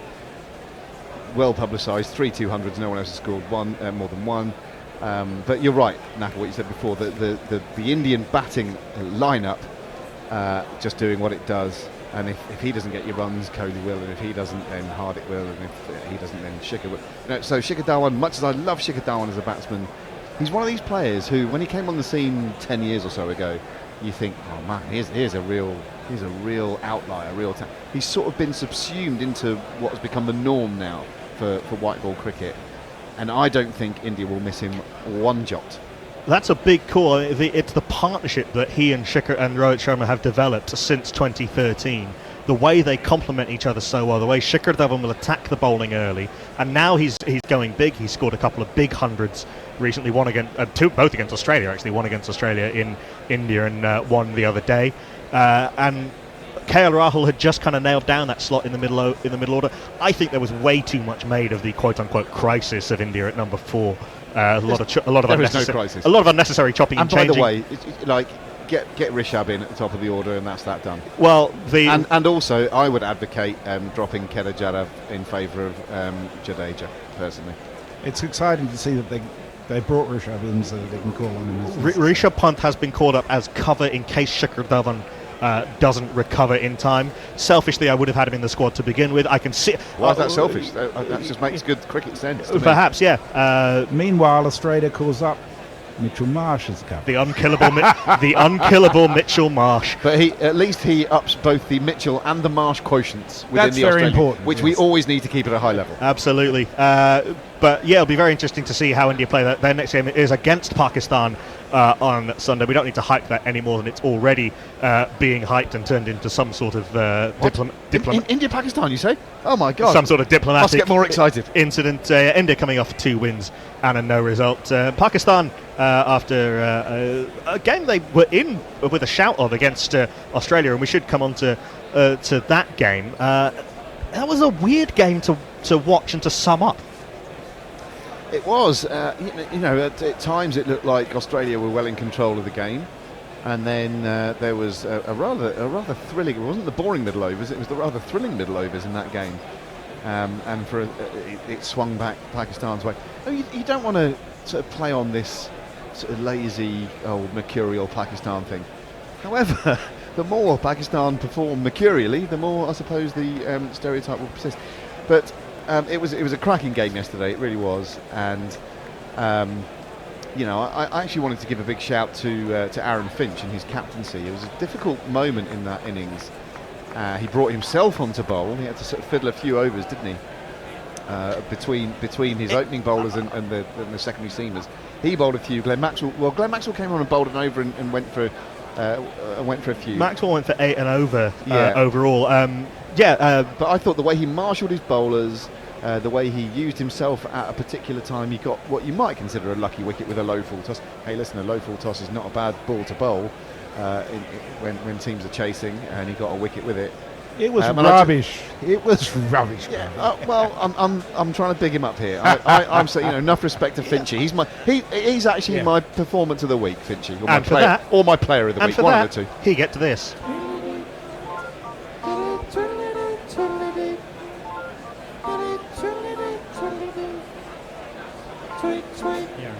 I think Finch is a pretty good captain. Honestly, I think he's a much better captain than the man he replaced as ODI captain, Steve Smith, who I think is flourishing and will continue to flourish as a batsman with no captaincy responsibilities.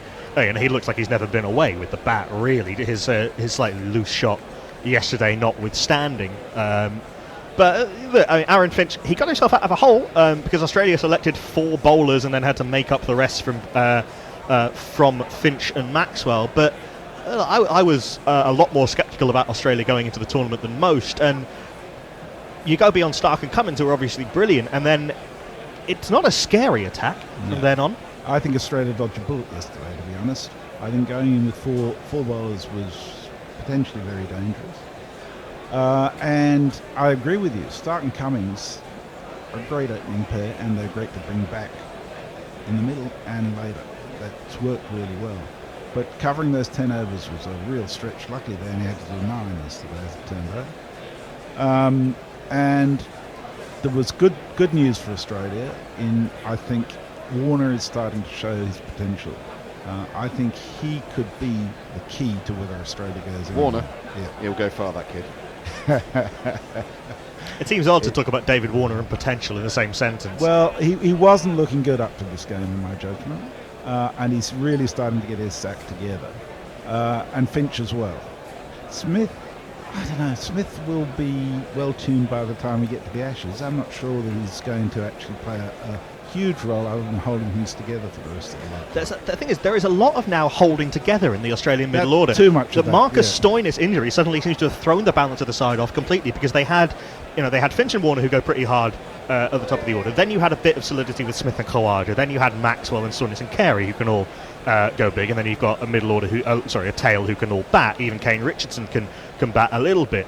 But now you've got having Khawaja, Smith and Sean Marsh all in the same middle order. Now that's actually all right if you lose early wickets and have to rebuild, but in a situation where they were in yesterday where actually they should have kicked on, once Maxwell got out, there just didn't seem to be a plan. No, well, I think promote Carey. Sorry, yeah, Carey went well, but I think the biggest problem is Australia actually doesn't have a class all-rounder. I don't think Stoinis hacks it either as a bowler or as a batsman. No, Maxwell's a great batsman, potentially. He's a really fantastic fielder. I think as a bowler, he's middling. Stoinis doesn't hack it. Mitch Marsh and Stoinis are much of muchness in terms of capacity. Marcus Stoinis has played a couple of brilliant innings, mostly in doomed situations. There was that amazing 100 against New Zealand where he nearly won the game by himself. Yes. And he's bowled well at the death a couple of times, and took that wonderful caught and bowled against India. Mitch Marsh does have an ODI fifer. It was one of the worst ODI fifers I've ever seen in the Australia's opening match of the last World Cup against England. And yeah, he can be a very powerful hitter straight down the ground. I think on a true pitch he could be of some use, and that he's a very, very good fielder. But Mitchell Marsh has underwhelmed throughout his entire international career. And also, world-class all-rounders on the world stage are as rare as rocking horse shit. Oh, I aren't agree, they? but They this is really are. why I think we've got Australia's in trouble. Shakib Al Hassan, we've got Ben Stokes. I think you're a bit harsh on Glenn Maxwell there. I take your point. His bowling, he probably wouldn't get in a side just on his bowling. I suppose that's the test. However, he is box office. He hates the big show tag, but he is that. I think we're going to come and talk about a piece of his fielding in a moment, but Hello, something vaguely resembling cricket is going to break out. It has stopped raining at Old Trafford. We are going to get back on. We're going to have a restart in just a few minutes between India and Pakistan in this 22nd game of the 2019 Men's World Cup. Pakistan have 5 more overs to bat. The innings reduced to 40 overs. The revised target is 302, which means that Pakistan need a further 136 of the last 5 overs at over 27 runs and over. It's happening. We're doing it because we love you. And we promised to cover every ball of the World Cup. However silly they may be. Well, yep, it's jingle up the bowler it in a is minute. definitely happening. Well, we don't actually know who's Chahal. Yes, so Yuzvendra Chahal is back. They snuck back on us, and he bowls outside of stump and is driven by Shadab Khan out into the legs offside, down to Hardik Pandya at mid-off. They come through for the single. If I can find him, where's he hiding in this rather weird? Yuzvendra Chahal is in there at number 12. Oh, there he is. Knowing me, knowing you, there is nothing we can do. Knowing me, knowing you. We have called the final power play, so only no more than 5 fielders allowed outside the circle. Chahal tosses this up, bowls a googly well outside off stump. Imad Wasim, who will jingle up in a second, along with the other batsman Shadab Khan, leaves alone, and it's signalled a wide by Murray Erasmus. If he keeps bowling those, you never know. Signalled a wide by Murray Erasmus. Oh, of course it was. Signalled a wide by Murray Erasmus. Yes, all right. Thank he's you. in again. Another googly, another short ball, which is cut by Imad Wasim out to KL Rahul, or the deep point boundary. They come through for a single. Do you know what? I can't be bothered with the wide. Wide. Can we jingle up the batsman? We can definitely do that for you. We'll start with... As Chahal is in, slip in place as this is turns away from Shadab Khan, who drops it into the offside. They take a single. Here's one of them. But she got me on the counter. She got me banging on the sofa. I even had her in the shower. She even got me on camera. Saw the marks on my shoulder. Heard the words that I told her. Chahal in bowling the 4th ball of his 6th over. Bowls a googly, which Imad has a wild slash at. It started as a cut shot, ended as a pull shot, and in both cases he missed. Through to Dennis Dhoni, there is no run. What's the matter, you? Show a little respect. The leg is spitting his heart, but he turns it. This is tossed up outside off stump, held back from Chahal, and Imad has a yahoo, and it rolls off the bottom part of the bat down to Hardik at long on. They come through for a single. Leah is really hoping that His Holiness bowls some right arm crap right now. Not even he will concede 26 and over. Yeah, I mean, I really can't stand watching Kohli bowl, but in this circumstance, I could kind of understand it. Last ball of the 36th over, what is now a 40 over innings, as this is tossed up by Chahal. Shadab tries to drive, toe ends it, but it loops up in the air, and no one's going to run in too hard to try and take diving catches at this stage. It bounces in between cover running back and deep point running in. Just a single, and Pakistan are 172 for 6 off 36 overs, needing lots. I mean, there's another consideration you've got to think about here is, would either team really want to be out there playing? They're going to risk injury on what can't be a fully dry outfield. Then again, if someone sneaks into the playoffs, the semi-finals, because of net run rate. Well, yes. I don't think Jules is jogging home with a rucksack and an Aston Villa kit. The umpires don't really have much of a choice. If they can play, they have to play. Somewhat surprisingly, this man is going to come on and bowl the 37th over. It is.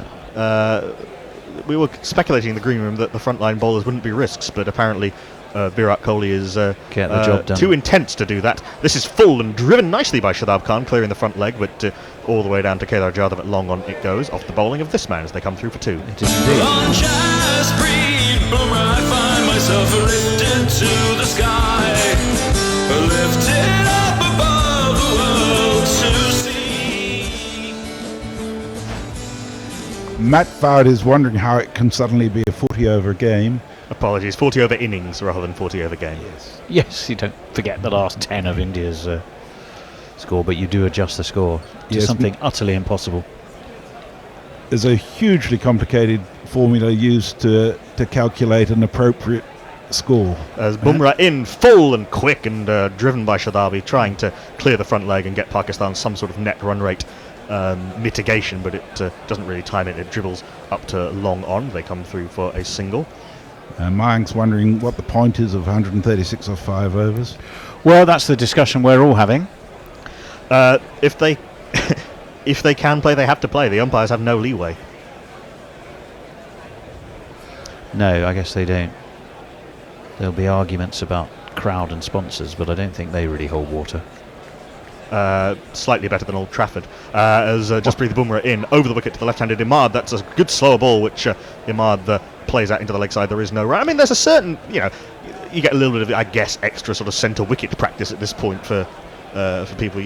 If you were if you were working on a flipper, this is the time to try it. I've discovered the reason. It's so Abhishek Chopra could join us.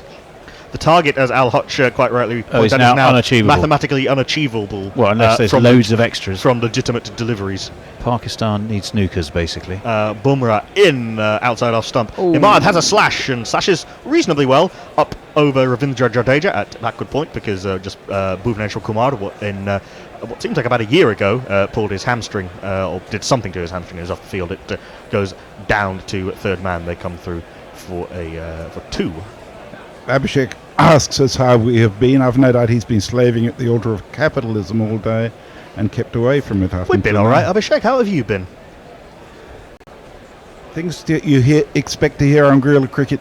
Hold on. As Bumrah's in, penultimate ball of the over is a short ball, which is angled across Imad Wasim. He plays this quite pleasantly out into the offside. No one's really putting in any great effort to field it. And Vijay Shankar, who's had quite the day, fields, took a wicket with his very first ball of his World Cup career. In fact, when he replaced Bhuvaneshwar Kumar partway through and over, and took a catch. Took a catch at deep mid wicket as well. Christ the Choir gives us things you expect to hear on Guerrilla Cricket number 180, which was a repeat of 1747 and 113.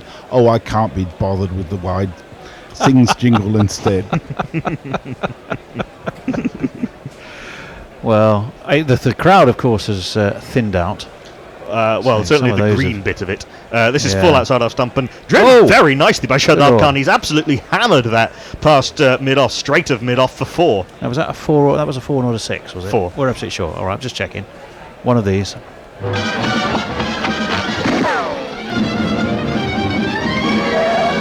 Six. Oh, sorry. 5. It fair rocketed along the turf. Pakistan 182 for 6, and with 3 overs left of this rain-reduced game, they need a frankly ridiculous 120. So unfortunately, that wasn't a 10 off that ball. 120 off 3 overs, yes? 40 runs and over. 40 and over. That's going to be tough. The Indian fans don't seem too bothered, and why would you be at this stage? Yeah, you can see that actually no one really in blue has moved that much unless they've gone to the pub or to a local restaurant, but the Pakistan fans apparently were leaving some time ago. I'm not normally an advocate of leaving early when your team's losing, but I can sort of understand it in these circumstances. Chahal is going to continue. Balls a googly, which starts too wide of off stump and turns wider off stump. Yeah, he's doing his best. He's went to Chahal. That's his second wide. Chahal bowls the first legitimate ball of the 37th over, which is a googly, which is spanked by Imad Wasim, and Kuldeep Yadav doesn't bother chasing it at mid-off and goes for 4. 1, 2, 3, 4. This is actually quite smart cricket by Pakistan, in my view. Well, I mean, it's in the circumstances. It's give it a whack, have some fun, freedom, and a little bit of range hitting practice for Imad Wasim and Shadab Khan, and why not?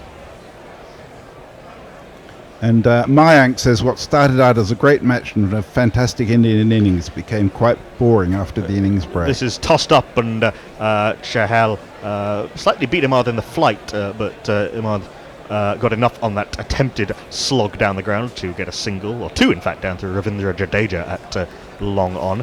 Yeah, look, it was an anticlimactic end to an amazing occasion always, but India had the game won long before the rain break. Certainly those 2 wickets in 3 balls from Kuldeep Yadav, and then the 2 and 2 from Hardik Pandya, Pakistan losing 4 for 12 in 3 overs, kind of broke the game as Chahal is in, tosses this up, and nicely bowled, dips on Imad Wasim, and he slogs this into the leg side, and it dribbles to the one-man saving one on the leg side. They come through for a single. And he says it's a fittingly idiotic end after the 3rd rain delay. At least India won, and anybody who was on the Guerrilla Cricket Bet of the Day will win as well. Yes, indeedy. They will. Yet another one. We're on a hat-trick, aren't we? This is tossed up. That's gone on. It's dipped on Shadab. He slogs into the leg side, and it's dropped by KL Rahul. So he'll be fined, and his runs contributed, runs saved, runs leaked stats will take a pounding.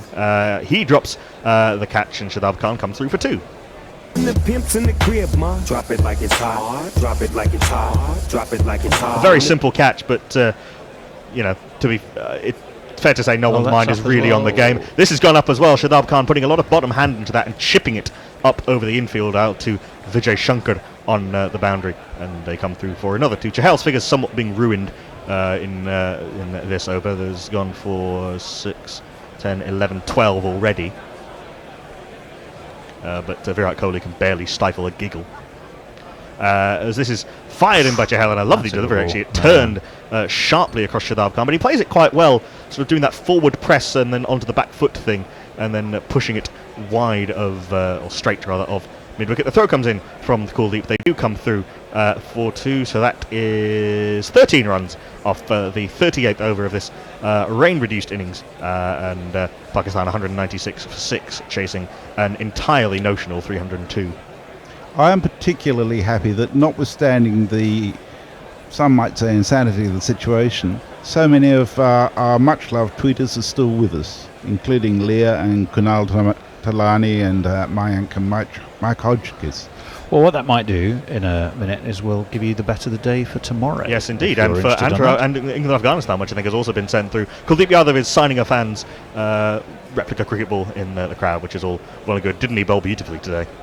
Delicious delivery to dismiss Babar Azam, and a nice bit of flight interception to get rid of Fakhar Zaman. Jasprit Bumrah bowling the penultimate over of this game. He's right arm over the wickets to Imad Wasim, yet to take a wicket today. It's full and driven hard by Imad Wasim. Murray Erasmus, if one man can indeed scatter, he scattered straight hard full.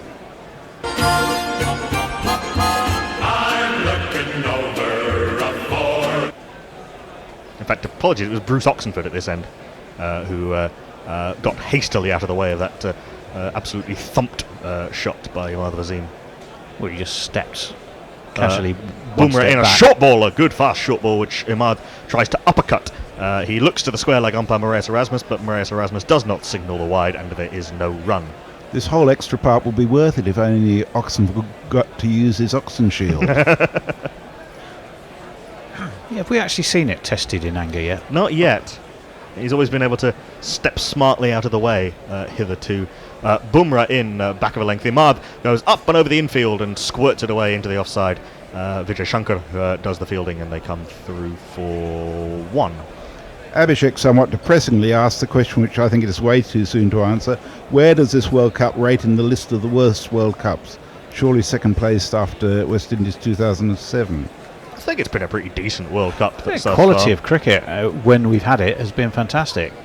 If you took the rain out of the equation and concentrated just on the matches we've seen, I don't think you'd feel shortchanged. And we're not yet halfway through the group stage. This is short and outside off stump and cut away hard by Shadab Khan out to KL Rahul on the point boundary. They come through for a single. So this is match 22. There are 45 matches in the group stages and then the 3 finals. So we've got a long way to go yet. Yeah, we have Yeah, absolutely. And as you say, Tony, there's been some really good cricket, even in games where the final scoreline was pretty one-sided. Well, the yeah, I mean, cricket's been pretty good. I'll tell. As give you a Bumrah for in short ball. And Dhoni almost drops it onto the helmet, so he almost got the 5 penalty runs, which would have been a little They seem to be doing their best. fun statistical quirk. But he drops it past the helmet, and there is no run. Flicked it over the helmet, actually, didn't he? Almost. One thinks that for some reason the Indian concentration might have declined a little. Yeah, well, somewhat. he was just got away with one there, didn't he? Short ball again from Bumrah. That's nicely played by Imad Wasim. Backing away, flicking it up over where the slips would have been, and it's going to be a no ball and a free hit. Good lord. As well as the 4. Well, it's one of And if you these. kids can't listen, and you bound to see the way you get shot for crossing a boundary, crossing a boundary. So Bumrah's figure's taking a pounding in this slightly weird end to the game. That actually wasn't a no ball. And it's going to be one of these. His foot landed behind the line, so the weirdness gets weirder and weirder. This is a full toss for the free hit, which is driven hard by Imad Wasim straight up to Kedar Jadhav at mid-off. He throws at the stumps, misses. They come through for a single. Bumrah, none for 52 off his 8 overs is what he'll finish with. But that doesn't tell the story. He bowled really, really well in his opening spell and really did trouble both Fakhar Zaman and Imam ul Haq. Pakistan, after 39 overs, are 208. So what do they need off this last over? They gang? need 94. 94 off the last over. That's so, a breeze. If you fancy placing a bet on that, no, I'm joking. It's less than 22 a ball, anyhow. James in Twickenham is establishing his true gorillaness by saying he's still listening and drinking. I just can't think of anything to tweet. Splendid. Cricket. And James, of course, will be in here on Thursday. Yes, he'll be he's our guest, isn't he? Yeah, he'll be our next Fantastic. listener to be experienced, as wonderfully donated, the cost of it donated by our friend in Canberra, Sally Sounded R56. scarily sinister when you said he's our next listener to be experienced. The man bowling the last over is the man who took 2 in 2 to dismiss Mohammad Hafiz and Shoaib Malik. We'll jingle him up in just a second. Oh, who are we? Sorry. Hardik Pandya, and yes. finishing things off from the James Anderson end is the man who'll be jingled after this ball. This is a short ball which outside off stump. Imad Wasim tries to practice his sort of A.B. de Villiers walking across to the off stump, rolling over and flicking it over his shoulder for 4 or 6. Misses it through to MS Dhoni. There is no run. This chap. And in breaking news, Hardik Pandya.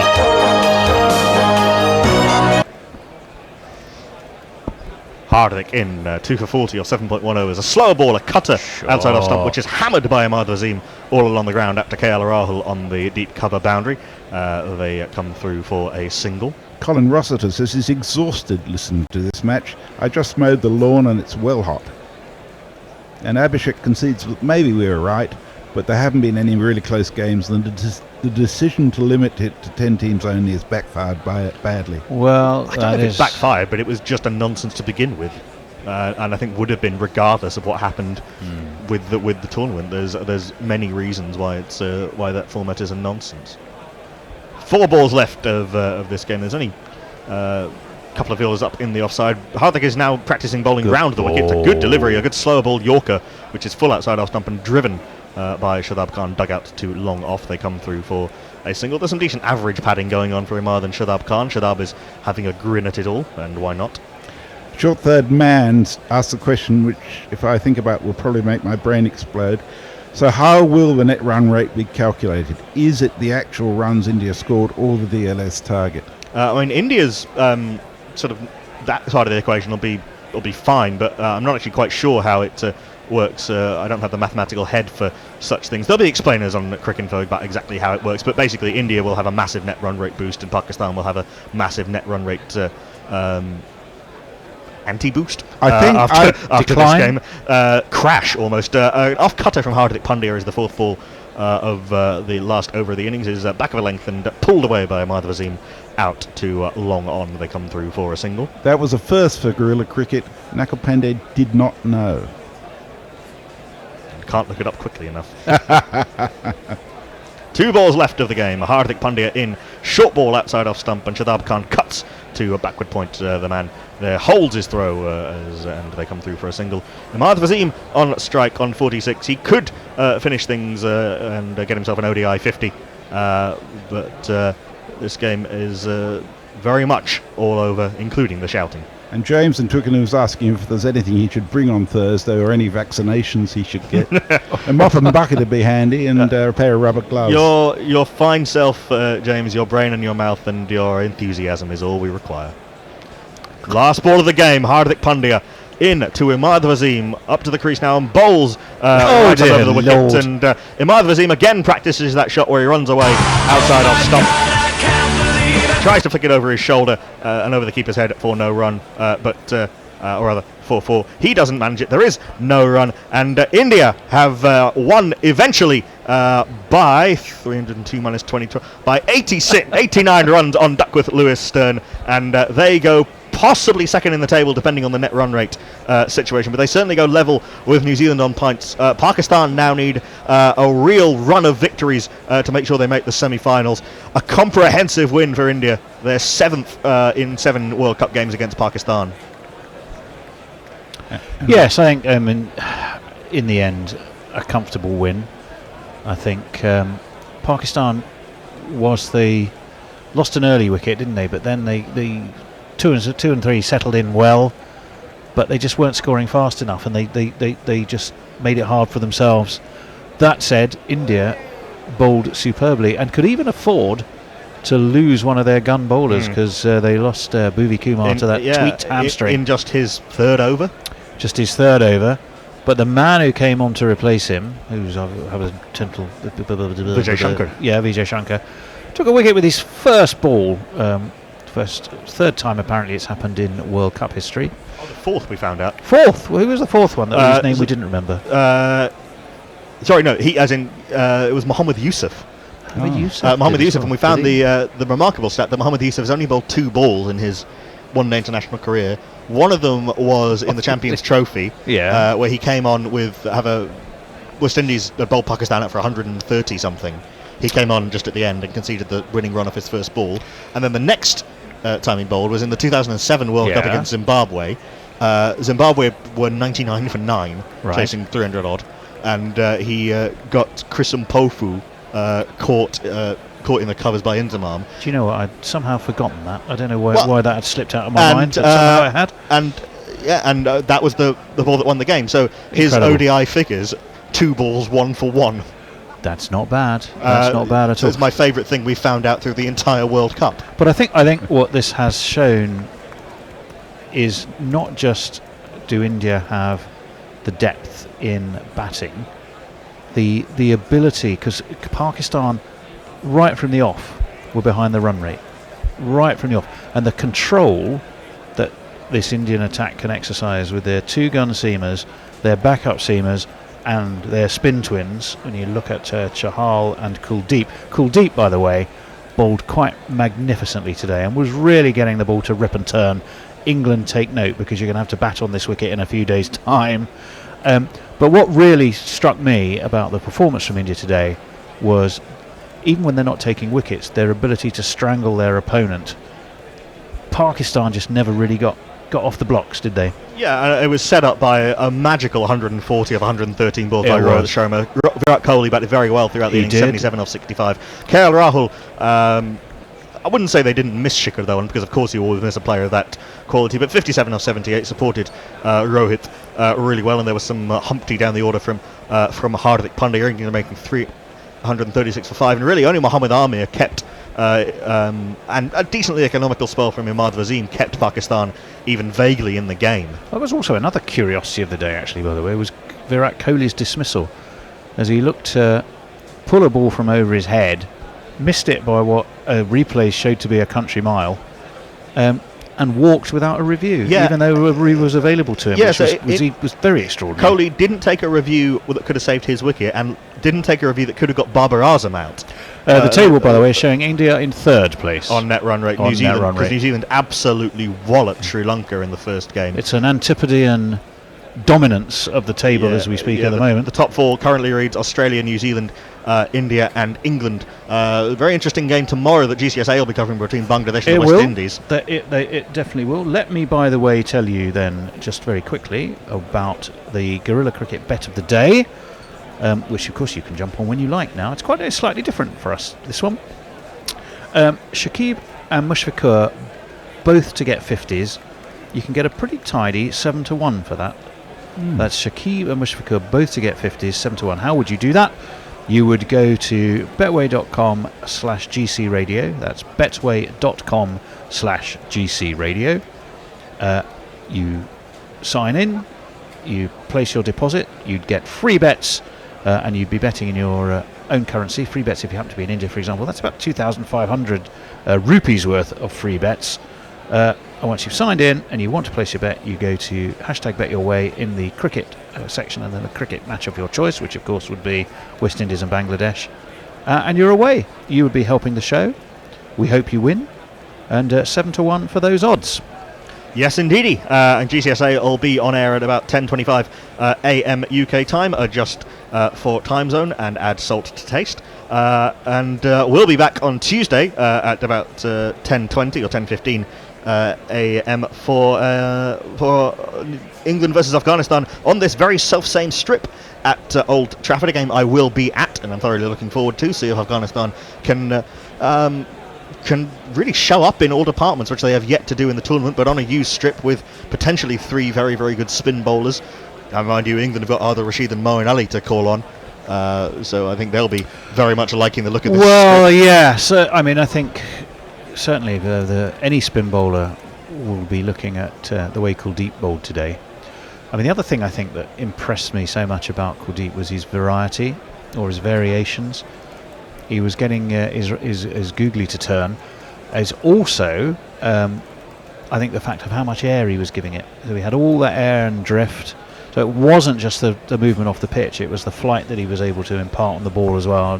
It was everything. It was made him a fearsome prospect to face. I think he was giving it air. He was ripping the ball. So the revolutions make him the complete package when he's bowling that, because he gets the drift, he gets the dip, which means you can't get to the pitch of the ball. Yeah. He gets the drift, which means it's suddenly not where you think it's going to be, and then he gets the turn to take advantage of that, whether he's bowling the googly or the stock ball, and he has really good control of his length. Was impressive stuff. It was really, really wonderful to watch. Anyway, should we just close out on the final tweets? Yeah, just a few tweets from those who've had the staying power to be with us. Some thank yous from Kunal Talani, who also tells us that Kohli walked because he heard his bat handle creak and thought he'd hit it. Jay Grover's thanking us, and he missed the reveal on the price of the sausage roll. He wants to know what it was. I think it was 26 quid? It was about 20, I think it was 28. 28 pounds was the price. And it was a pork pie, wasn't it? Well, I don't know. It was a pork either pie. way, it's enough to make you fall over. It did. Leah wants to mention that just 4 from Hardicks over is even more impressive considering the circumstances. Yep, agreed. Dr. Leonie Hicks thanking us. Thank you, Leonie. Well, thank you. And that's about it. Thank you all for being with us. Yeah. Very much so. Oh, and a goodbye from me. I won't be back until the finals. Yeah, we'll have you on for some of the semis? Both semis and the final. Both semis and the final. Thank you, Mr. Jones. It's been a pleasure having you on this side of the microphone. We thank you. We thank Al Hodge. We thank Rob Sutton. We thank Jules Fummel. We thank you, Tony Bishop. And it's goodbye from me, Knuckle M. Pandey. So join GCSA tomorrow from 10:25 a.m. UK time, and join us on Tuesday at 10:20 a.m. UK time for England Afghanistan. Remember, you can subscribe to the podcast on iTunes, Acast, or Spotify, or Podbean, and you can get it before anyone else by becoming a patron at patreon.com/Guerrilla Cricket. That'll be out next week. But until tomorrow, it's goodbye from everyone here at Guerrilla Cricket. Guerrilla Cricket.